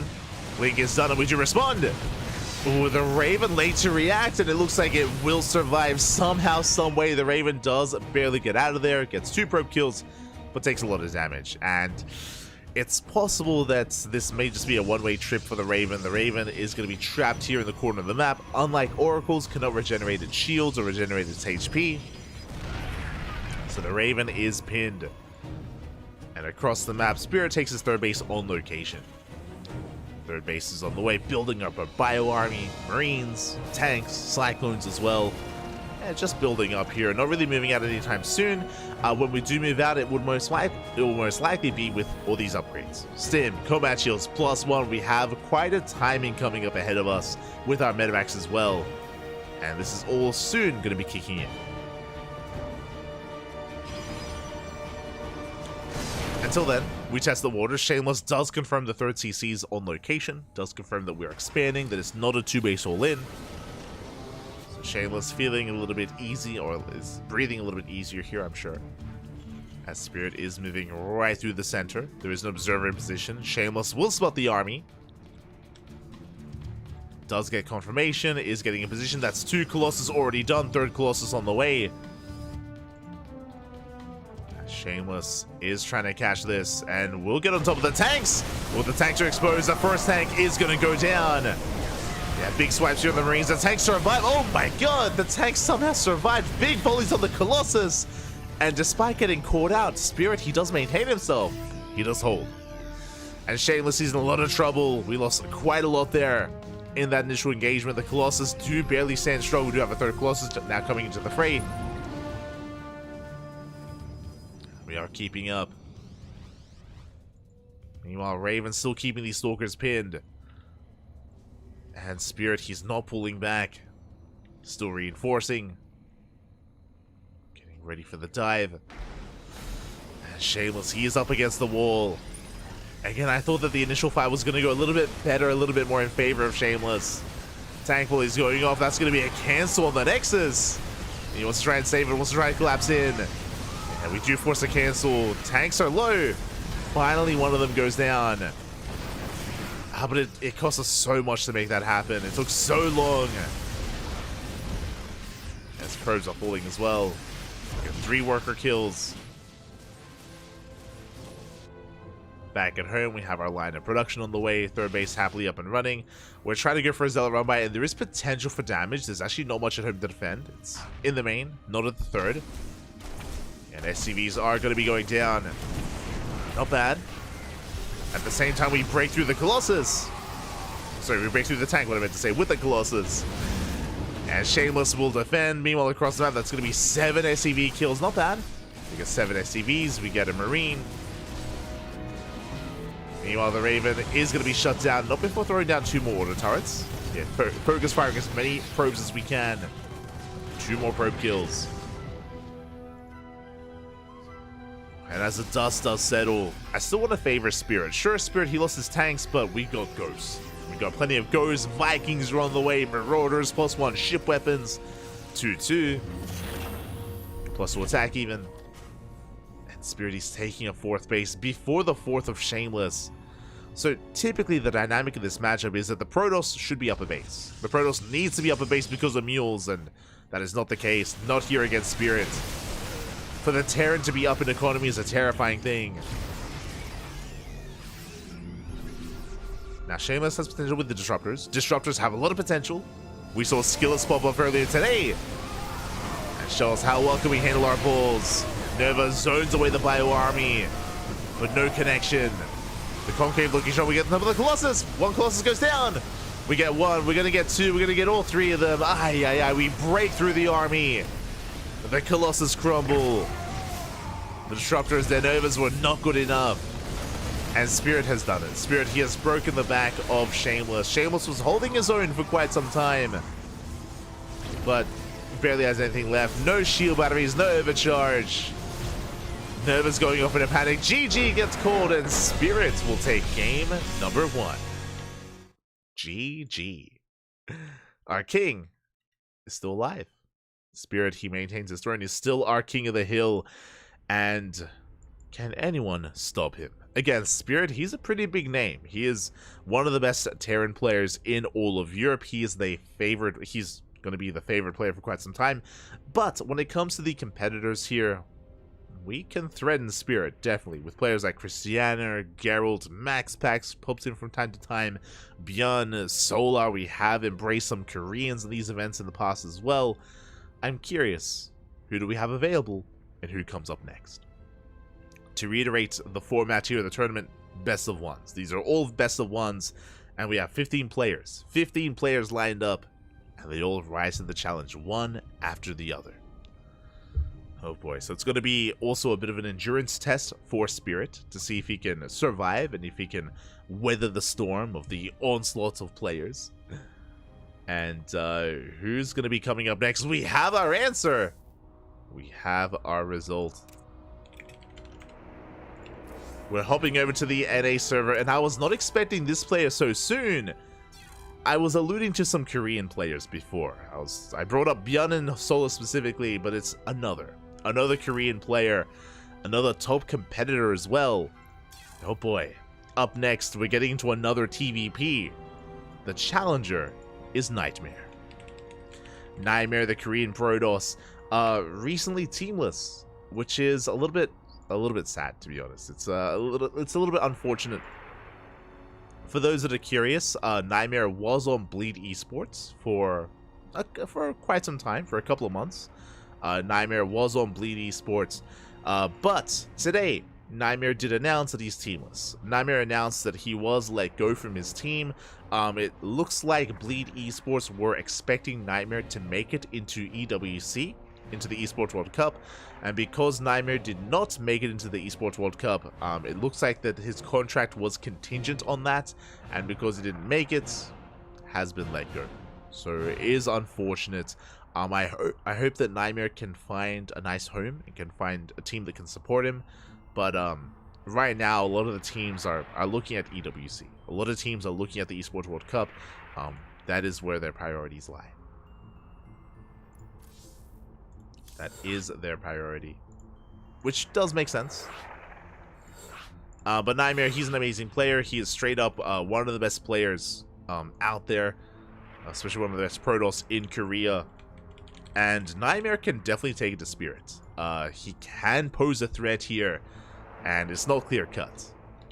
Not clear-cut whatsoever. If you're in the chat, predictions. Predictions are open once again. Place your bets. Reminder, it's a best of one. Anything can happen. Spirit, he can definitely take it to Nightmare. I think they're quite comparable in skill. Honestly, I would give the edge to Nightmare. I would give him the edge here, but we'll see how this goes. We shall see. Best of luck to our two players here, as it is Nightmare's map of choice. We're loading in to Dynasty. Here we go. As spawning in the bottom left-hand corner of Dynasty, we have our current King of the Hill. We have our Polish Terran player, the Blue Terran representing Na'Vi. It is Spirit.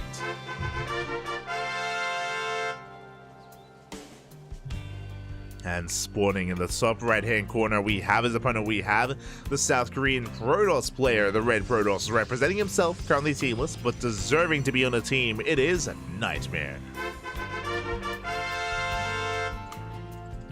Here we go. Now, when it comes to the format, it isn't just best of ones. For those that are curious, it is Challenger pick. So, very few vetoes. Basically, the way it works is that the King of the Hill gets one veto. One veto available for the King of the Hill, and the Challenger can pick any map from then on forward. So we're loading into Dynasty, one of the most vetoed maps in the map pool. We very rarely get to see Dynasty, so that's what I appreciate out of this format. Because the vetoes are limited, we get to experience some of these otherwise vetoed maps. We do get to embrace it. As predictions in the chat are about to close, so get your gamba going while you can. Probe does slip in. Just getting an eye on the opener. We can see that Spirit is going for an economic opener. It's going to be a Rax Expand. A CC, I imagine, on the low ground. Do we try to rush into the gold is the question. Do we take the risk? Do we try to take the gold base from the side of Terran? I imagine we do not from the side of Protoss. And there we go. CC on location at the natural location, not at the gold. Now, the reason why we don't take the gold on this in this matchup is because it can just be punished so hard. You can punish the gold base from both sides with Reaper, Hellion, with Marines, likewise with Adepts and Stalkers. Any ranged units deny any kind of mining at the gold base, so typically in this matchup, we don't take the gold until we expand in this area as a fourth, right? We can take this as a third, then we take this as a fourth on the other side. That's typically the case, typically. There are players like Byun, which do like to take the goal base a lot faster. Byun's build is to go for a Rax Expand into a faster tank production, into a fast tank, and our tank can actually protect the mineral line and keep us safe and sound. It works most of the time. Sometimes. It has mixed success. We can see that Spirit, he's avoiding that. He's just expanding at the more natural location. Behind this, Nightmare opening up Twilight Council, going for a Blink-based opener. I imagine Blink. So we are settling in. Likewise, we do have our Terran player getting to their 1-1-1. No delay on the starport. So not going to be hyper-aggressive, working towards drop play. As we do calm things down. Adept threatening Shades. There's that medevac on the way. This is the same opener that Spirit went for. A very similar opener that Spirit went for against Shameless. Setting up for a bit of a kitchen sink drop. Moving out with Marines, Widowmine, Cyclone, and a medevac. There's a lot of potential with this push and with this army. So Spirit is moving out, and Nightmare will spot this ahead of time. And can try to slow it down.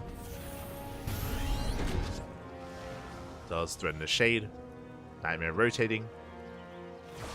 Does get some hits off on the Widowmine already.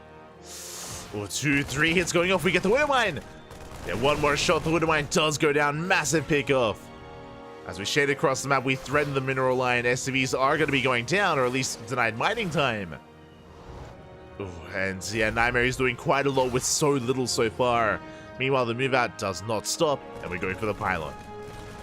There is no Tosis pylon here in position. Nightmare getting in position, but the pylon is going to go down. Yeah, massive pickoff. We deny Blink, or Blink is delayed. So massive delay on Blink. Stalker's taking a lot of damage. Adept across the map is cleaned up. And Nightmare thankfully does repower that upgrade with the backup pylon. Twilight Council back up and running.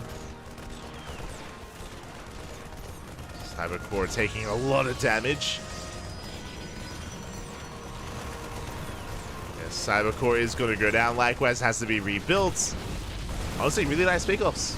We do see Nightmare trying to collapse on this, but alas, oh, bleeds out a Stalker. Blink, still not done. Wasn't repowered, actually. Oh, that is unfortunate. Oh, God. You know, I thought my eyes were playing tricks on me. I was like, why does the Twilight Council still look dark? I was like, maybe I'm just like, maybe I'm just blind. But no, it was out of range. We have to throw down another pylon. That's so unfortunate. With that, Spirit does take quite a lead here. At the same time, we get some harass here. Auto charge harass on the right hand side. 3 probes go down. Drop Cyclone drop even towards the main. Fully saturated on 2 bases. And we can see Nightmare attempting to counterattack. It's a 3-gate setup here from Nightmare. Is expanding, taking a third. Ooh, does shut down the drop. Oh my god. Medevac goes down. Stalkers get across into the main. But it's a tank in position. But this time we have Blink. We can micro back. Ooh, and we deny so much mining time here. 2 SCVs go down. No mining in the main base whatsoever. And Nightmare, he's not going to take this line down. Ooh. Takes down a Marine. Forced to pick up, forced to get out of there. Third base getting up and running. And now it's Nightmare's turn to be active. Going for the depot. Getting an SCV. Does avoid the tank shot. And even threatens Stim. Yeah, the Sim City working against Spirit for a moment there. Has to lift, has to delay any kind of starport production. Tank repositions. Yeah, interesting Sim City here in the main base. It looks like Stim should finish. Meanwhile, behind this, we have Charge on the way. Colossus production as well. Nightmare getting into the mid-game. Getting into his Gateway Colossus-based army. And Spirit is still contained back at home. Has the Raven. And speaking of, the Raven is going to be active. Gets into natural, gets a probe. Not bad.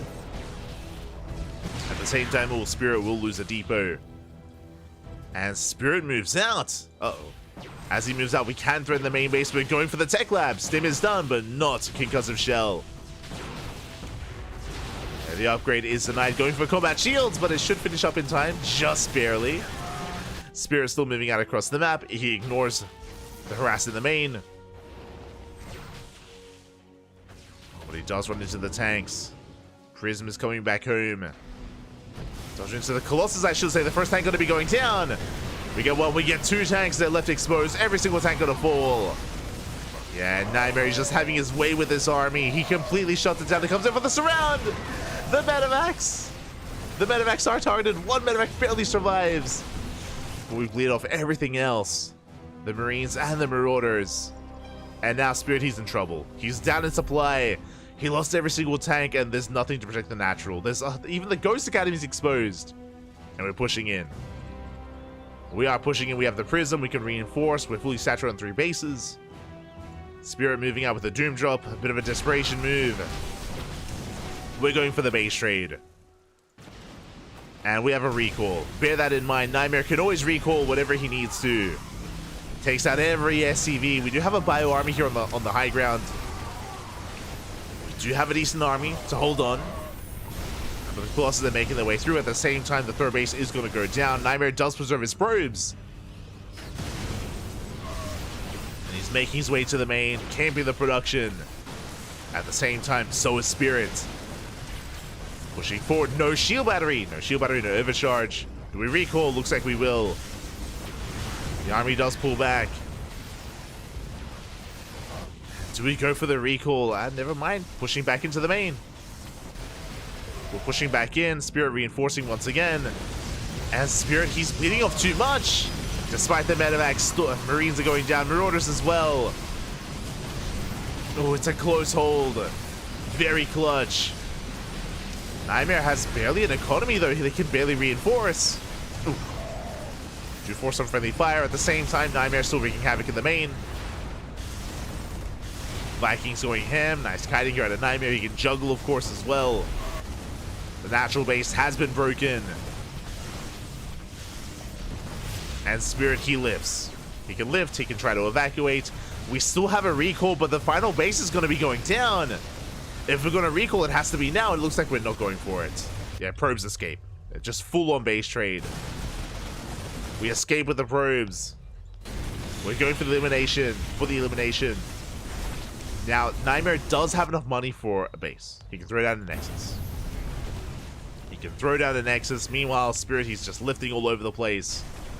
When it comes to the main armies, Nightmare will win. Nightmare, he has, you know, the stronger force here in a head-to-head fight. Okay, there we go. Nightmare does expand. Takes down the Ghost Academy. Should be racing over to defend. The CCs do spot the final base.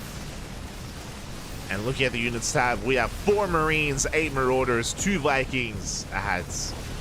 There's not much to work with, to be honest. There's just not much of an army here. It's slow and steady for Nightmare, but he has workers, he has a base, he can soon get back up and running mining-wise. Cleaning up whatever he can. And sure, we have some orbitals, true. Like, we have bases that are surviving and we can mule, but when it comes to macroing out of this, like, Nightmare's going to be in a better position. Now, you could argue that Spirit has production that's still alive, so he could try to stabilize, but the Observer spots the bases.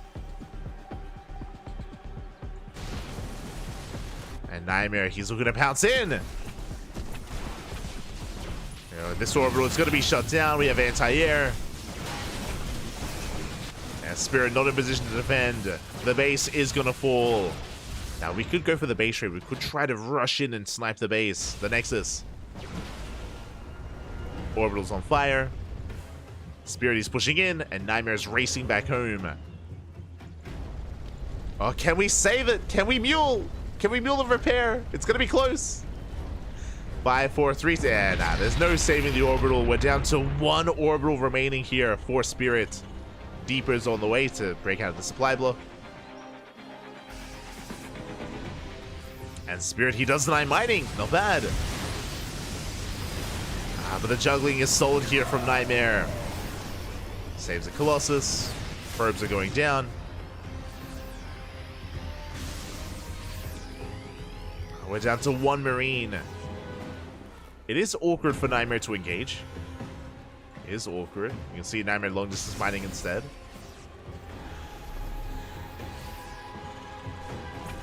Factory has been found. Orbital's up and running. Zealot will come across the orbital. Oof. So Spirit not able to recover economically. Does break out of his supply block. We have starports on the way, but they're being denied.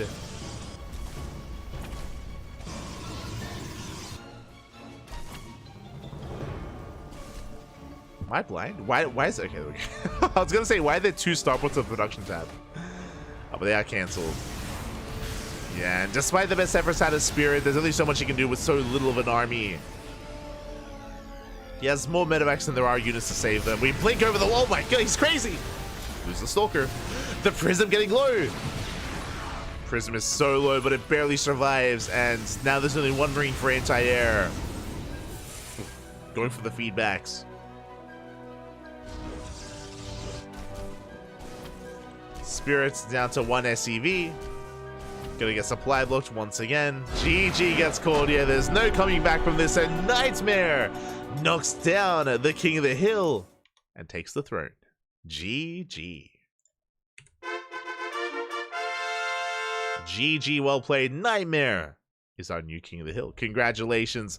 Spirit is a strong player, a strong contender, don't get me wrong. He's one of the best Terrans in all of Europe.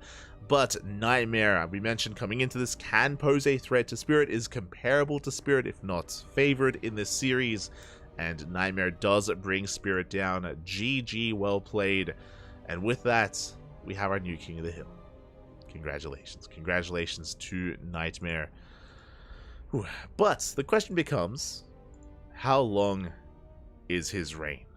How long will he reign here? As we are hopping over to the Korean server, we have our next opponent. Oh, this is going to be a wild one. We have a player who's good in his own right, but he is even more terrifying in this matchup in the best of 1. You got to know who I'm talking about. It's a Korean Terran player, but not living in Korea. He's a Korean Terran living in the land of Japan, the land of the rising sun. I'm talking about one player only. It's gonna be the most honorable of honorables. Let's go. It's gonna be Nightmare versus Honmono. Yeah. Let's go. Honmono, he's known for all-ins. He's known for being hyper-aggressive in this matchup. Name a better duo than Honmono and pulling the boys in a TVP. So I expect aggression, I expect an all-in out of Honmono, but what kind of all-in? That's the question, because Honmono, he's willing to do it all. Like, we've seen 1 base all-ins, 2 base all-ins, pulling the boys at any moment, at any time. I don't expect this to be a long one. Not at all. Not at all. So even though in a best of 3, I would favor Nightmare. 100%. I would favor Nightmare in a best of 3. In a best of 1, anything is possible. Anything is possible. If you're in the chat, predictions. The Gamba. It's open. Good luck. How many players to play the Hill Spare? 15 in total. 15 in total, and we're working our way through. Still plenty of players left. Still in the early rounds, the early stages of the tournament. Of the Hill, if you will. And here we go. We're jumping on in and spawning in the bottom right-hand corner of Oceanborn. We have our challenger. We have our would-be usurper representing Team Hyper One, South Korean Terran, Honmono. And spawning in the top left-hand corner, we have his opponent. We have the South Korean Protoss player, the blue Protoss, representing himself, currently teamless, but deserving to be on a team. It is Nightmare, the current King of the Hill. Here we go. And again, my eyes, they're on Honmono. They're on the most honorable of honorables. They have to be, Papi. They have to be. He's an animal. He's an absolute animal in this matchup specifically. So we'll see if he can catch Nightmare off guard. For now, Nightmare being a nuisance, tasing away at that SCV, and the SCV's getting low. No! Oh my god. That SCV getting very low. 1 shot away from going down. Honmono playing with fire. Does keep it alive. Has to pull in a second SCV. Does throw down the spray. Oh, I smell something, Papi. A little bit of cheddar here. But is this a fake out? As a reminder, Honmono has a reputation. He has a reputation. Everyone knows that he's hyper aggressive, that he's all in, that he's cheesy. But what's the best way to do when you have a reputation? Oh my god, it's the... Oh my god, the stutter step. Honmono, calm down. Does out drill, does out micro that probe, will shut it down, will defend. And could we see a macro game? That's the question, right? Like, right? Do we fake out our opponent for now? Economic opener. Already, I'm in shock. Single gas opener, racks expand at a Honmono. For now, everything is looking normal, but it's too early to call it. It's too early to say a macro game. It's too early to say that it's Hon macro. For now, it's still Honmono. Still Honmono, pal. Let's go. Okay, so it's going to be a racks expand into what looks to be into a 3 racks. Do have a second racks already on the way. I'm curious if we throw down a third racks or a factory. Regardless, aggression. We're going to be getting into a mass biocomposition, and aggression is on the horizon. There it is. It is going to be the factory. Okay, so it's going to be 2 racks into a factory into a delayed starport. This already looks like the beginning of a 2-base all-in. It is very common for Honmono to build up into this, to mass up Marines, to work on a tank timing with 2-3 tanks, and pull the boys. Like, already a very aggressive setup here from the Terran. Is very aggressive. Behind this, we do have our initial opener from Nightmare. Is throwing down his second gateway into a Twilight Council, into Blink. Honmono 3cc, yeah, no third CC, no third CC. We're going for a starport. We're going for a very aggressive start here from Honmono. Basically what's happening is that we're delaying the starport in favor of a second racks, in favor of additional Marine production, in favor of tech, in favor of, I would imagine, stim. Before working towards our draw play, the hallucination does confirm. Yeah, big scout here from Nightmare. He does get eyes on the delayed starport, does get eyes on stim. Nightmare sees everything he needs to. Now, you could throw down a third base. Like, technically, with this build, you could throw down a third CC and macro out of this. But again, you know, it's hard mono we're talking about. Like, he's not hard macro, papi. Not typically against Protoss. So, we'll see. We'll see how he does embrace this. We're going for the add-on swap. Interesting. Okay. So, usually we would see a tech lab on the factory for tank production. This is a bit of a 2-on-1 variation. This is a 2-on-1 medevac drop. This is not seen too often in this matchup. Okay. Interesting. So, I guess... I was gonna say we shouldn't pull the boys with this. Now we're going for a delayed tech lab on the factory. I'm very intrigued with how this all comes together. We're going initially for a double medevac drop with stim. We're going to be moving out. I'm curious if we do expand behind this. I would expect so, but we'll see. We'll see. I'm watching. Like, you have my attention, Papi. You have my attention. Like, again, just because tank production is so delayed. Like, so delayed. But this could be for, like, a follow-up secondary all-in. As for now, here comes our 16 Marine medevac timing. Well, we're dancing. Hot Mono, calm down. What's going on? He's dancing, man. Having fun. Behind this, we do see Nightmare just settling in.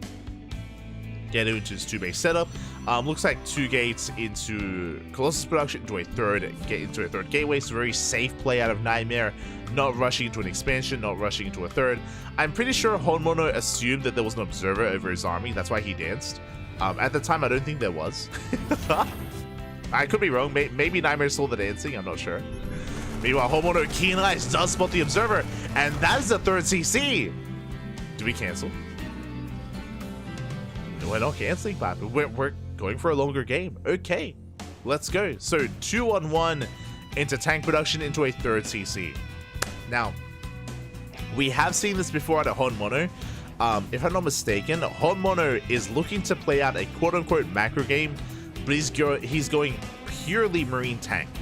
Pure Marine tank, no Marauders, no Ghost production whatsoever. Like, we've seen this before. I think it was like 2 weeks ago in OSC King of the Hill. It was Honmono versus Skillus, I want to say. Was it Skillus, if I remember correctly?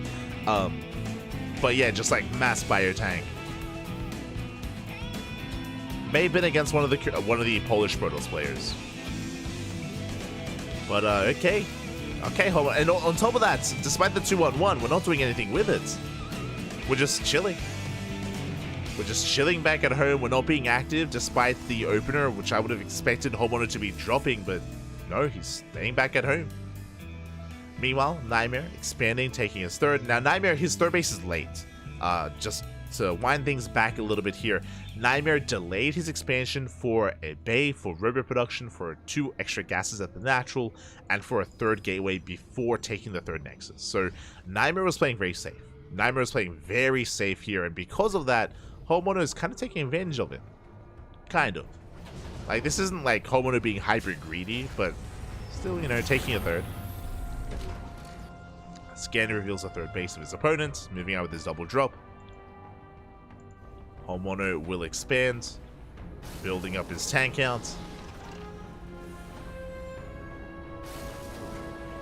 And the tank production will continue. Again, that is double factory, double tech labs as well. That's gonna be a lot of tanks here for Honmono. As even working towards +1 vehicle weapons as well. Just pure aggression, +2 attack, +1 vehicle weapons. Is building up. Double drop is still being active. Honmono is settling in.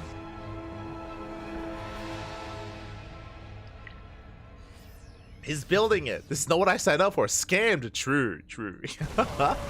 Meanwhile, double drop towards the natural does focus on 7 pro. Not bad. 8 workers go down, but it did cost us 2 medevacs. I believe, yep, 2 medevacs went down, so that was the costly trade here for Honmono. Two full medevacs for 8 probes. Behind this, more tanks. More tanks, Papi. More tanks. Again, purely Marine tank. There's no finesse here. Despite all the Colossus, no Viking production either. Not yet. If I remember correctly, I think we just don't make any Vikings, if I remember correctly here. Like, based on previous games that we've seen from Honmono. We just need man with gun and tank. That's all we need. And I believe Honmono's gonna max out and then push. And because his tank count is so high, basically it's an all-in. The way that it works here is that if Honmono can catch Nightmare out of position, one fight is all it takes. One big fight where we have like 10 tanks sieged up, massive volleys going up, and we can annihilate the army. It's gonna be one and done here for Honmono. We're up to 8 tanks, soon to be 10. We're getting there, getting up to 10 tanks. 4th base is being taken. Still massing out more Marines. Meanwhile, ooh, Storm is done. Now, the scary thing with this army is how fragile these Marines are. You know, all it takes is a couple of storms and Honmono's army will melt. There we go. 3rd factory on the way. Nightmare rotates around. He's headed for the 4th CC. Ooh, does catch some of these tanks. Yeah, 2-3 tanks going to be going down the storms. Oh my god, massive connections. Massive storms here on the bio. Aye. Tank's a little bit too far behind, and Nightmare does take a fight. Planetary not quite done. Tanks late to siege. Not too bad though. We do focus on the Colossus, but it's going to cost us even more tanks. Yeah, Nightmare, he does come out on top in this trade. How many tanks was that? 8? Was that 8 tanks? Oh, 7. 7 tanks going down for 1 Colossus. Sorry, did I say 7? That was 8 tanks. You can see one of the tanks died from friendly fire. So 8 tanks for 1 Colossus. Aye. And that 10 tank timing, that max out that we were working towards, it's not there anymore. We're missing our timing. Massive storm once again on the bio. Did you focus on one of the Colossus? And another! Not bad. Clean up the Colossus. Nightmare being forced back. Ooh, bleeding off the High Templar and the Prism. And Nightmare does overextend. Did overextend there. And Honmono taking a much better fight. And now, this is getting a little bit rowdy. Things are getting quite intense here between our players. Honmono is rebuilding and remaxing, making 3 tanks at a time. Building up his bio army. Nightmare does have backup High Templar, does have storms. But this time the tanks are siege. This time we're ready. This time we are set up.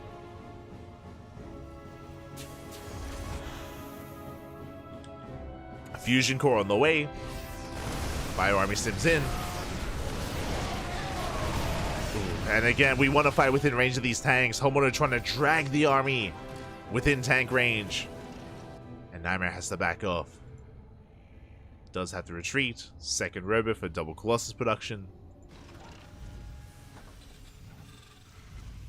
Is backing off. Honmono walling up. Turrets, sensor towers on the way. And Honmono, he's rebuilding. He's remaxing. We're getting there. Now, how many tanks are we on? We're on 9 tanks so far. We're about to have 11 tanks. Which means we're about to hit critical mass. Remember, we were like, Honmono was about to move out earlier. He was about to move out with his own 10 tank move out. Didn't make it, but now here it comes, the 2nd wave. 2nd time's a charm here for Honmono. Here come the storms. Oh, they're gonna be zoned away. Vikings are shut down. Tanks will siege. Big volleys going off with the zealots. And again, this army, it's a death ball of an army for Honmono. Just mass marine tank. It's all or nothing here for the Red Terran. Meanwhile, Nightmare setting up the surround. Is getting ready. Oh, massive. Oh my god, the storms. We stand in the storms and it was a bloodbath. So many Marines going down. How many was that? 31. 31 Marines for 1 High Templar. Aye. And here we go. Here comes the surround. We collapse on the tanks. Storms on the bio. Storms on the tanks themselves. Yeah, we're just completely shutting this down. And tanks are falling one after the other. There's 1 tank left. And now we're down to 0. Again, you can see how brutal storms can be, specifically against this army composition. And Homono is forced all the way back home. And now we can lay siege upon the 4th. We can just zone the Bio army away. Now, where are we headed? Going for the factory. Rotating over. Tanks do siege. And we can just focus them down. We get one. We get both tanks. Storms are coming in as well. And Homono, he can't really touch this army. No when storms are involved.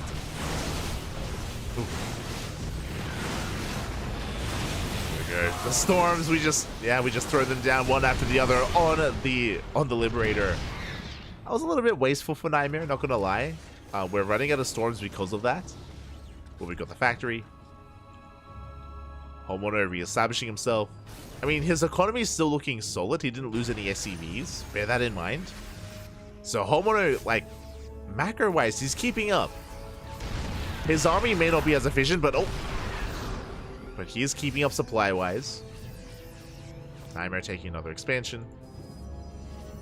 And warping in 10 zealots at a time. That's a lot of zealots, Pappy. Nightmare rotates over, going for the planetary. Homono out of position. Massive storms on the mineral line.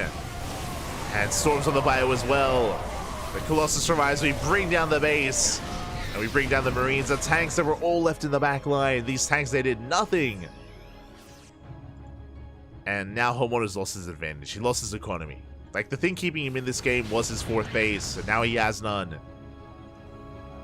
No CC, no planetary. Is going for a big counterattack though. Oh my god. Oh, never mind.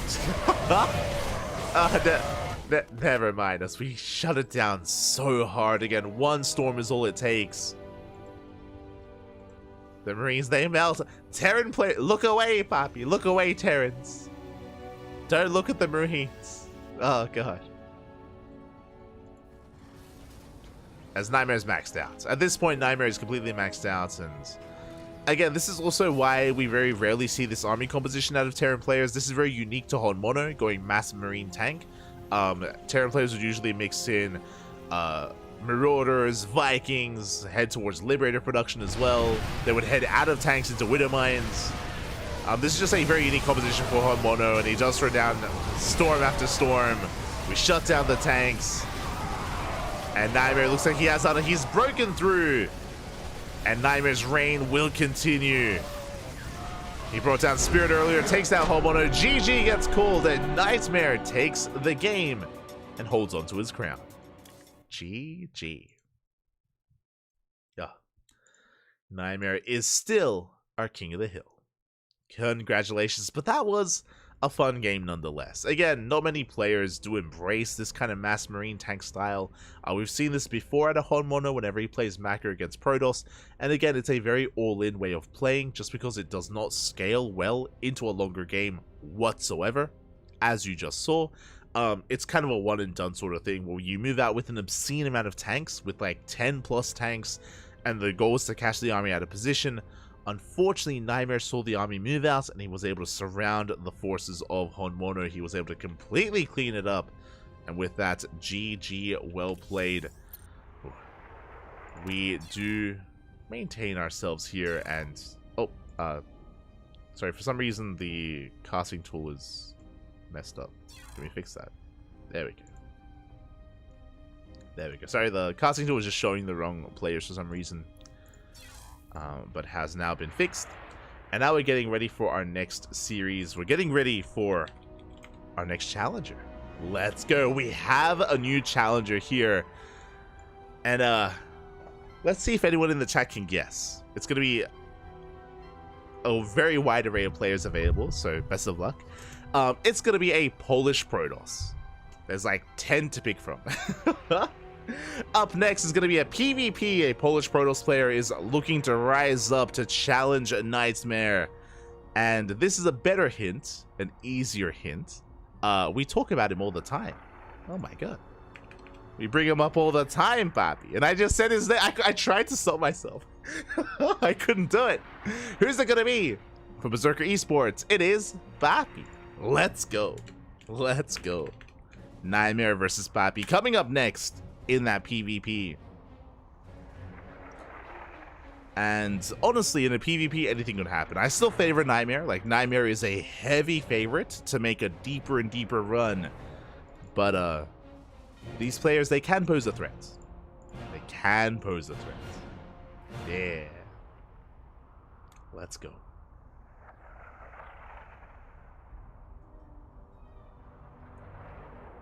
Let us go. As it looks like we have our lobby.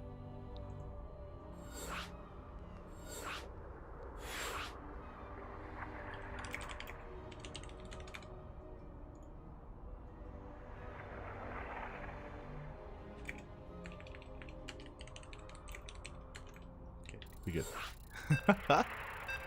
We are good to jump in. It looks like we have our players, we have our lobby. We're loading into Oceanborn. Let's go.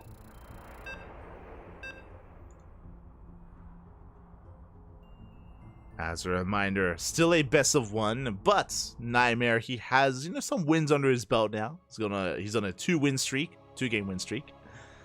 But that was against Terran, and now he's up against a Protoss. And if you're in the chat, predictions are now open, so best of luck with your predictions. Best of luck is spawning in the bottom right hand corner of Oceanborn. We have our blue Protoss player representing Berserker Esports from the land of Poland. It is Papi. And spawning in the top left hand corner, we have as opponent, we have the red Protoss player from the land of South Korea. It is Nightmare.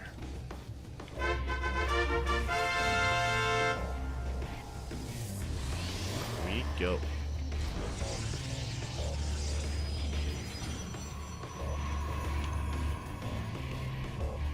Go. So we are going to be settling in.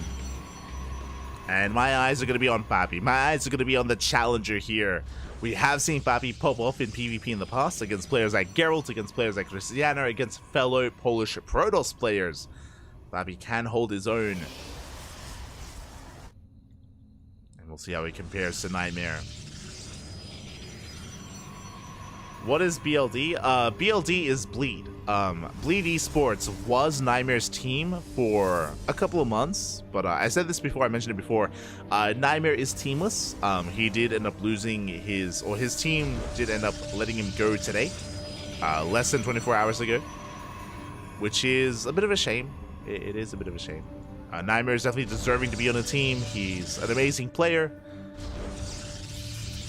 Is an amazing player, and hopefully he gets some support. Hopefully a team does pick him up. Fingers crossed. Fingers crossed.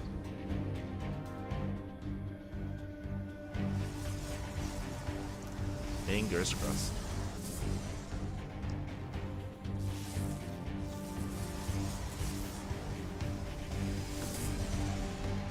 For now, 2-gate opener out of Nightmare, 2-gate opener out of Papi. Papi going for a standard Stalker into Sentry. Very stock standard setup here from our blue Protoss. But Nightmare going to be the aggressor, opening up Adept. It's going to be double Adept here from our red Protoss player. And I imagine going for a 3rd and 4th Adept thereafter. We'll keep an eye on the Adept count here of Nightmare.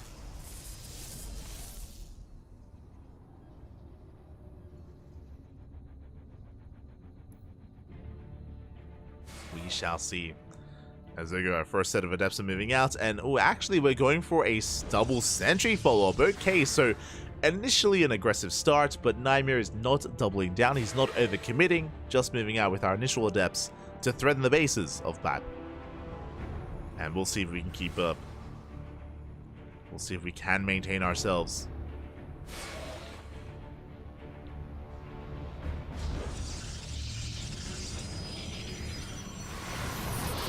Ooh, as we do shut down the Adepts, very nice force. Papi, calm down. Does wall off, does force field the ramp, shuts down one of the Adepts, and does force the recall as well. So very nice response here at a Papi. Very nice defense so far. And with that defense, we're going for hallucination scout across the map, trying to get some scouting information. Both players are working towards their Twilight Councils and towards a Blink. But so far, so good. Upon losing those adepts, that means that Papi's safe and sound. That means he doesn't have to stay at home. He can even aggressively chase back this adept. The adept will barely escape, will barely survive.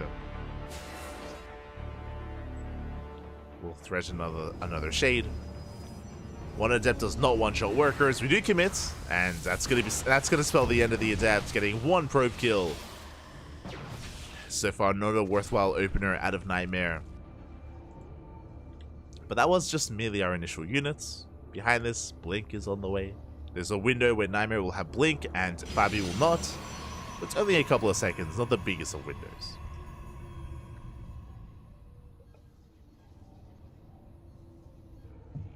The biggest of windows here. Forge is on the way for +1, so Papi's working towards the mid-game, working towards an upgrade timing. Nightmare is avoiding that for now, and looks like he's going for a faster expansion instead. Okay, so we have a much more economic follow-up out of Nightmare, meanwhile a more, I would say, tech-heavy follow-up here out of Papi. Again, investing into the future, investing into the eventual upgrades. Hallucination will confirm that the Forge is on the way. Nightmare is now aware that his opponents will have upgrades over him, and that may cause Nightmare to embrace Immortal production to help make up for the otherwise Stalker deficit. We'll see. Keep an eye on Nightmare.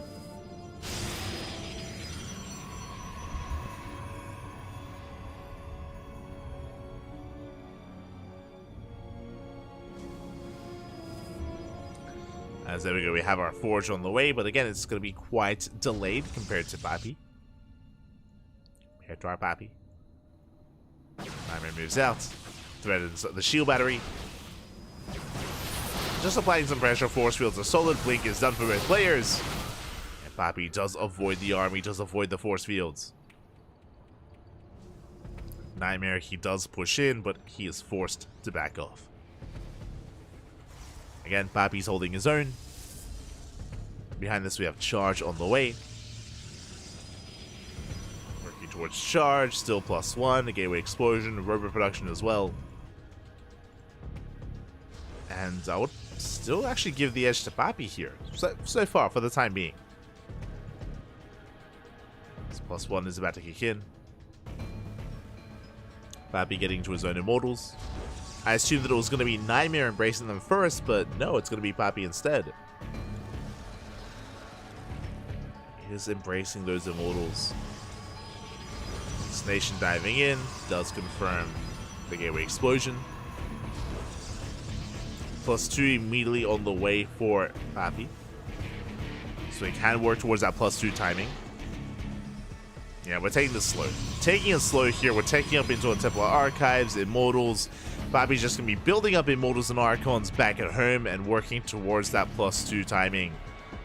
Meanwhile, Nightmare taking another expansion, staying on a lower gas count.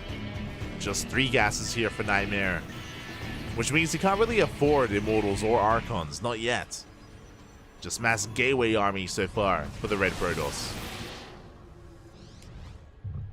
Just Stalkers and Zealots.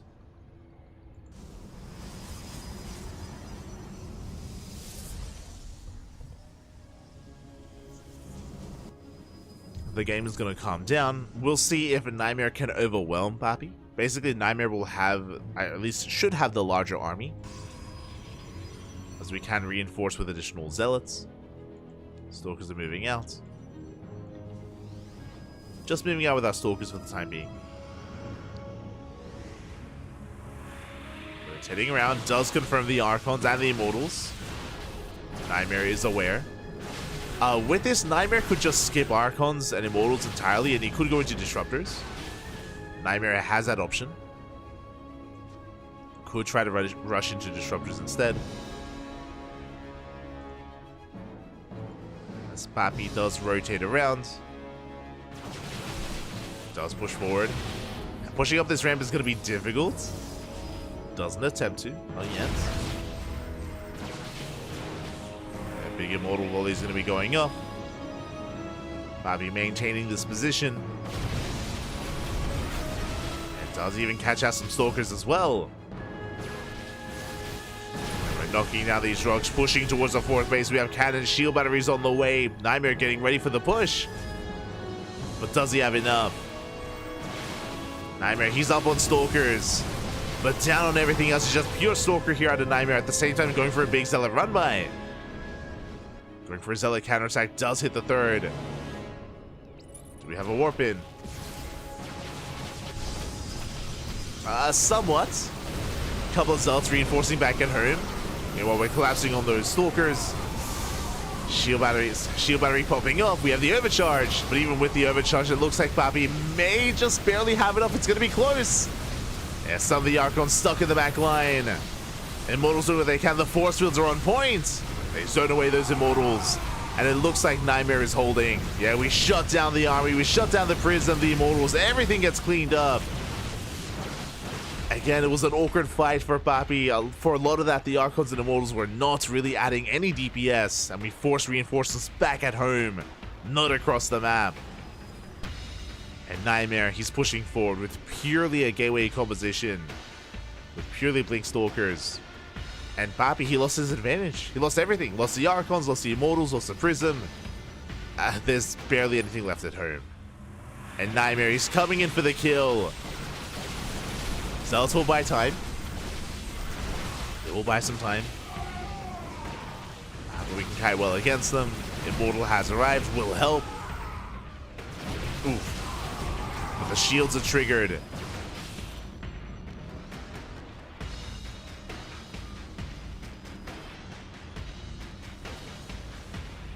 Shields were triggered. Nightmare rotating over. Going for the shield battery. We'll hold on for now. Does zone Nightmare away. Behind this, Nightmare taking his own fifth. Thankfully for Papi, there's no Prism. Without a War Prism, there's no way to reinforce on the front lines. So Nightmare overextending a little bit. Bleeding out Stalkers for Zealots. But there we go. But here are the reinforcements back at home. Massive wave of Zealots, and now Nightmare, as soon as he consolidates his army, he can push in. He can push in, and even though we have Immortal Archon, even though this army is more efficient for Papi, it's going to be a tough hold. And here we go, the Zealots, they have arrived. Stalkers, they focus on the Immortals, they get one, they get the Archon as well. We have the overcharge, but too little too late. Papi bleeding off high-tech units, down to one Immortal. And Nightmare is going in for the kill. Snipes the Immortal. Even with the overcharge, it wasn't enough. And Nightmare should barely have enough to break through. He has his own upgrade lead. Reinforcements, they do make it from across the map. I mean, the Blinks are solid and the SimCity's working against Nightmare. But alas, he just has too much. The numbers are in his favor. Snowballing out of control. The suit this time is not lying, and GG gets called. Nightmare will take down Papi. GG. GG, well played. But a shout out to Papi because he did not look too bad at all in this game. Honestly, I would have said, and I still stand by this, Papi was ahead. Papi was ahead when he was able to get into +2, able to maintain his fourth, move out with his Archon Immortal. Unfortunately, he did push in as there was a run by coming, moving out across the map, which did mean that Papi wasn't able to reinforce. It meant that he had to split his attention, and he committed into a fight, which again was less than ideal. The force fields were really important there for Nightmare. We saw it was just a really awkward engagement from Papi, where even though he had a superior army, like the Archons and Immortals, they had a really hard time pushing in, a really hard time fighting and engaging, and GG. GG, well played. Nightmare does take it in the end, and now we're getting ready for our next game. We're getting ready for our next challenger. Here we go. Who's it gonna be?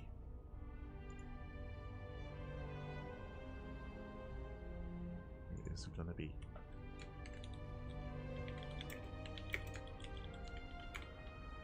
We're still trying to figure that out. Again, we have a lot of regulars here in this tournament series. Regulars like Christiana, Geralt, Ziomek, Rodzin.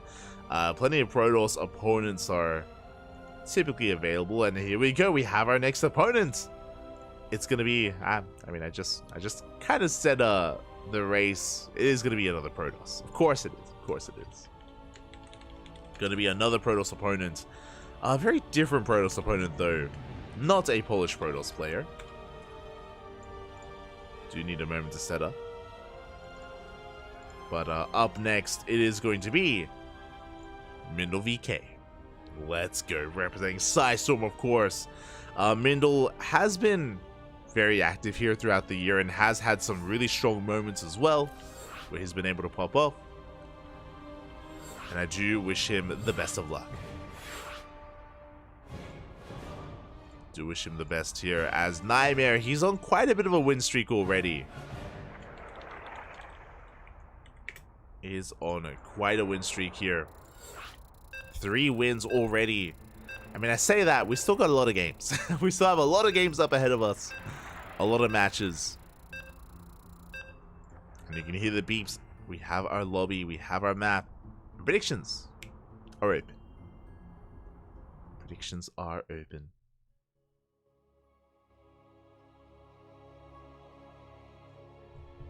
And now we're getting into game number 2. We're going to be loading into Oceanborn once again.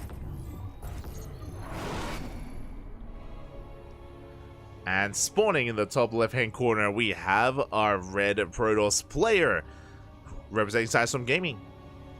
He is our challenger. He is our would-be usurper. It is Mindle VK.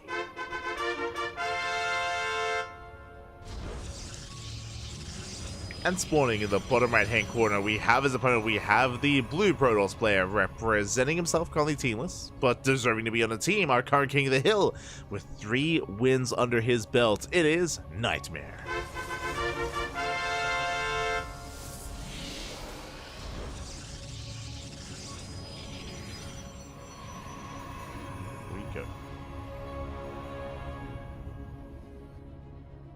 Here we go. Catching him in the chat. I thought EWC was at least 2 years, so 2025 also. I believe there's no confirmation that StarCraft will be a part of the 2025 circuit of EWC. StarCraft is not confirmed. But that's also why there's a lot of sentiments going on right now that it is important that StarCraft does well this year at EWC to allow it to continue. So again, do make sure you tune in, you support it, you support our players in the World Finals of the year. And I'm sure there's going to be, of course, more StarCraft in the future in the upcoming 2025 circuit. But we'll see. Yet to be officially announced, yet to be confirmed.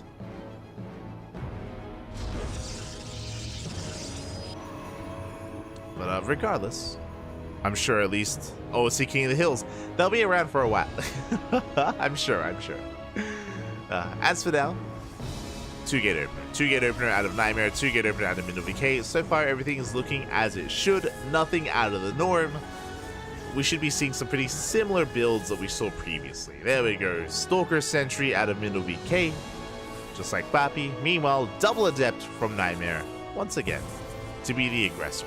Now, we saw Bappy completely shut this down previously with his force fields, with his unit positioning. We'll see if Mindle VK can do something similar. We shall see.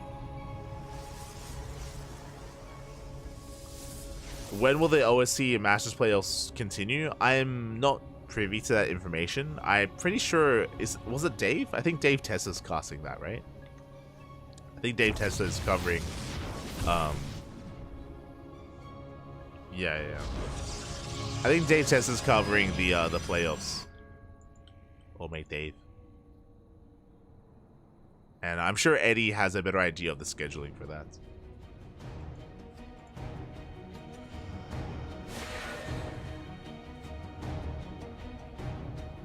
But now it is. Oh, they shade into the wall. No, the wall is a little bit too late. We shade into the main base. Probes are going down. Disastrous start here from Mindle as we get 4. We get 5 probe kills. We get 6 probe kills. Can we get 7? We can. 7 probe kills. Can we get 8? No shot. And sometimes 2 adepts is all it takes. 9 probes in the main base. GG gets called. That is a game-ending amount of damage. And before we can really embrace the game, Nightmare does take it. GG. GG, well played. The game very quickly escalating out of control. The reality is that in this kind of game state at this level of play, we cannot slip up that early on. Two Adepts, as you can see, can end the game. Two Adepts, one-shot probes, and very quickly, the economy did just crumble there for Mindle VK. It is brutal, it's very cutthroat, very unforgiving. There's a reason why PvP is so chaotic, just because there's so many moments like that, whether it's with Adept Harass, whether it's Oracle Harass, whether it's with DTs, being caught out of position with Stalkers. Like, it's a very high-paced setup, a very high-paced matchup. And GG. GG, well played. Nightmare takes it. Nightmare does take it here.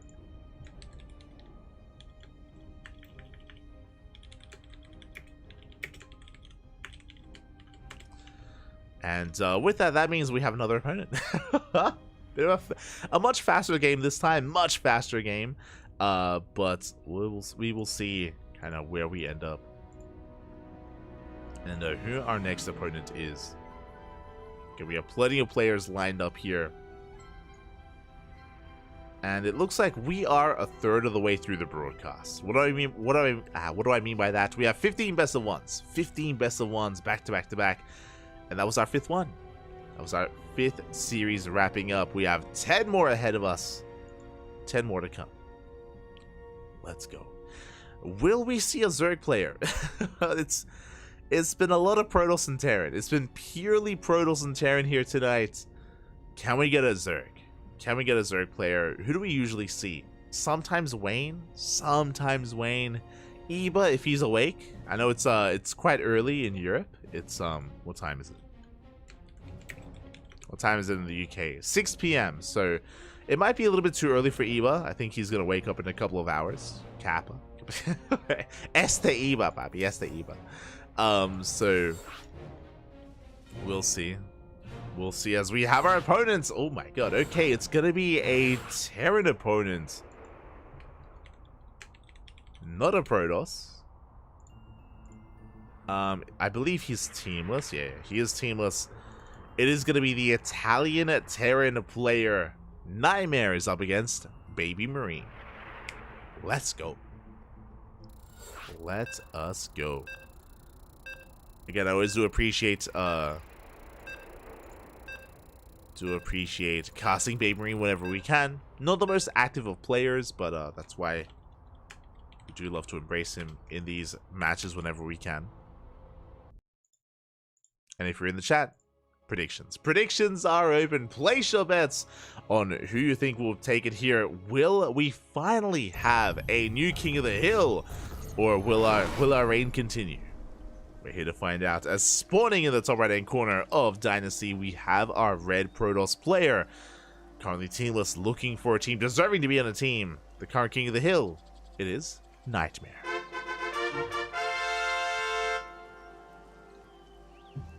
And spawning in the bottom left-hand corner, we have as opponent, we have the Italian Terran player, the blue Terran representing himself, currently teamless.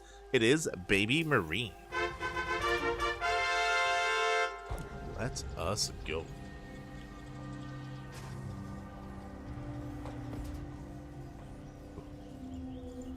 Are settling in.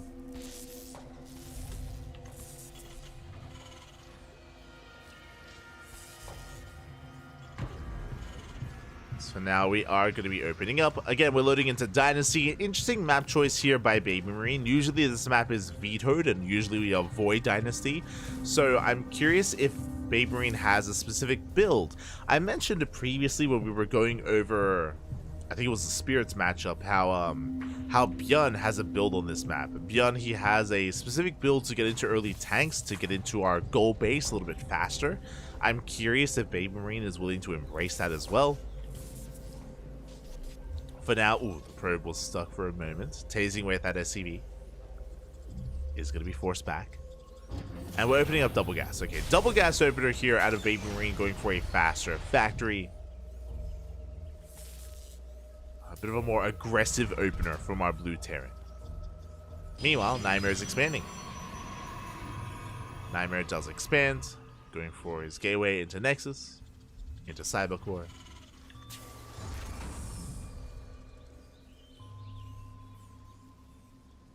everything looking as it should.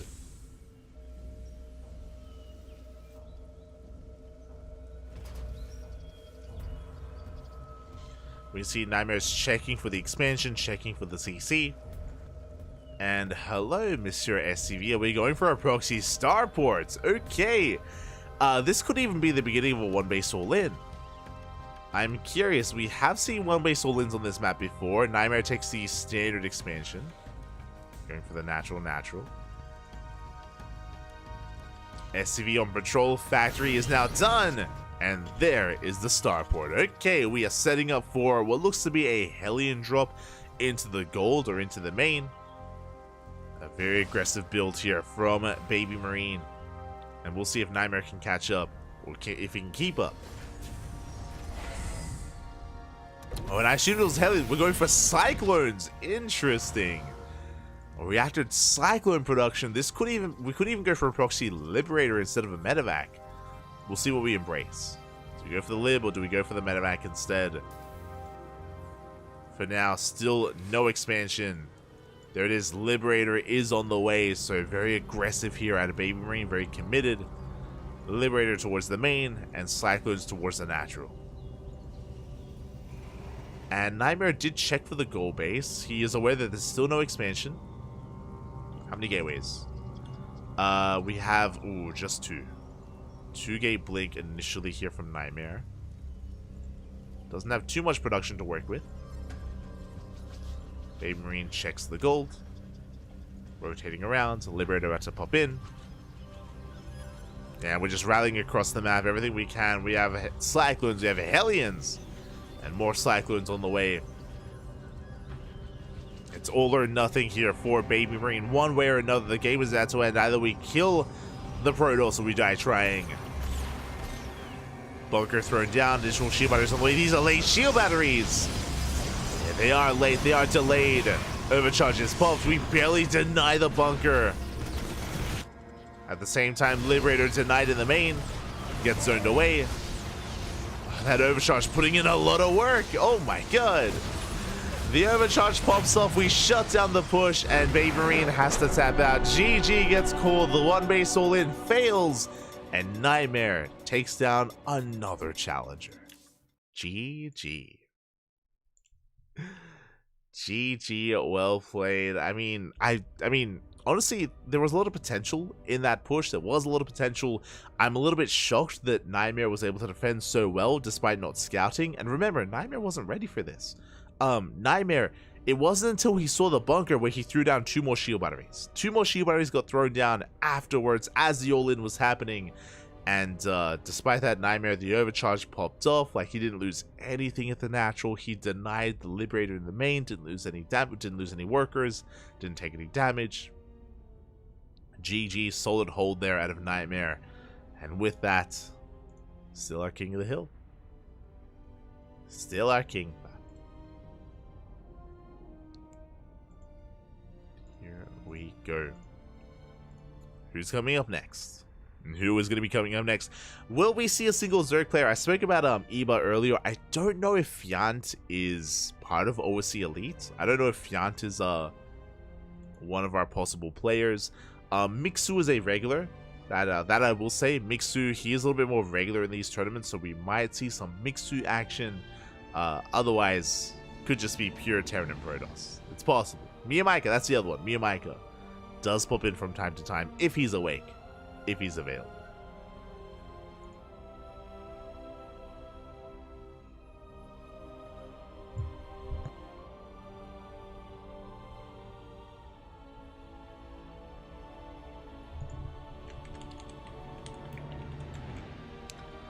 We shall see. As for now, it looks like we are searching for our next opponent, for our next challenger.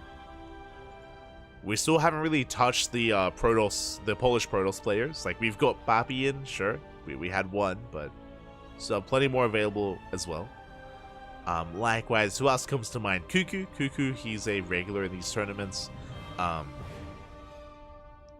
Who else? Let me just quickly double check last week.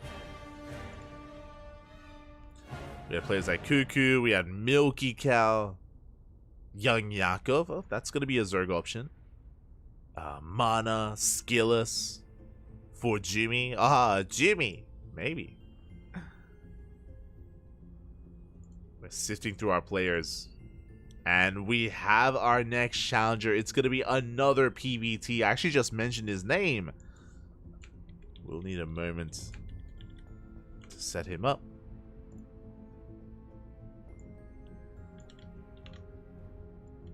Do need a moment here. Here we go. Okay, he's a beast. He's an animal. Unironically, it is going to be Nightmare versus Milky Cow. Oh boy. Now, Milky Cow is one of the most aggressive Terran players in Europe, is what I will say. He's very aggressive. I've seen a lot of all-ins come out from Milky Cow, a lot of unorthodox playstyles as well. I'm curious how he approaches Nightmare. I mean, we just saw an all-in from Baby Marine, true, we just saw an all-in from him. Do we see another from Milky Cow? Do we try to go for a longer macro game? We're here to find out. Are here to find out as we have our lobby. And we are jumping on in. Yo, and we're featuring one of our quote-unquote newer maps. Okay, now what I mean by that, for those that are unaware, we have a unique map pool here for OSC King of the Hill. It is the ladder map pool plus some extra maps that players voted on. We have an extended map pool for OSC King of the Hill. Now, we do feature older maps. If you're an older school viewer, then you should be familiar with these maps. Ancient Cistern, Death Aura, and Nightshade are the 3 additional maps that players did vote on and did, add to the map pool for OSC events. So every now and then we get to embrace some older maps, and we're going to be featuring one of them right here, right now. The nostalgia.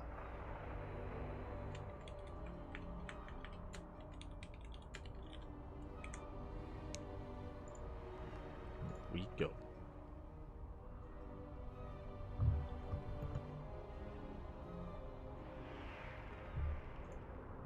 As we are getting ready and we are settling in.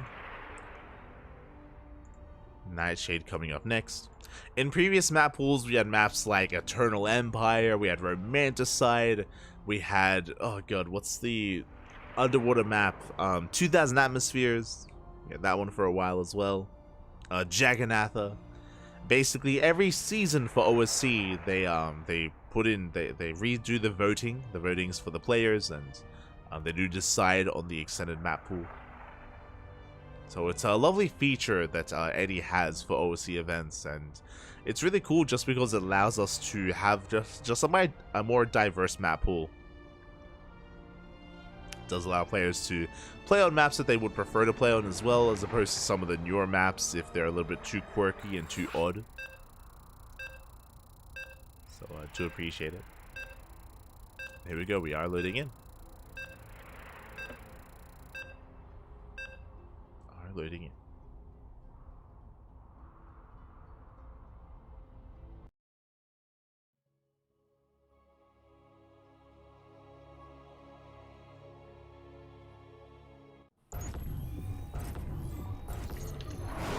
Here we go. And again, if you're in the chat, predictions are now open and spawning.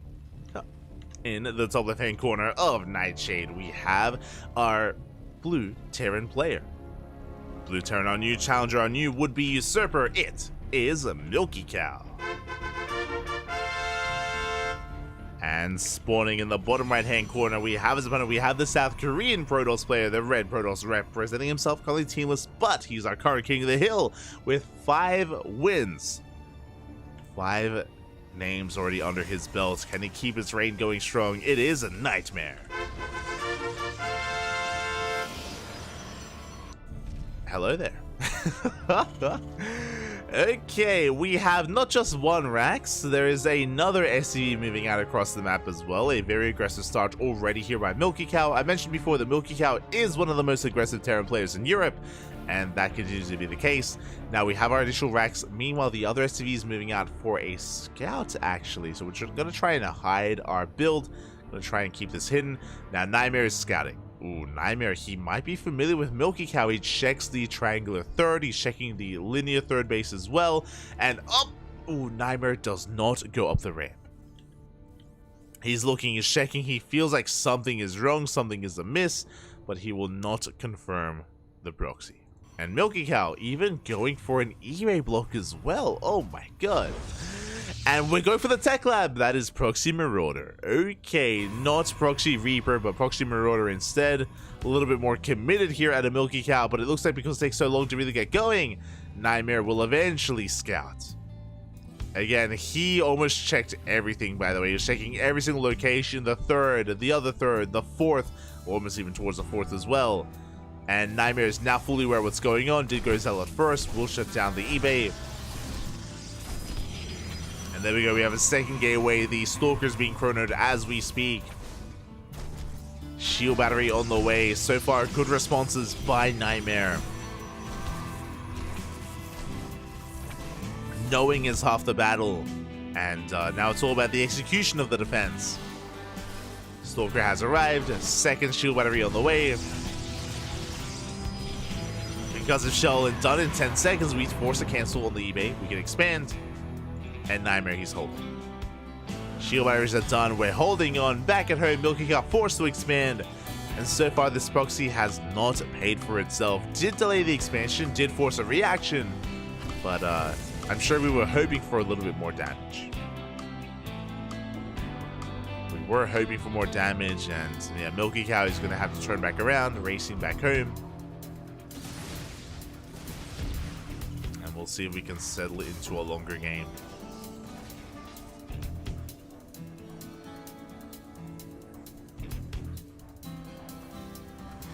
Can settle in. Going for our CC into 1-1-1. Meanwhile, the proxy is being shut down.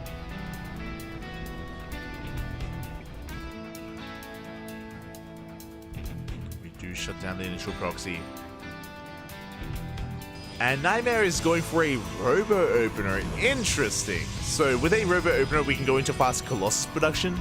It's a really good way to shut down heavy bio play in case his opponent did go into like a 2-1-1 or a 3 racks.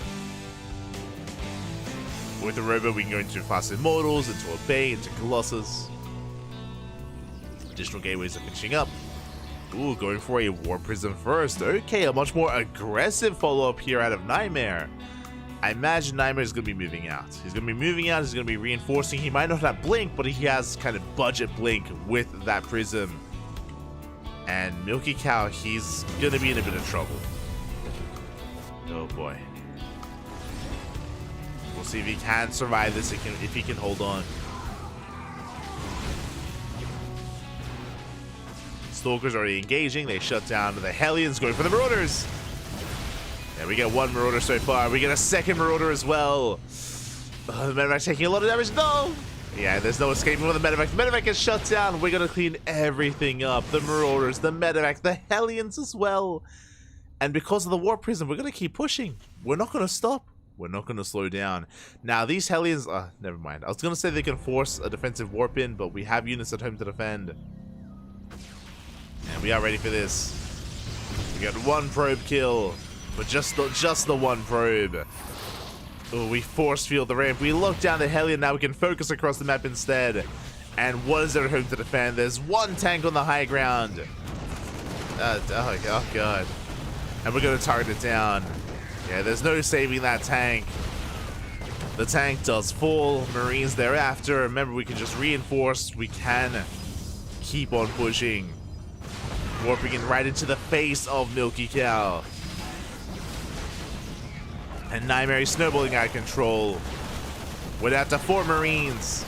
5. Marine count getting higher.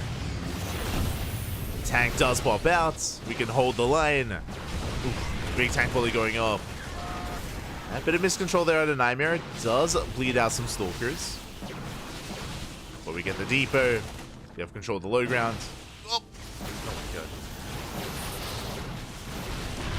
Tank does siege up, but we're going for the CC. Can we get the kill? It's gonna be close. It's so close, and the CC will barely survive. Nightmare picking up. dropping into the main. Tank fully going to be going up. Not bad. Milky Cow is holding. Behind this Nightmare going for a Dark Shrine. Oh my god. Going for a very aggressive follow-up. I mean, we have a Raven, so the DT doesn't feel like it's going to pose too much of a threat, depending on where the Raven is. True, does depend. Going for a big Stellar Warping. These are going to be charge lots even. Charge is done. Uh-oh. Yeah, massive warping into the main base. We're collapsing on top of the army. Marines are going down. The tank as well. Boys, they have to be pulled. The tank will survive, but at what cost? I spoke too soon, as the tank is going to be targeted. More Zelts on the way. At the same time, we hit the natural. GG gets called before the DTs can really come into play. Nightmare pulls Milky Cow apart and claims another victim. GG. The reign of terror continues. The night is dark and full of terrors. Nightmare still is our king of the hill. GG. GG, well played. Ooh, a very chaotic game there. Initially starting with a proxy for Milky Cow. Alas, it got scouted. It got completely shut down. And very impressive stuff there out of Nightmare. Doesn't just defend, but turns that defense into an offense. Being hyper aggressive and just pulling Milky Cow apart.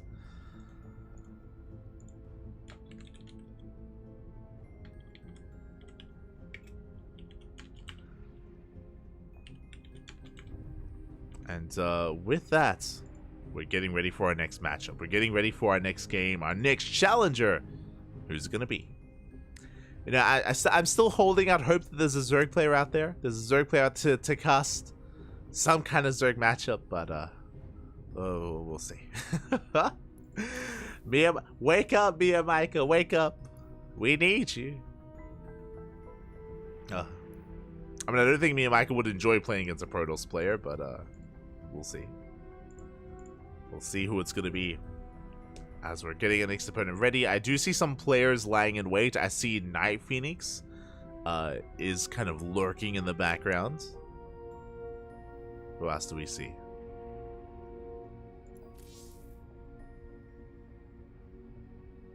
So I'm sure Night Phoenix is going to be featured at some point here in the tournament, I'm sure.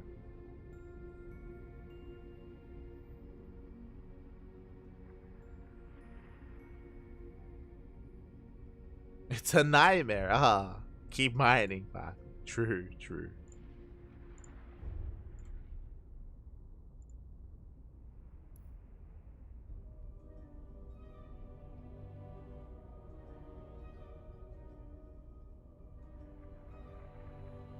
But speaking of, there's a reason why Night Phoenix was lurking earlier. It looks like we're going back to the PvPs. We're going back to the mirror matchup.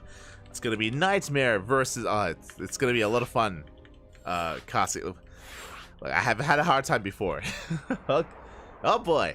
It's gonna be Nightmare versus Night Phoenix. Let's go. It's gonna be a battle of the night, papi. Where's Baby Night? Is there another one? Is there?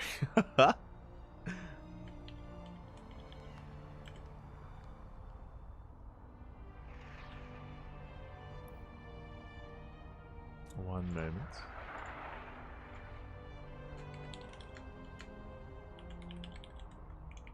We have the Phoenix versus the Mare. The horse versus the bird. Let's go. As our players are ready, we're diving into our next game. Oh, finally, we have a little bit more variety here. I mean, we just had a game on I almost said Night End. On Night Shade. Oh, we should have gone all the way. Night Phoenix versus Nightmare or Night Shade. It's all, my brain is melting. It's too much, papi. It's too much. Oh, God.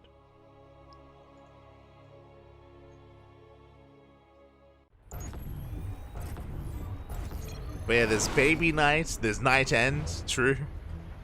Oh, God. Too much night, papi. And here we go, we're loading in and spawning in the bottom left-hand corner of Crimson Court, we have our red Protoss player representing Astronaut Esports. It is from the land of Ukraine, Night Phoenix. I almost said the wrong name again, like already. Like it's and spawning in the top right hand corner, we have the South Korean Protoss player, the blue Protoss, representing himself on the team list, the king of the hill. It is Nightmare. Let's go. Are settling in. Nightmare with 6 wins under his belt. And can we keep going? Can we keep it up? I want to believe Night Phoenix. Oh my god, where are we going? Night Phoenix being cheeky, mining through these middle patches already. And what is our plan? Are we planning to proxy on the other side of the map? Are we planning on the proxy? Ooh, the probe is moving out, but alas, we have our probe scout from Nightmare. Will we confirm? Will we figure out what's going on? Initially, it's going to be a 2-gate opener. Probe will mine through, and the probe can move out for that proxy pylon. Now, this should be a proxy Stargate. Should just be proxy Stargate into Oracles to get an economic lead and an economic advantage. I imagine that is where we are headed. Our predictions are open. Predictions are open for 1 minute. Best of luck. Place your bets. Meanwhile, the pylon has been thrown down, and show us what you got. Show us the Stargate. Meanwhile, Nightmare is still trying to figure out what's going on. Does confirm that the pylon is missing, so Nightmare knows that there's a proxy somewhere. No shot. He's checking. Up. Up. He does barely catch wind. He does see the missing mineral patches, but is that enough? Robo! We're going for a 1-base all-in. We're going for a 1-base all-in. I have not seen this build before in this way. To mine through the patches, to throw it down the left-hand side. Bold move here by Night Phoenix. And Nightmare, did he notice what's going on? Did he notice the missing mineral patches? I don't think he has. Yeah, he's still looking. He's still looking for the proxy. Still looking for where it could be. He did not realize. He didn't see. His probe saw, but he himself did not. Yeah, he's just scouring the map right now, looking for that proxy. Trying to figure out what the hell's going on. Does have the high ground. Hey, Nightmare shoots first. Night Phoenix has to retreat. Proxy Immortal? Oh my. Okay. Ooh, as we take a brutal fight here in the center of the map, Nightmare does out-control Night Phoenix. Takes down the Stalker. And is going to hunt down the second Stalker as well. Massive pickoffs. 2 Stalkers go down. And now Nightmare has a massive lead. Getting to sentries. Immortal will finish. Getting to a Warp Prism, I imagine. Yeah, there we go. Prism's on the way, knocking down the rocks. And the problem is that this 1-base all-in, it's already kind of lost a lot of its weight behind it. Like, we already lost 2 Stalkers. That's a big loss early on. Every unit, every Stalker does count. Speaking of, Nightmare coming in with the intercept. And Nightmare has a Stalker advantage. Oh, massive pickoff, massive catch. Nightmare, he may not have scouted the proxy, may not know what's going on, but he's shutting this down already. Getting a 3rd Stalker kill.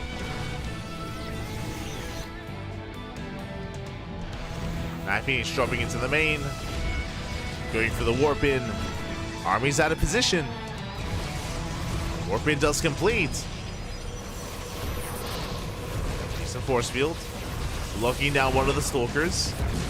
But we zone the Prism away. Is this going to be worth it? The Immortal doing a lot of damage. Gets another Stalker. And we'll get one final Stalker as well. But he's getting cleaned up. And Nightmare will shut this down. Cleans up the army. Would you preserve at least the Immortals? True. Immortals, they do hold on.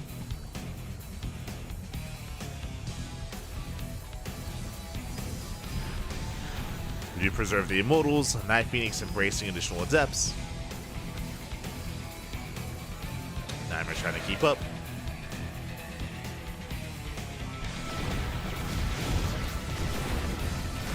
Here we go. We commit to the shade. We have control of the ramp. But we bleed out an Immortal. Bit of miscontrol there from Night Phoenix. Lose an Immortal. is going to be forced back. And the more units we lose, the more difficult this becomes. Remember, there's no follow-up, there's no transition here for Night Phoenix. We're going for the Prism. Prism will survive. Bit of an overextension from Nightmare. Nightmare does overextend. But at the same time, we still pick up enough units. There we go, Adept's warping straight into the main base. We have a Disruptor on the way. Oh, but he's crazy. Proxy Disruptor. And nice force fields from Nightmare. Leads out a handful of probes. Does maintain his economic lead. I say that Night Phoenix is catching up in probes. But is oversaturated in the main. He's oversaturated. Nightmare juggling back. Does push forward. Nova going to be going off. Ooh, takes down one sentry. Hopping up there from Nightmare. Reserves his army. And Nightmare will chase this back. Juggling forward. Nice shots going off. And it looks like the Disruptor has reset. We have a Nova. And can we land? Can we pop up? Ooh, not a bad connection, but it looks like we have too much on the ground. GG, good luck in the next round. And Nightmare will survive the all-in and take down another challenger. GG. That was a wild build. That was a wild all-in out of Night Phoenix. I did appreciate kind of how it all came together there and how unique it was. I haven't actually seen a Protoss player proxy on that side of Crimson Court in such a way. So yeah, really unique build there, and I'm really happy to see that the players that like Night Phoenix are exploring and experimenting. And unfortunately, it didn't quite work out. Night Phoenix, he stumbled his way into the all-in. He bled out far too many Stalkers early on, so he never really gained any momentum. But there's definitely a lot of potential with that build. I'm sure there is. I'm sure Night Phoenix has brought down many a Protoss player with that build. So GG, well played. My eyes have been opened. Have been opened to the potential of some more cheese on Crimson Court. For now, we are going to be settling down, and of course, Nightmare does take another win. And who's coming up next?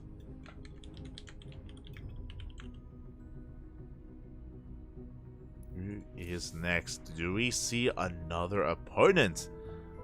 Do we have eyes on another player? Not yet. Not yet.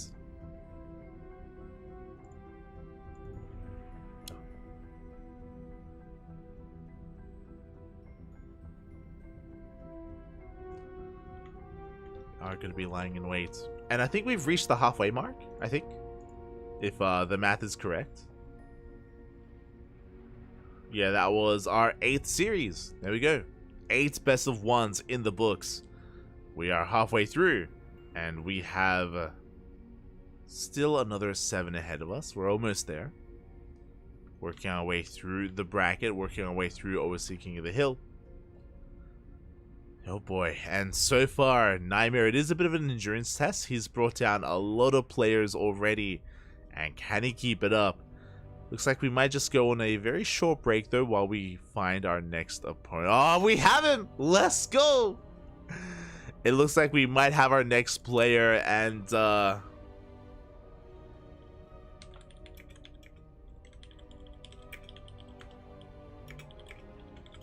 here we go. He's awake! He just woke up! God damn it.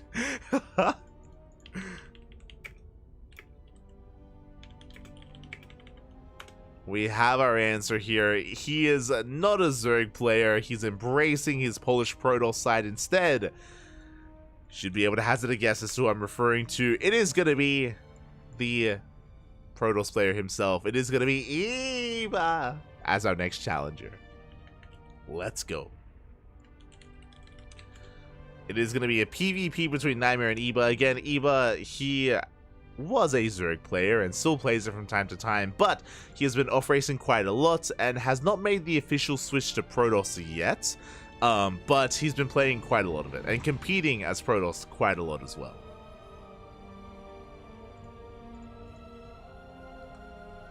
has been competing quite a lot. And we'll see if we can take it to Nightmare. We have seen Eba's Protoss bring down players like Cristiano before. If you can bring down Cristiano, you can bring down Nightmare. You know, I do think that Eba can definitely threaten Nightmare in a best of one. But it's the best of one. Anything can happen. Anything will happen. Here we go.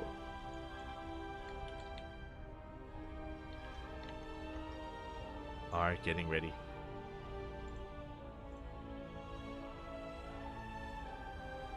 Me, Micah? No, not yet. I mean, it's quite late. It's like, what time is it in Vietnam? I think it's like, what, midnight? Yeah, it's almost 1 a.m. in Vietnam. So I don't know if Mike is awake. I don't know if he can play in this. Likewise, it's getting very late for Nightmare as well. Very late.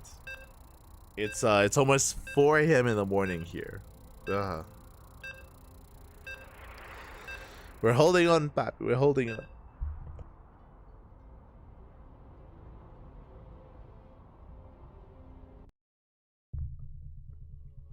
Let's go. We have our map of choice. We're going to be loading in once again to Oceanborn. And predictions in the chat are now open. Spawning in the top left-hand corner of Oceanborn, we have our current King of the Hill. 7 wins, Papi. 7. He's crazy. With 7 wins already, 7 names, 7 challengers have risen and fallen before his feet. It is Nightmare. And spawning in the bottom right-hand corner of Oceanborn, we have from the land of the UK, the Blue Protoss player representing the Platinum Heroes. It is Eva. Let's go. The PvPs, they don't stop. They don't stop. Eva, you were the chosen one. You were supposed to bring diversity to the tournament with Zerg. No. The answer is no. No Zerg, man. No Zerg. Smooch. Only Protoss. And a bit of Terran, to be fair. A bit of Terran. As our probe is moving out across the map for our scouts, Eba is opening up 2 gate. Now, if you're curious, if maybe you haven't watched Eba's Protoss before, he is not cheesy. He's not all in. He does typically rely on his control. Like, Eba has very, very solid blink control. Honestly, really impressive blink control, to be honest, out of Eba. And with that, he does typically enjoy going for a natural, getting into a third base as well, and embracing the mid game with a mass gateway style and a mass gateway composition. That's usually where Eba takes this. We'll see if that's what he embraces again against Nightmare. Likewise, we'll see how Nightmare approaches this matchup as well, how aggressive he becomes. But now we're settling in, and we should not be seeing a 1-base all-in.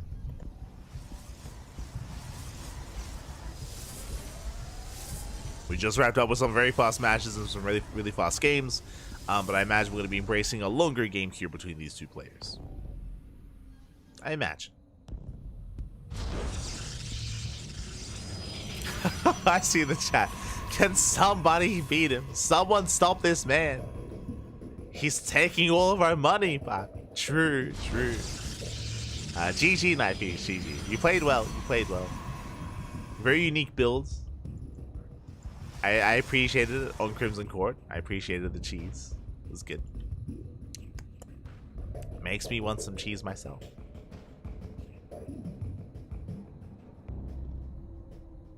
Eba 100% no, not as Protoss. Knifeys, you have no faith, fam. You have no faith. Oh my god, as we're going for a robo opener. Okay, so Eba is expanding. As we did mention, Eba does typically embrace a longer macro game in PvP. But Nightmare going for the robo himself. He can turn this into aggression. I'm curious whether or not we expand or whether we commit to a proxy, but there it is. It looks like we are expanding. Meanwhile, Adepse shade in. Ooh, Adepse shade into the main base. Probes are going down. We get 4 probe kills already, and we don't quite know. Yeah, we do get a 5th as well. 5 probes go down. Eba already taking an economic deficit. And Nightmare is catching up with the expansion. Eba will have a faster base. He can recover with that worker count. But Nightmare did well for himself and does help recoup his otherwise later expansion. But again, a very safe opener here out of Nightmare. already beginning Immortal production. Now, this could already be leading up towards an Immortal Glaive Adept build. Glaives have been quite popular and quite trendy amongst Protoss players in PvP, working towards these big, like, 2 base all-ins or, like, 2.5 base all-ins with Immortals and Glaive Adepts. We'll see if Nightmare does embrace that as well. As Eva is working towards Blink. Again, Eva has very nice or very solid Blink control. So that's usually what he relies upon here in PvP.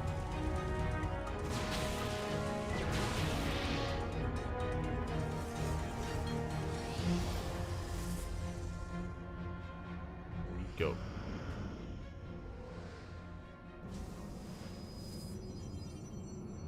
I played amazing as a guy with 600 ping. Oh no! Hopefully your internet restabilizes. Hopefully it recovers. You in Russia? No. Night Phoenix, he's in Ukraine. He's in Ukraine. Did spend some time in Poland. I think last year or the year before that. Night Phoenix did spend some time in Poland. If I'm not mistaken.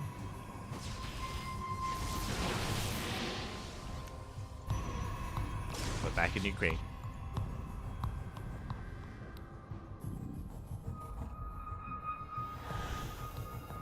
As here we go, we do see Nightmare moving out again with our initial Immortals. 2 Immortals, we have a mass gateway army. The army is spotted by Eva. Eva is aware, and it's on Eva to slow down the push. Oof. To get a couple of hits in. Nightmare has his own Blink though. Has defensive Blink. Has Immortals. He's slowly pushing through his gaining ground. Eva up against the wall. Can we hold on? Can we survive this? Oh! So far, the juggling is solid. Nightmare does maintain his sentries. Breaking through. Now, Eva does have a second shield battery and an overcharge. So Eva can hold the line. Meanwhile, Adepts, they shade into the main. They get dropped off. And they shade into the mineral line. Probes are still going down. Nightmare just going for the economy. Does get 3 probe kills, 4 probes, and backs up. Nightmare, who's really just distracting the main army, gets economic damage done, and backs off, retreats, and is settling in towards a Blink and a Gateway Explosion. Continued Immortal production, Blink is on the way, 3 more Gateways as well. Nightmare does pivot around, does rotate over towards the main, going for the probes once again.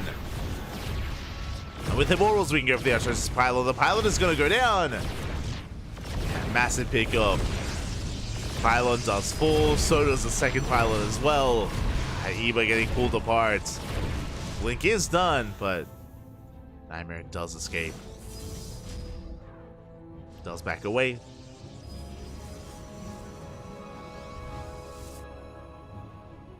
Eva, you can see, just getting in position, trying to catch out the War Prism.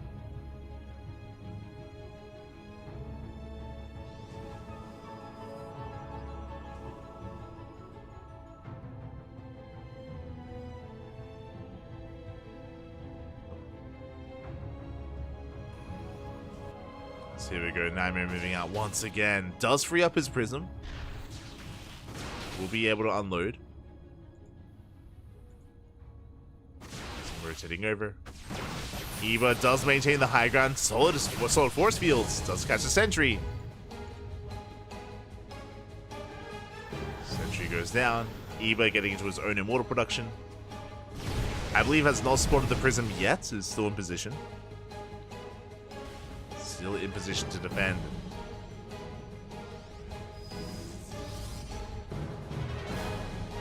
Nightmare taking a third, rotates around, Eva out of position! Uh-oh. Yeah, we're cut off from our own shield batteries. Massive engage. Eva caught on the wrong side here of the third.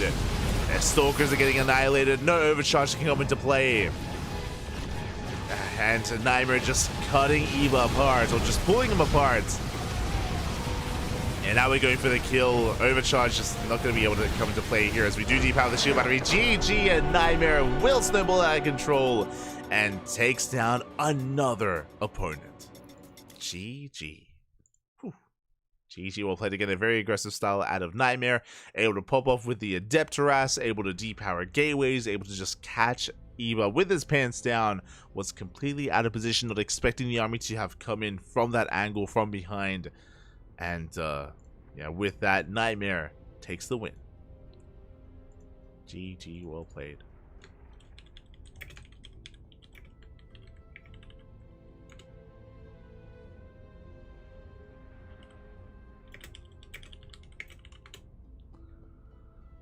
GG. And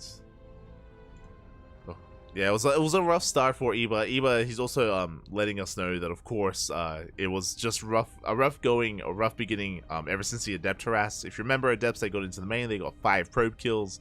Like, it's always difficult to recover from that kind of start in a mirror matchup, right? In a PvP, I mean, we spoke about that earlier today, actually. We had some really similar scenarios where Adepts shade in and they just end the game. They just end the game then and there.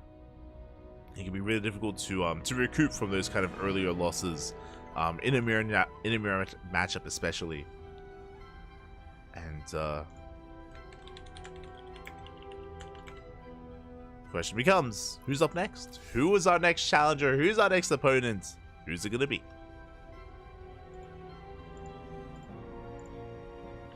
Who is it going to be? Will we have a Zerg player? The longer this goes on, the less likely it feels. Just because, like, you know, Micah, he's got to go to bed, man. He's got to get some sleep, some beauty sleep. Nah, Mia, he doesn't need it, man. It's beautiful. We'll see. We'll see who does rise to the challenge here.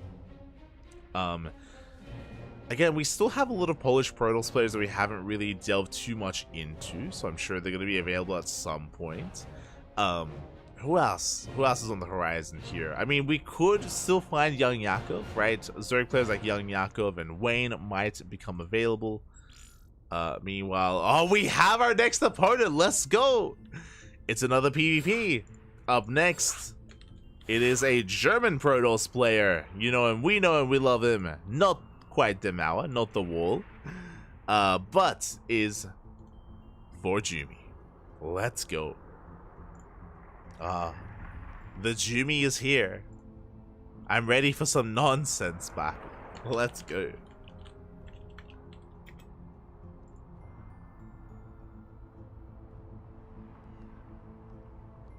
Here we go. Vorjumi versus Nightmare in a PvP.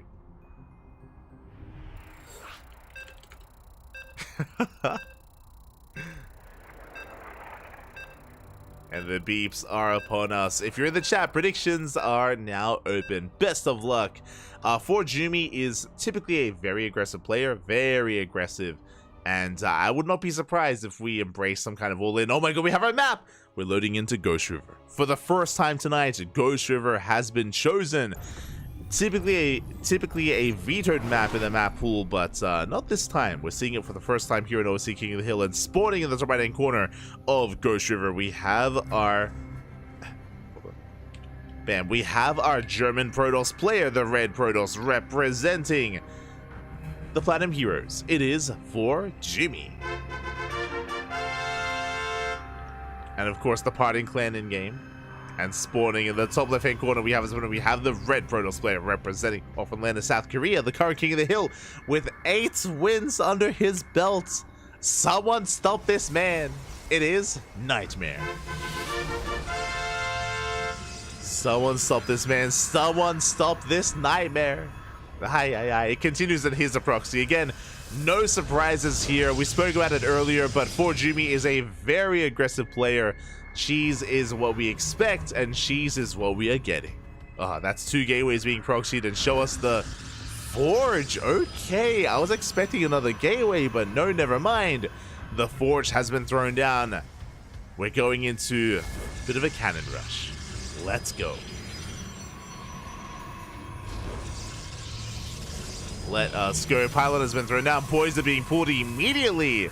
Nightmare, he's on that pylon. He, alas, has not really seen too much. Behind this does confirm that everything is missing. The pylons are gone. Nightmare is now aware of how aggressive and how committed Vorjumi is. Predictions stopped early. Predictions were open for 1 minute. 1 minute. Gotta get him in quick, man. Gotta be quick. As there we go, cannons are being thrown down. The cannon rush is upon us. Oh, second pylon underway. The first zealot has arrived. And so far, yeah, we're going for the cannons. Looks like the pylon on the high ground gets shut down. The cannons themselves are being denied as well. Zealots are coming in though. And at least one cannon will finish. It's gonna be close. Up! Up! The cannon finishes up and it barely survives. Oh my god! 20 HP, the cannon lives. And now we get on top of the pylon. The first pylon goes down. Second pylon under threat. That's not Host's pylon, by the way. Adepts are on the way, but it's too little too late. The pylon will fall. Everything gets depowered. For Jimmy! Is he the prince that was promised? For Jimmy, he's doing it. He's making it. We have more pylons finishing up. And more pylons are finishing up here. Everything gets repowered. Adepts have arrived. Shield batteries finish up as well. We have an overcharge. Oh, not quite. We need more time. No overcharge. Cannons popping up. We bring down the Adepts. The Adepts fall. Only one. Oh my god, it was only one Adept. The second gateway wasn't powered. And it looks like we've done it. It looks like for Jimmy. He was the one that was to do it all. GG gets called, and for Jimmy ends the reign of terror. We have a new King of the Hill. It's for Jimmy. Oh my god. GG, well played. The king is dead. All hail the new King of the Hill. All hail for Jimmy. Oh my god. GG, well played. Finally, someone could stop the reign of terror here. Nightmare was on an insane win streak. 8 wins back to back to back to back. And how do you stop the Nightmare? With something even more terrifying. With cannons. For Jimmy, you're an animal, Pop. You're an animal. GG. Where is he? I have to message him.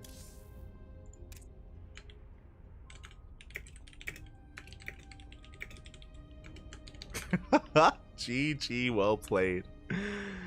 Oh my god. For Jimmy has done it. 2024, still Cannon Rush, still victory. Yeah, of course, Papi, of course.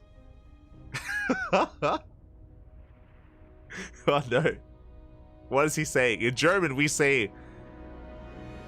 what does this mean? Hold on, I don't want to say anything. Where's Google Translate?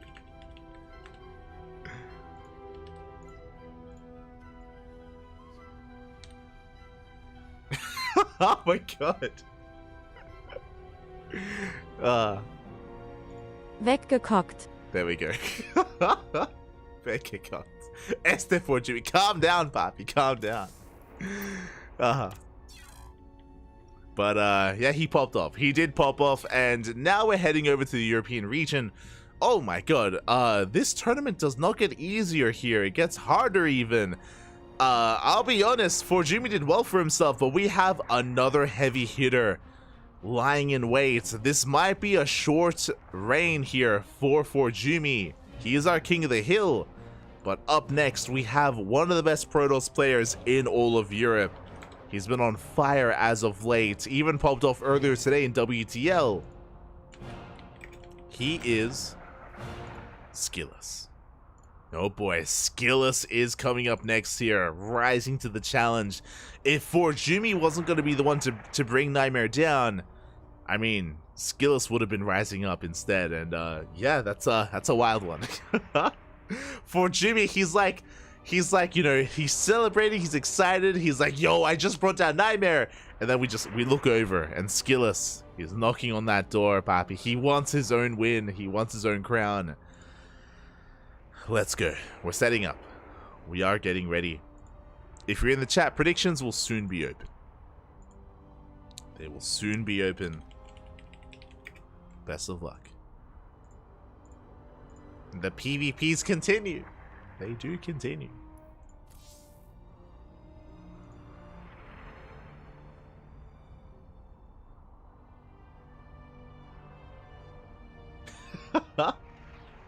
Jimmy the goat. Let's go.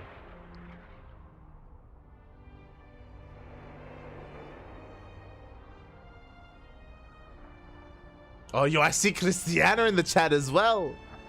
They're all walking up. I see Cristiano. I saw Mixu earlier as well. Don't think I didn't see you. I saw Mixu lurking.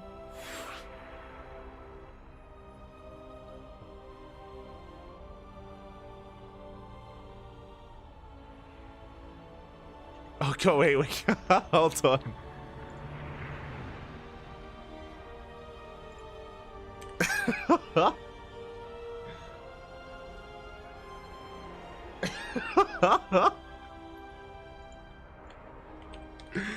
Okay, there's some banter going on, Bobby. There's some banter in the chat. Bold move here. Bold move. Skillus. It's his map pick, by the way. As a reminder, it is Challenger pick. So Challenger has chosen the map. Skillus, he was watching. He just saw, I'm sure, what just happened in that last game. And we're loading back into Ghost River. It's gonna happen again. The deja vu, it's real. And if you're in the chat, predictions are open. Best of luck as spawning in the top. Oh, wait. Oh, Zerg, he's crazy. Wait, what? Oh my god. In the top left-hand corner, off racing, not playing Protoss. It is for Jimmy, the current king of the hill. The Mad King himself of Platinum Heroes, and in the top right-hand corner, he's 12 pooling, by the way. In the top right, we have his opponent, we have the Protoss player. Oh my god. Oh, I did not know. I did not see that series. How did he beat Cristiano? But we have in the top right-hand corner, we have the blue Protoss representing Team Liquid. It is Skillus, the current challenger, the would-be usurper himself. For Jimmy. Apparently, he brought down Cristiano. And now we're going for, I imagine, I remember. Sorry, I was casting, actually, 12 full drone pool. Oh boy. I do remember the series that he had against, or the game that he had against Cristiano. And yeah, for Jimmy, he's going to be doing it again. The drone is moving out, I imagine, for a proxy hatch. We'll see if we end up pulling the boys with this. Actually, we are in position to expand. Okay, never mind. We do go for the expansion. We go for the cancel! Oh my god! We go for the cancel, the drone has arrived, but alas, the drone is denied. Yeah, the drone is denied as we fully wall off Skillus. Not quite actually, but Cybercore has been thrown down. And the boys have been pulled. For Jimmy, it's all or nothing. Hatchery in the main base, not on the low ground. Trying to force a reaction. Zealots are still in position. You can see Skillus not baited out of the wall. Boys are being pulled. Drones are still on the way. And Skillus, he is still in a bit of trouble here. The boys, they've arrived. They're drone drilling past. Yeah, it looks like we have taken control of the low ground. We go for the pylon. Pylon's going to go down. Boys are being pulled. We do have a second zealot just in time. We have our second zealot. Is it going to be enough? The first one gets surrounded. The first zealot goes down. There's one zealot left. One zealot remaining. For Jimmy being forced out of the base. Out of the main. Does get to surround, but the drone drilling. Skillus, he's holding on. He cleans this up. Skillus will hold. Skillus will survive. And we can go back to mining. We can go back to mining. For Jimmy has almost nothing left. A handful of lings. That's all we have. Can we actually break through this, though? The Zelda's quite low. Adept is still on the way. Oh, God. And here we go. We're pushing in. The Zealot's still under threat. Going for the pylon. We're going for the pylon here. More lings have arrived. Adept pops out just in time. Oh, we have the Adept. That was so close. For Jimmy almost pulled this off. Alas, even with these things trickling in, we shouldn't be able to break this. Yeah, Skillus defends. Oh my god. GG. Apparently, he's played Protoss before, Poppy. He's crazy. GG, well played. Skillus survives, and Skillus is our new king of the hill. GG. Hold on. I need to... Okay. GG, well played. Congratulations here, as Skillus will take the 1-0, will take down Forjumi in a wild game. Congratulations. Congratulations here to Skillus. And shout out to Forjumi for spicing things up a little bit here, and did shake up the hierarchy of OSC King of the Hill. But alas, you know, the crown is going to be passed over, and Skillus is our new king. Let's go. The king is dead. All hail the new king of the hill. And the question becomes, who's our next challenger? Who will our next challenger be? Oh. Let's go.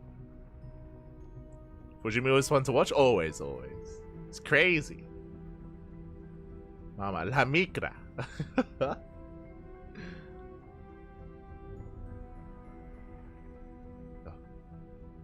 Here we go. But yeah, we have some players lined up. I do see some players lurking in game. I saw Mixu earlier. I see Fiant. I saw Cristiano earlier in the Twitch chat as well. I'm sure ready to jump out as well after competing in WTL earlier today. I'm sure. I see GG Machine. Who's it gonna be? Who is gonna be coming out next?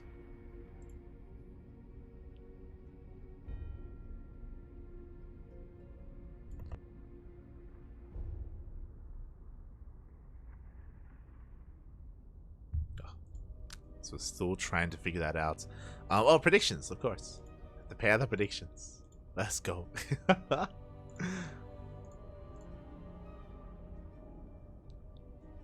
Could even be someone else coming out of left field as well. Like, technically, you know, if Miyamika is somehow awake, then he could also compete as well. True, true. Could come out swinging. I'm ready for it.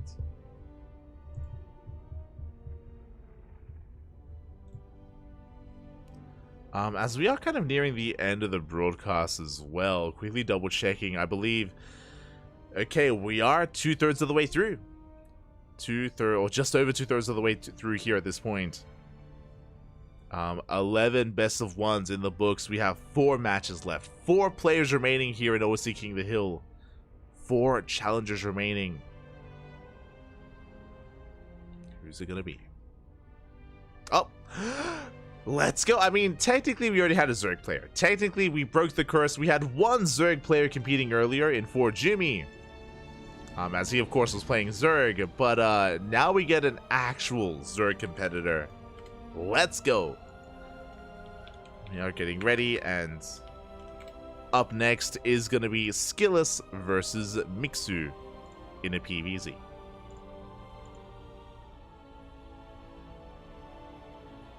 Yeah, we saw Mixu lurking earlier, and he has made his appearance. Has made his return. Now, Skillus is the heavy favorites, but upsets do occur, right? We just saw Forjumi popping off against Nightmare. Who would have thought that he would have been the one to bring Nightmare down? Likewise, I'm sure Mixu is coming in with a build in store. I'm sure he's coming in with a plan.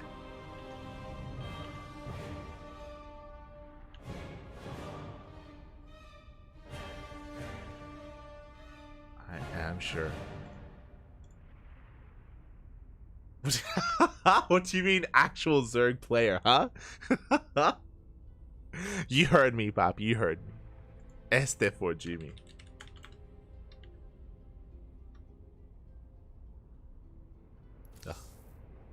Shaking my head. Shaking my head. But GG. You played well. You played well. You made a game out of it. Did make a game out of it.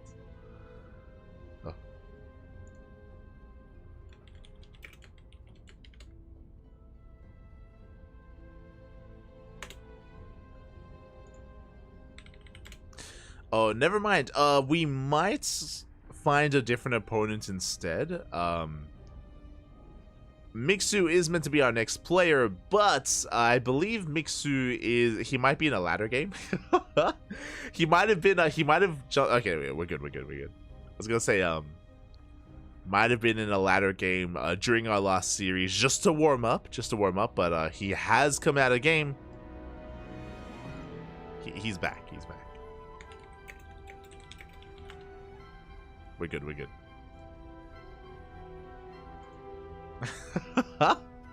Yo, for Jimmy working against Skillus.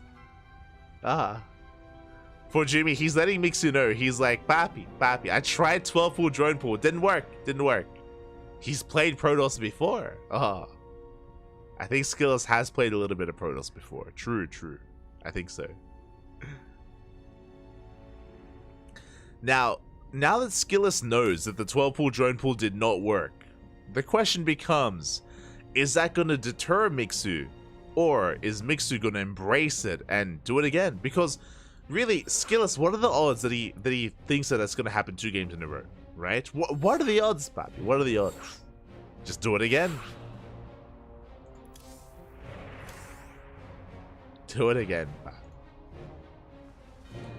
And if you're in the chat, predictions are open. Place your bets on how you think this series will go. Best of luck in the chat. As a reminder, it's going to be a best of 1. And Skillus is our current King of the Hill, but merely with only 1 game. Only 1 game so far. We'll see if he can extend that lead, if he can extend his reign here, as we're loading into Alcyone as game 1.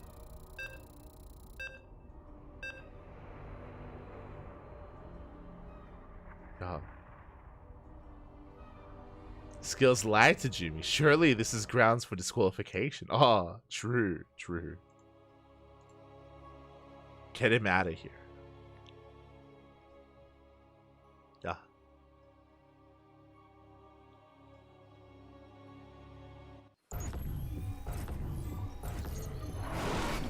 And spawning in the bottom left-hand corner of Alcyone, we have our finished Zerg player. I guess our second Zerg of the night, kind of. Second Zerg player here, representing Berserker Esports. It is Mixu.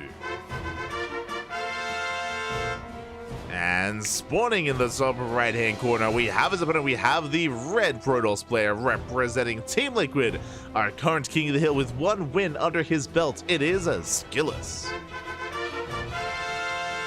who I believe has played Protoss before. Crazy.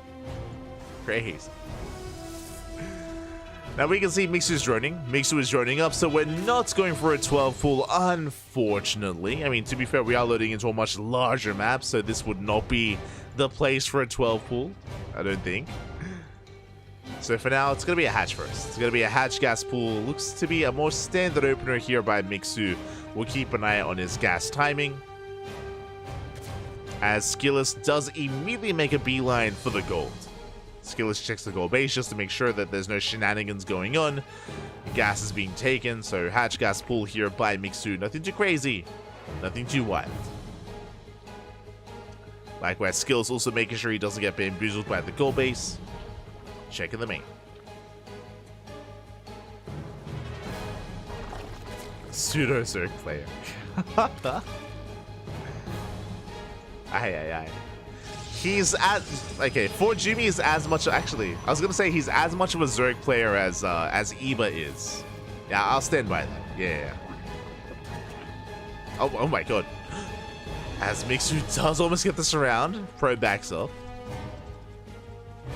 Likewise, we do pull an extra boy, but the Probe escapes! Barely! 1 HP, Papi, 1 HP.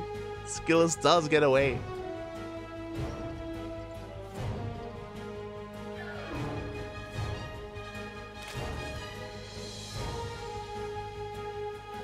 Does manage to get away, getting a full scout, being an annoyance, of course, as well, forcing inefficient mining out of Mixu, so a nice little start here by Skillus.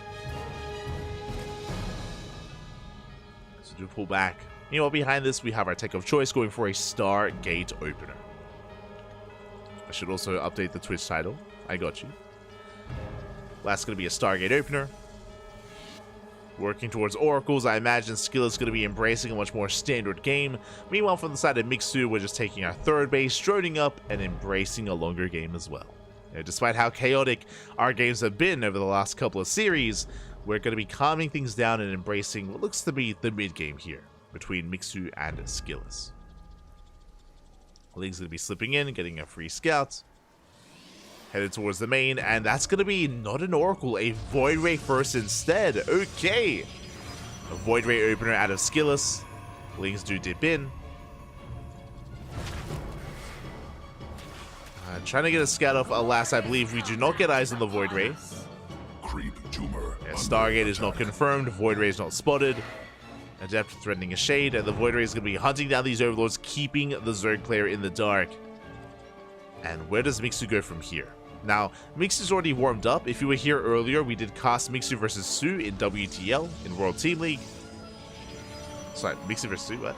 Skillus versus Su in WTL in World Team League, and Skillus did pop off. Skillus was looking terrifying against Su, and did walk away unscathed with the 2-0. So Skillus, he's ready for the PvZ. Behind this, going to be an Oracle follow-up. We'll keep an eye on the Twilight Council timing. And second gateway gets thrown down. And the Void Ray is looking for another Overlord. So far, getting one Overlord kill.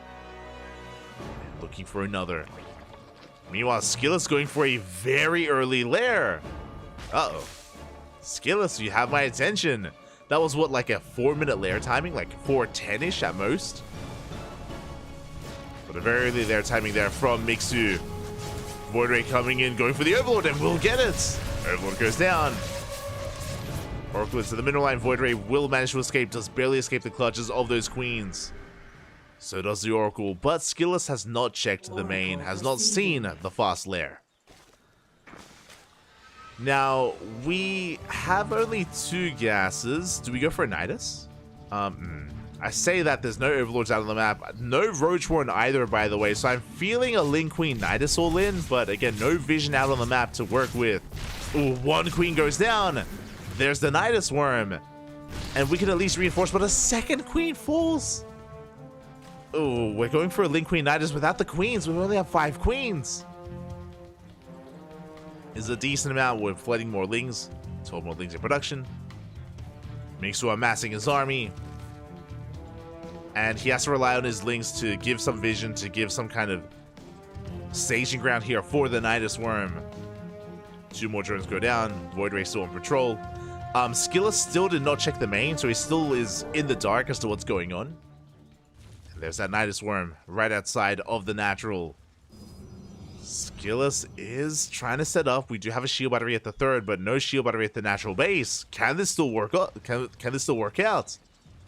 Can this pay off? Nidus Worm does complete. And here come the queens.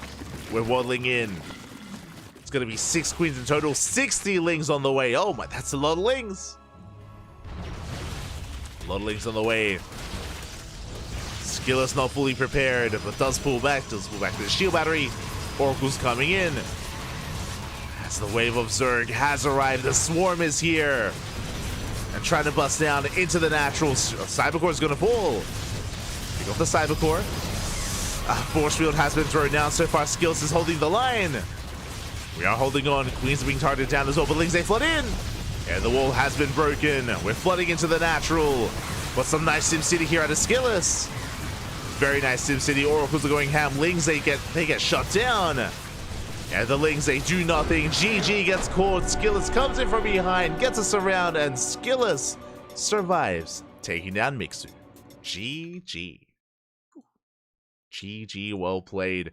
Mixu going for the Ling Queen Nidus all in. Did do well hiding the lair, or at least keeping it hidden, I should say. But it was such a shame that we lost so many queens early on. Likewise, Skillus playing it very cool, calm, and collected there. Just, you know, keeping a cool, calm, and collected head on his shoulders, able to just pull apart the opponent, or the Zerg opponent, pull apart the army. Really nice positional play, really nice kind of last second wall off as well. And with that, Skillus does take down his 2nd opponent. And now we're getting ready for our next matchup. We already have a challenger. We saw him in the chat earlier. We saw him in the Twitch chat. It's going to be the Polish Protoss player. We had Papi earlier, and now we have Cristiano. Man, let's go. It's going to be another PvP, and this is going to be a close one. What I will say when it comes to the European region and the European Protoss players, I would say that for a long time, Skillus has been the number 3. You know, when we think of top 2 Protoss in Europe, we think of Max Pax and Showtime, right? Like, they've been the top 2 for quite some time. As of late, it feels like Skillus has been vying for that number 2 spot, though, has been improving quite a lot, has been looking terrifying. Skillus is an amazing player. And just behind Skillus, it feels like Cristiano has been rising up. Like, Cristiano has been getting better and better results. Surprisingly so. I feel like a lot of eyes were on Geralt. Like, when it comes to kind of the rising Protoss players in Europe, a lot of eyes were on Geralt. That's true, they still are. But Cristiano has been getting better and better. It's been very impressive to see his rise. We've seen him time and time again bring down Nightmare in best of 5s in the Sparkling Tuna Cup. And we'll see how he compares in a best of 1 versus Skillus. Let's go. Let us go.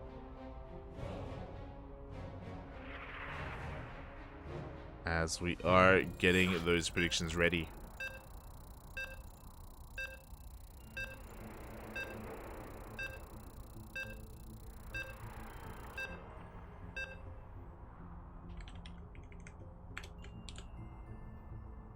And predictions are now open in the chat. Best of luck.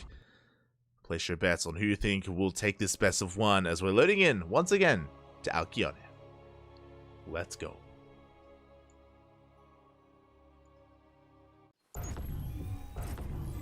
Let us go. As spawning in the bottom left-hand corner of Alkyone, we have our red Polish Protoss player representing Starlight Twinkle. It is Cristiano.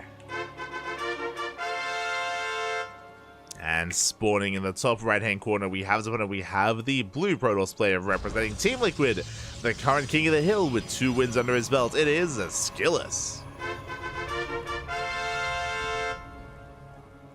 Here we go.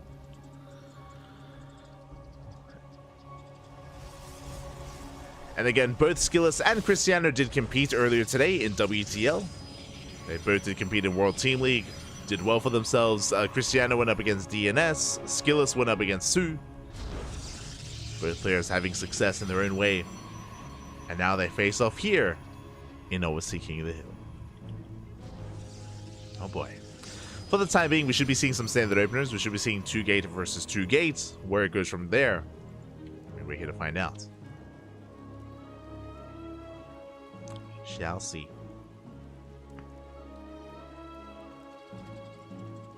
So Cristiano is moving out with his probe scout. We have our 2 gateways from both of our Protoss players so far.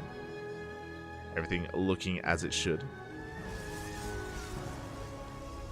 And when it comes to our matches remaining, I believe, do we have 3 left or 2? Are working through it.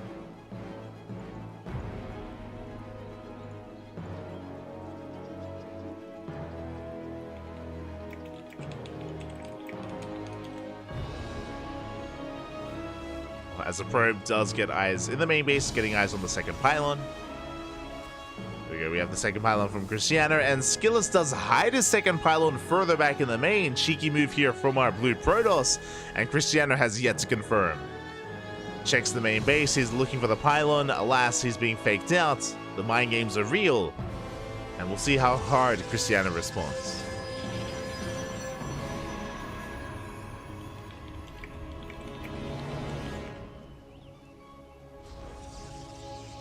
We shall see. Interesting. Skillus going for a Stargate opener. Okay. So is throwing down earlier tech. Going for Oracle Harass. Meanwhile, Cristiano is in the dark.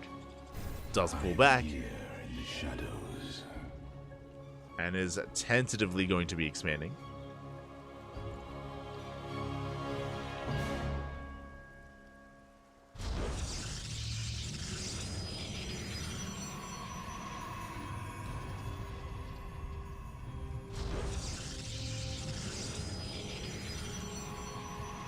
Is it going to be looking to expand?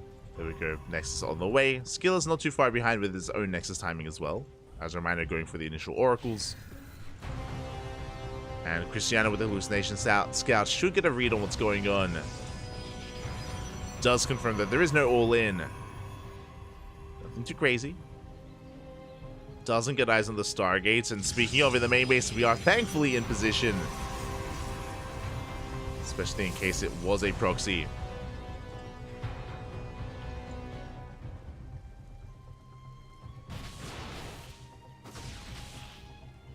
There we go. Skills applying pressure does deny the shield battery. Ooh, that was a kill, not a cancel. And shield battery was killed. Stalker's distracting Christiana, forcing a defensive warp in. At the same time, Oracle into the main, but Christiana is in position. Yeah, was ready for the Oracle.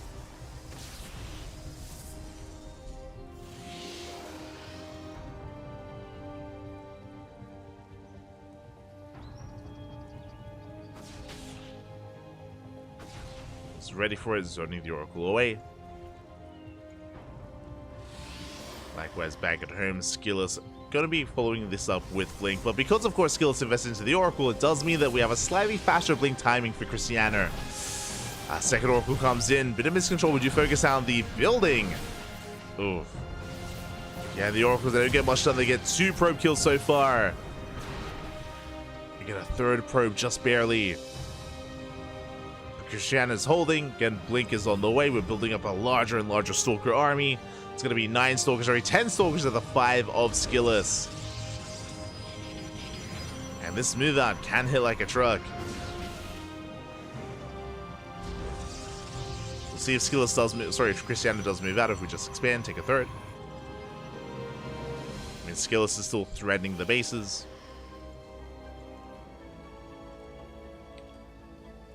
Still threatening the main. Back at home, Skills playing safe with shield batteries on the way. Anticipating a move out. Skills getting ready for that. Oracle, I believe, yep, does confirm the 3rd. That is a sign for Skills to expand. So very nice scout there from our blue Protoss. Does confirm that Christiana is working towards a longer game. Now, I'm curious if Christiana takes another gas geyser. What I'm referring to here is that Skillus is building up towards 3 gases, is going for a more Blink Stalker and tech-heavy composition. Christiana has been very fond as of late at going towards a more charge load-heavy composition instead. We did see it earlier today against ZNS. We've seen it even in days before that. Keep an eye on Christiana.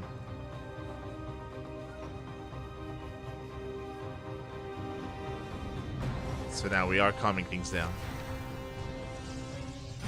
Okay, there we go. We're going for the Forge. Both players are. Towards the Forge. Hallucination. Soak some shots. Nicely done. Charge is now on the way for Skillus.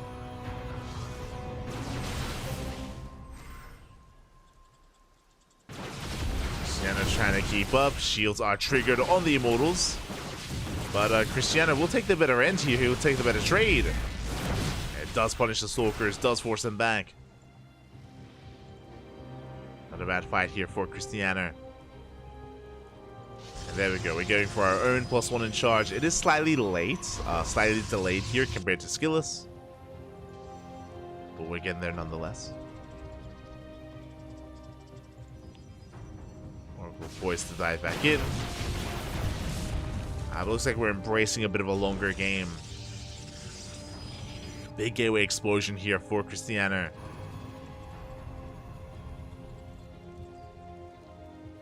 And did take at least a 3rd gas here at the 3rd.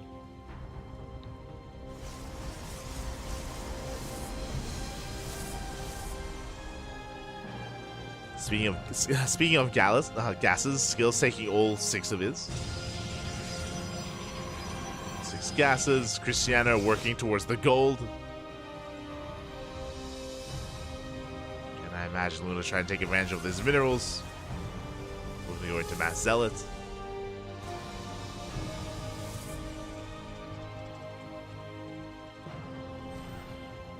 Oh, has keen eyes out of Skillus. The revelation. Shuts down the Observer. And with all these gases, what are we investing into? I assumed it was going to be for Robo and Immortal production, but no, that is a Bay on the way. That is a 2nd Robo. Double Robo Disruptor production here from Skillus. I mean, I'm assuming Disruptor, this could even be Colossus. Skillus was known for relying upon Colossus for quite some time in PvP. That was like his go-to, his signature move. This was a couple of years ago, back around 2020. But there it is. Disruptors are indeed on the way. And as a result, Skillus, the quality of his army or his composition is going to be ideal. As the game goes longer, Skillus does scale a little bit better into a longer game. Meanwhile, Cristiano doubling down on these Zealots, on these Archons. And doesn't end up scouting, doesn't realize where Skillus is taking this. And how many Disruptors there are soon to be.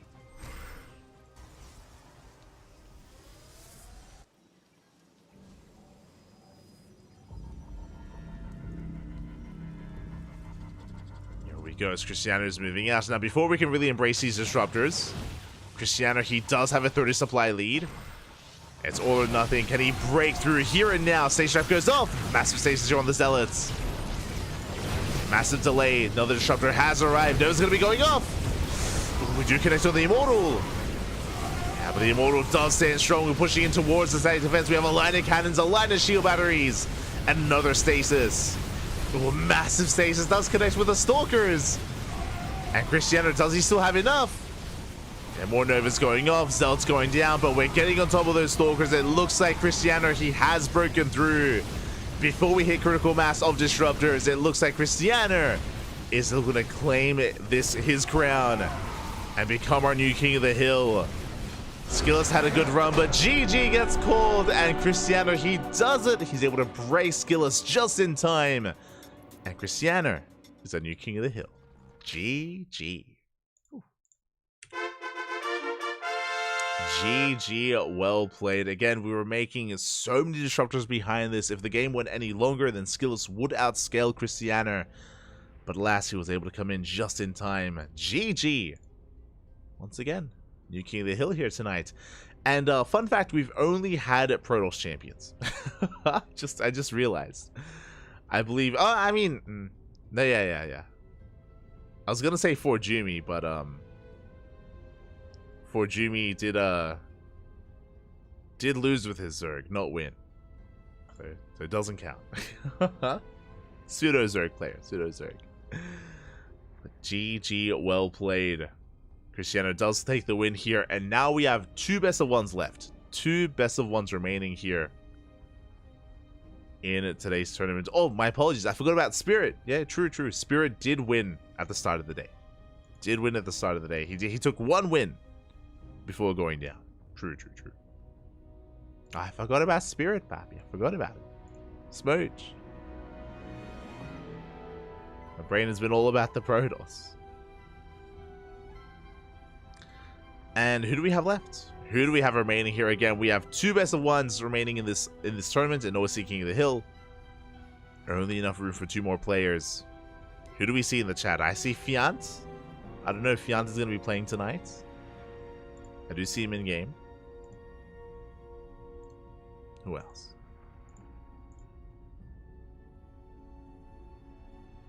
Who else here? But again, this is also why, like, I was praising Cristiano earlier, talking about how he has been rising the ranks in the European region, and I would say Cristiano is now, you know, number 4 Protoss in Europe, has been getting better and better results, and yeah, is now becoming a terrifying player, even bringing down players like Laser more and more consistently as well, even players like Spirit, as Cristiano is the current King of Poland, for those who are unaware. Did win the most recent Polish LAN, and there's another Polish LAN coming up in a couple of weeks, if I'm not mistaken. A couple of weeks, in a couple of months. There is going to be another Polish LAN to see if a Cristiano can hold on to his crown, or if Spirit or Laser or even Geralt or another Polish player is able to take that crown away from him. We shall see.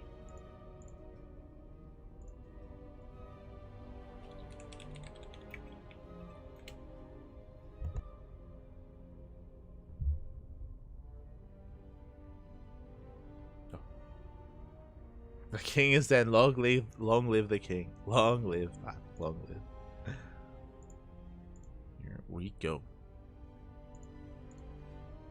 And speaking of Polish players, it looks like we have some Polish on Polish action coming up next. Okay, it's going to be another PvP. Shouldn't be too much of a surprise. Another Protoss versus Protoss. Let me just double check the team here.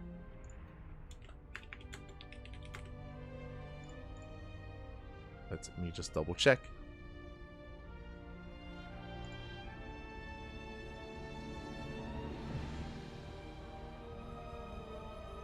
They were once teammates, of course. They were both once on Team Blazer, but now they have since parted ways. I'm sure still good friends. It is going to be Cristiano versus Jamek. Let's go.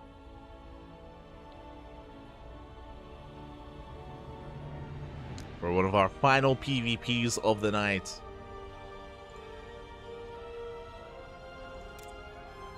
And I will get those predictions going. Get them ready, Pat. Get them ready. But again, Jamek, fellow Polish Protoss player, again, they were both on Team Blazer back in the day. I say back in the day, like a year ago. Both on Blazer. And Jamek has likewise been competing for quite some time. We've seen that Jamek, he's actually been playing, I want to say, was it the Scion mod? The Scion additional race mod? I think Jamek was quite prolific in that community and was playing quite a lot of that as well, getting quite some good results in those tournaments. I'm sure trying out some of the other RTSs, but now, of course, the focus is on StarCraft. We did cast a little bit of the Scion mod, a little bit. But it was quite overwhelming, just because, for those that are curious, there's basically a mod in the game which introduces 3 new races. 3 new races plus the 3 that we have already. And the team is quite active when it comes to balancing it and introducing new units and all that stuff. We did cast a little bit of it in the past, like at the start of the year, I think, or last year. But it's been a while. We've been offered to cast more of it, but like, we're just so busy. Like we're always casting something, so our schedule is pretty jam-packed. Haven't been able to embrace more of it, but here we go. We're jumping into our game, and if you're in the chat, predictions, the Gamba, it's available. And in the bottom right-hand corner, we have our blue Polish Protoss player representing Super People Esports. It is Jamek. The Super People. And in the top left-hand corner, we have the Polish Protoss player, the red Protoss, representing Starlight Twinkle, the current king of the hill. It is Cristiano. Let's go.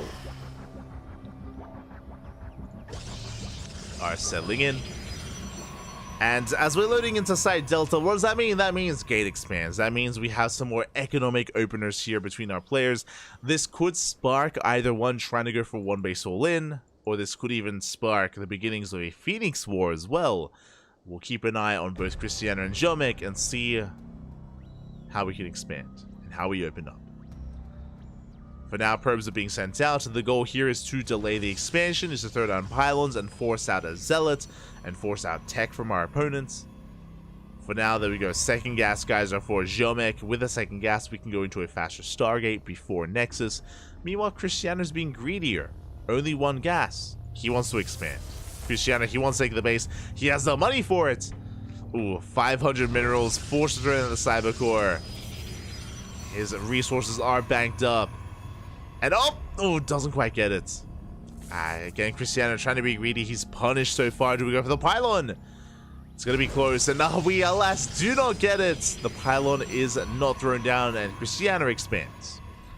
So Cristiano will take an economic lead. Meanwhile, Jamek is, I believe, going for a faster tech. I say that we have 300 minerals in the bank.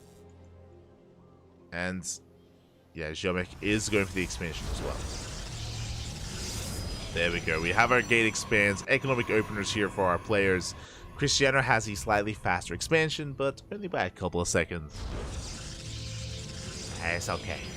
You can settle it.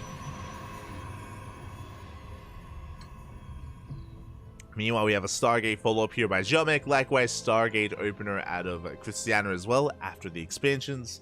And because both players are opening up Stargate, that means both players, if they scout each other, can opt to go for Phoenixes.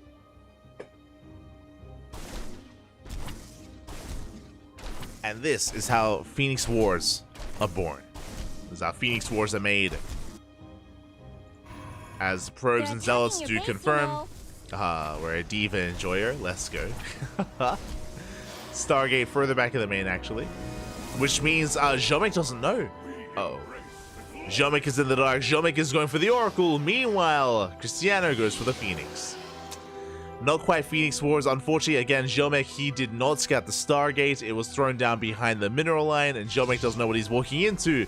This Oracle shouldn't get damage done. It should be shut down, and then Cristiano will take momentum. He will take control of the game and of the map. Things are looking a little bit bleak here for Jomek. I am concerned. Meanwhile, Adept and Zealot have arrived, chipping away at the gateway. Gaining ground, no shield battery, so we're getting quite a bit of damage dealt. Oracle headed towards the natural. Phoenixes are keeping up. And we shut down the Adept. We head over towards the Oracle as well. The Oracle going for a suicide run, and it dives in. It is going to get oh my god, 5 probes. Calm down. Not bad. 5 probes for an Oracle, a Zealot, and an Adept. Not bad whatsoever. Not bad at all. But now we have momentum in the side of Cristiano. We're moving out across the map with our Phoenixes. And do we have anything at home to defend? Do we have enough? I'm concerned we don't. We have, there we go, 2 Stalkers in the main, 1 Stalker in the natural. It's okay. 3 Stalkers in total. But we're going to be ignoring the first Stalker. We head into the mineral line. Probes are going down. 2 probes so far. Behind this, Cristiano going to be settling into a Robo and a Twilight Council. Taking up. Jomek is the first to embrace Blink. And does take a 3rd base. Again, the Oracle got more than it should have. And there's a little pressure on Cristiano to bounce back.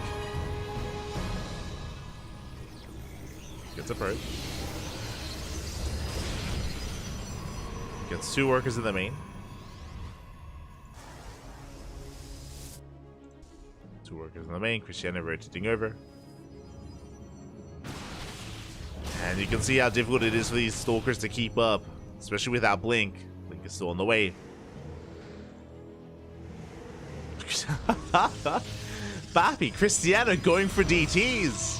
Bold move. Bold move here by Cristiano. I mean, it makes sense. We scout, we confirm that there is no Robo, there's no Observer. And if there was an Oracle, we could just focus it down with all these Phoenixes. Right, so no Oracle either. We've been here before. If the game progresses, if Jomek does not throw down a Robo, the game is going to end. The game will straight up end here and now when the Invisible Man shows up. So I am concerned. I am very concerned. Again, we've seen players like Hero, we've seen players like Max Pax as well, just straight up tap out and die when the DTs arrive. It happens to the best of us. Happens to the best Protoss players in the world, where if you have no detection, like what can you do? Now, as we're talking about the lack of detection, Jomek has quite a large Stalker army. We're moving out. Blink is done. 14 Stalkers moving out across the map, and Cristiano, do we have enough to hold on? We have Immortals, yes, but what about the 3rd base? It's going to be denied. Immortals are moving in position. We're going to try and hold on, actually. Bold move by Cristiano, but we just dive on the army. We don't have enough. Uh-oh. Cristiano is in a lot of trouble. 1, 2 Immortals going to be going down. We have to use those DTs defensively. Yes, we're just completely caught off guard. The army has arrived. DTs are waddling in, but there's nothing to stop the Stalkers. Not yet. Yeah, we're snowballing out of control. We do wall off. Robo's on the way. The Robo's coming. Yo, and Jomek, have we done it? Have we pulled this off? Diving further into the main base. DTs are gaining ground, but we fully wall off. And the Observer, it's on the way. The Observer's coming. And it looks like Cristiano, he may have tried to have a little bit too much fun with these DTs. He does have some defensive Dark Templar, true. but the Observer has arrived. Ooh, that's going to be 20 probes going down to the 18 workers of Cristiano. Very chaotic game, and we're still not done. Yeah, the Blink Stalkers, they dive in, getting more probe kills. Likewise, Cristiano's in the main. Oh my god. Cristiano's still popping up. Yeah, the Invisible Man may just be too much. Shut down, we clean up the Stalkers. We're still in the bases. Still in the main. Oh my god. Jomek getting pulled apart. He has detection, but still bleeds out 42 probes. Jomek has 3 bases, but so does his opponent, Cristiano. He maintains his economic lead. Somehow, someway, Cristiano shuts down the main army, cripples the economy. 20 kills on this one DT. Oh my god. And we're not done. 21? 22. Oh my god. Wait, 22 probe kills. 23. Barely 24. And 25 towards the end. 48 workers going down, and Jomek, his economy has been crippled despite how much damage he dealt earlier, which was impressive. I thought that Jomek had this, by the way. He was popping up, he was killing, he was sniping immortals, he was getting worker damage, he had detection. But unfortunately, his defenses back at home were lacking. And Cristiano is still in control. We're rebuilding immortals, Archons back at home as well. Phoenixes, they threaten the bases, getting more probe kills. And it's all or nothing for Jomek. With Blink, we can out control the army. True. Gonna try to out control.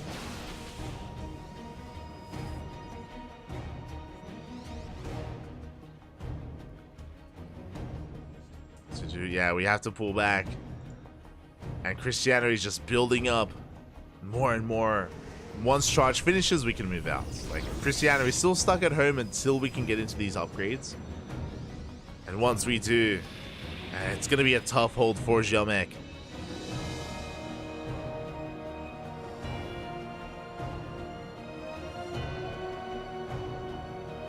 It's going to be a tough hold.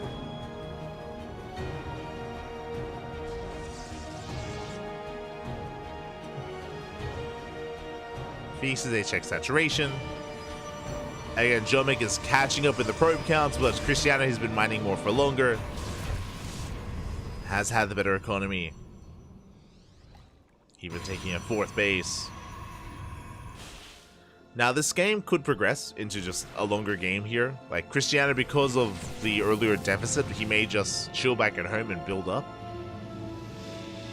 And looks to play more defensively. This will give the opportunity to Jomek to rebuild and to remax, depending on how passive Cristiano is going to be.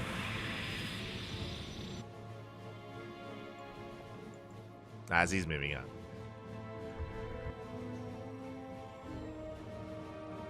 Never mind. As Cristiano is sending everything across the map, we've got how many? We've got 5 Archons, 3 Immortals, and mass charge lots.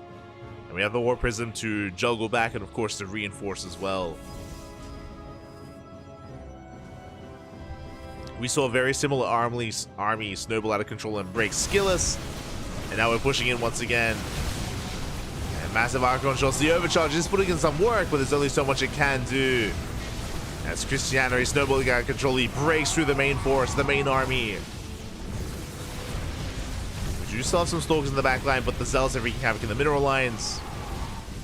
And probes are falling. And Jomek is barely holding on. He's got a decent Stalker count, but there's only so much they can do here. As Cristiano is pushing forward in towards the natural. He's looking for his kill. He's looking for another win. And he's going to get it. But this was a close game. Jomek, he had his own advantages. He had his own lead. He initially responded well to the DTs. He was punishing Cristiano, but unfortunately he was just unable to protect his mineral lines, unable to defend. He was pulled apart by the Dark Templar. And GG gets called. Cristiano takes the game. GG.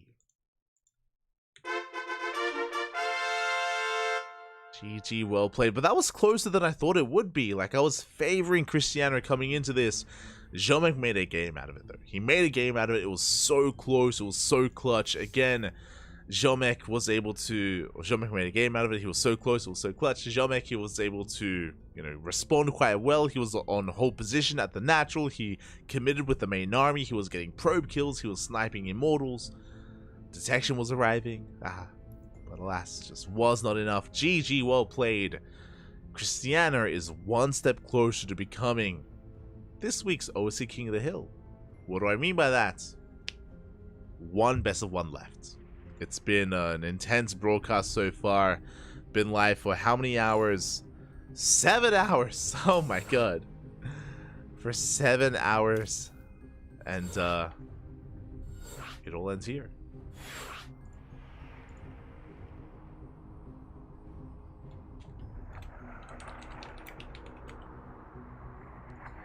We're getting ready for our next series, for our next match.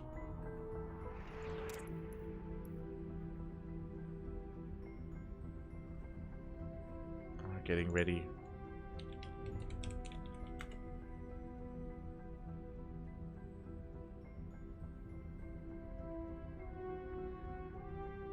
And it looks like it's going to be... What are we getting into?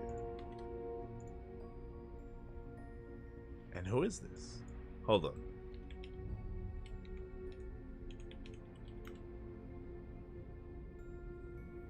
It looks like we might have a revive? Question mark? We might have a revive here. Okay, I was curious as to who this was. I'm like, who is this in game? It looks like we're getting into a PvT. Our final series here of OSC King of the Hill. It looks like it's going to be a PvT between Cristiano and Milky Cow. Okay. So for the most part, we had a unique player for every single best of one. But it looks like we have, one final challenger. We have a revive. Milky Cow is back. And we saw how aggressive he tends to be. We saw Milky Cow against Nightmare earlier today. And we saw a Proxy Marauder build on Nightshade. And fun fact, we're loading back in to Nightshade once again. Do we go for another Proxy Marauder? That is the question. Do we go for another Proxy Marauder here? As predictions are open and we're settling into the final series. The final best of one. It all ends here. It all ends now. Spawning in the bottom right hand corner of Nightshade, we have our Red Terran player. It is Milky Cow. The final challenger. Hold on. Hold on. I got you.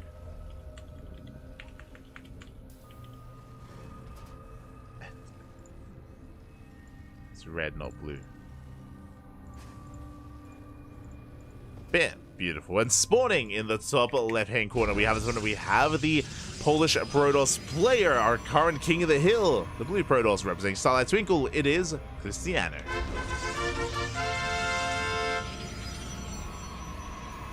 Here we go. Cristiano rising up with, I believe, 4 wins under his belt, if I'm not mistaken. Wait, what? 4. Sorry. 2. Yeah. With 2 wins under his belt.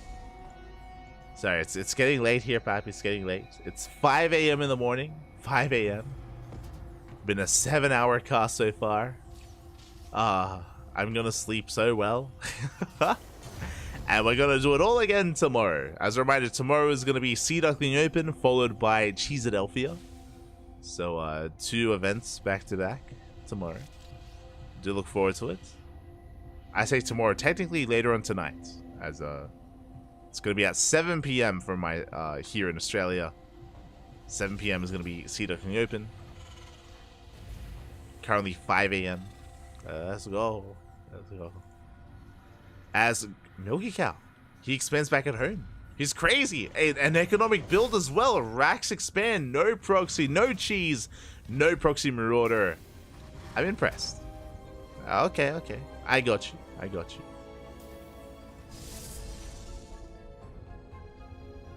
Here we go. As we do see Cristiano back at home. getting into his own gate expand. Standard opener from our Protoss player so far. It is going to be a standard opener. Where we're calming things down, and oh my god, that is the third seed. Milky Cow, before the natural's even done, we're going for a Rax expand into third CC. We go from hyper aggression into hyper greed. Okay. Okay, Pat. I see you. Let's go. Este Milky Cow. Meanwhile, the SCV is being sent across the map. My eyes are on the SCV. We're going to go 3CC into like proxy starport. Or we're just going for a scout. Eyes are on Milky Cow. Behind this, okay, 3CC, 3 racks, as we have our second racks on the way, and I imagine a third racks thereafter. Behind this, we're going to be going for a Stargate opener from the side of Cristiano. Is going Stargate. I see someone in the chat, map pool new. No, these are old maps. Nightshade was in the map pool back in 2020, maybe 2021. It's been a couple of years. Basically, for OSC King of the Hill and for other OSC events, there is an extended map pool. Basically, players, they vote on old maps. The OSC players, they all voted on which maps to be added to the map pool. And they go through older maps, essentially. They cycle through older maps every season. And this season, it's Death Aura, Nightshade, and Ancient Sister. That's it. Ancient Sister.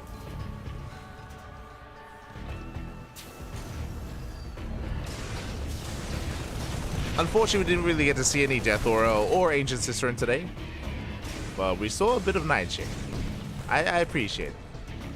As Phoenixes, they dip in, they confirm the build of choice. It's not going to be a 3x, it's going to be a bit of a 2-1-1 variation. Working towards Stim, Phoenixes, they get eyes on the CC, they confirm it's already done. So nice scout there by Cristiano, and behind this, taking up, going into a bay, into Safety Immortal, into a third. Bit of a delayed third base here by Cristiano, who even further delayed by the SCV. Not too bad. SCV does delay, going for the E-Wave block as well. Being an annoyance. Being as annoying as possible.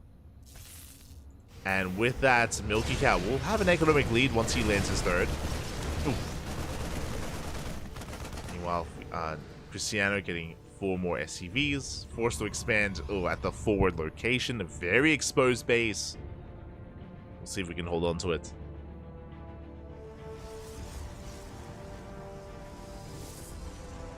See if we can hold on.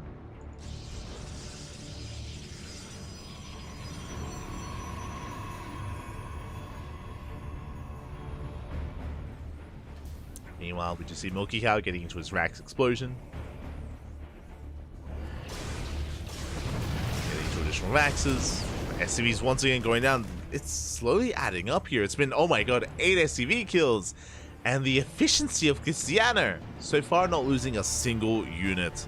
I mean, he's only been harassing with Phoenixes, so has been able to maintain them. So far, nicely done here as another SCV goes down. It's going to be 9 worker kills so far. Just picking away at Milky Cow, going for a double drop, is going to be spotted. Oof. And the drop is denied. Remember, Stim is done. But the sim timing is going to be quite delayed. Back at home, Cristiano getting ready. No shield batteries. Uh-oh. No shield batteries at the third. No shield batteries at the natural either. Milky Cow has potential. Is moving out. With the main army towards the center. We have the double drop towards the left. But we have 2 Colossus on the front lines. Cristiano, he should be able to hold on. But what about the split push?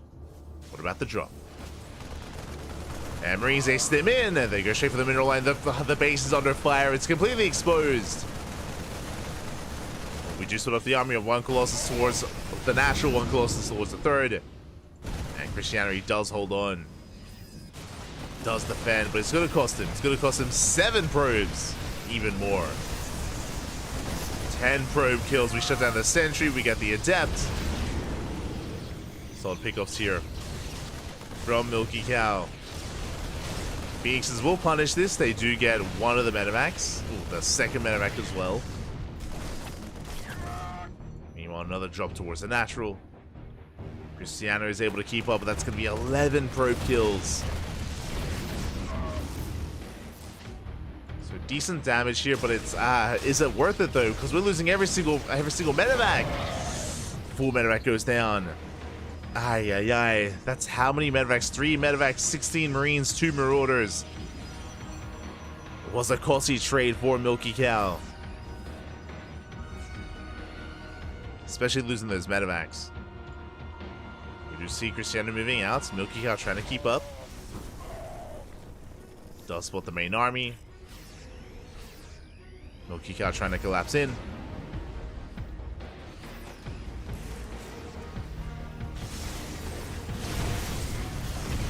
As the army does sim forward, but we have force fields. Charge not done. We're working with slow lots. Oh, not the best army here from Cristiano. But using the SimCity against the Terran. Yeah, the Ghost Academy working against Milky Cow here. We get 8 SCV kills. Waddling in. Mine shots not quite getting baited out. Nice unsiege. Or unborrow. Oh. Solid EMP here on the Zealots. We EMP most of the Zealots, but Charge is about to finish. This one is done. Hallucination soaking some shots. A lot of the Viking shots, actually.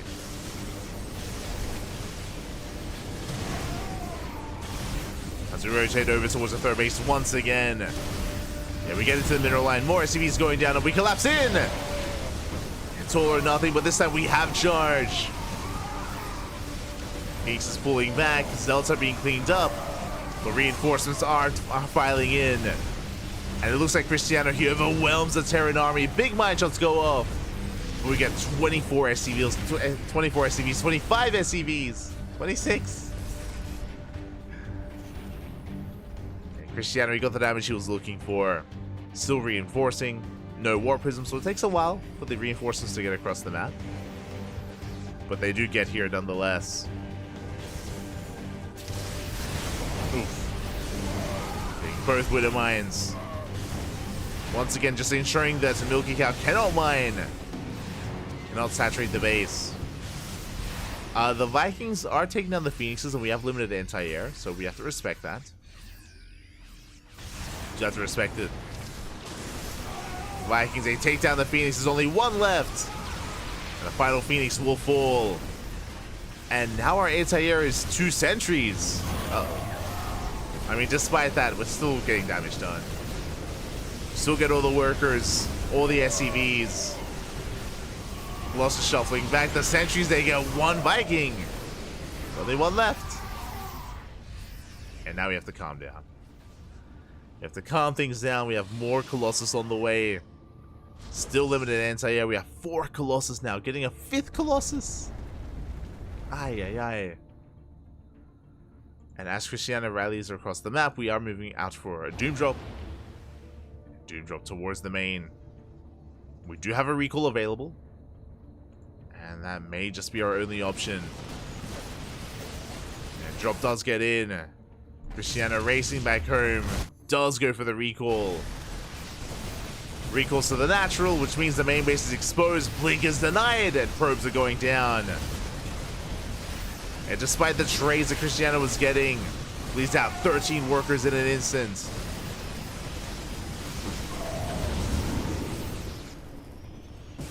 At the same time, never mind. I was about to say that Milky Cow is recovering economically, but I spoke too soon as we've got 7 SCVs across the map. We trade with the Marines. Drop comes back in. We're in position. Now, thankfully, Blink is heavily delayed. Like, thankfully, we saw, like, just the Archosis pylon going down, and most of the main base is depowered.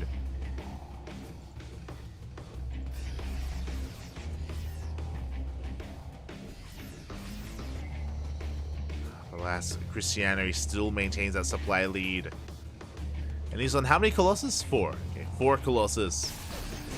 Drop coming back in. At the same time, we're going for a split push. And remember, recall's on cooldown. Cristiano is getting pulled apart. We do defend the natural, but not the fringe base. The 4th is going to fall. drop into the main. Milky Cow pulling Cristiano apart. And we may just go for the base trade. At this point, the base trade may be the only option, as we cannot recall. Pushing into the natural at the same time. The third has fallen. The fourth as well. GG gets called though. We cannot defend against the main army. And Cristiano, he will take it. He will be our final King of the Hill. GG. There was potential in the base trade where we could have tried to go the distance there, but at the same time, the main army of Cristiano was insane. Cristiano also had a ninja base. I don't think Milky Cow was aware, but there was a ninja base towards the bottom left-hand corner of the map. So Cristiano could always, of course, fall back to that. So it wasn't in too much danger there, but regardless, GG, well played. Would like to have seen the conclusion of that base trade. Regardless, Milky Cow doesn't have too much faith in his abilities there, and in the end, will go the way of Cristiano. GG. GG, well played.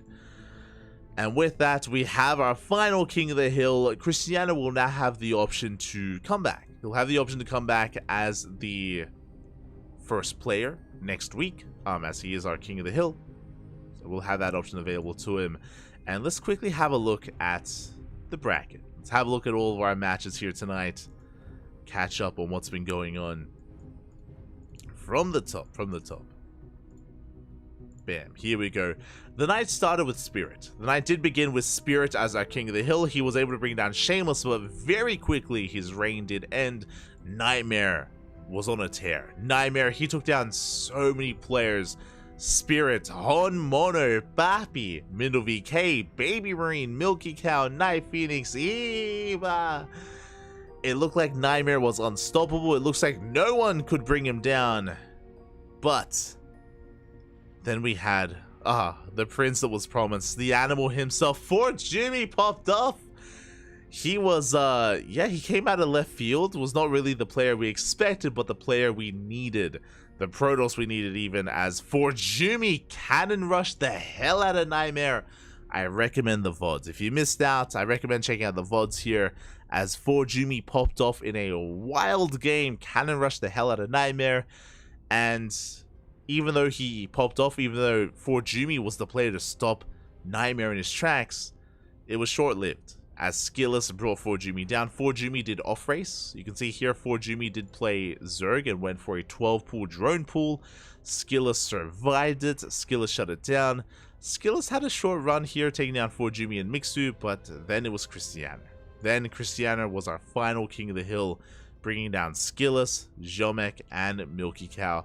Shout out to Jomek though, because, I mean, even Milky Cow as well. These two games were close. I mean, all of them really could have gone either way. So Jomek and Milky Cow, they had their own good performances, but Cristiano was our final King of the Hill.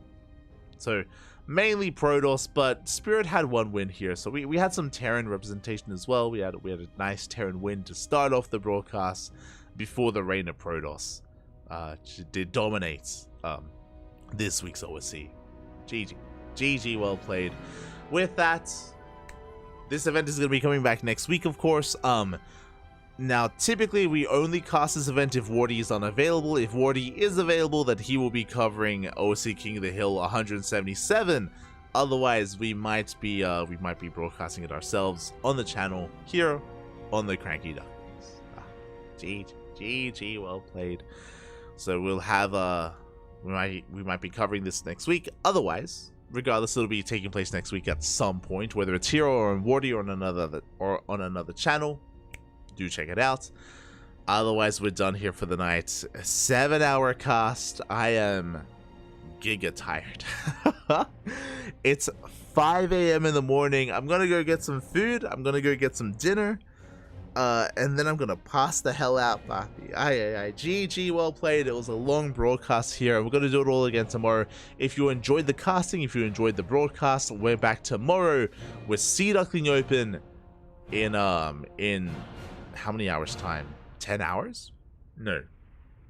Sorry. 14 hours. In 14 hours time, we're going to be live with Sea Duckling Open. It's going to be here on the channel.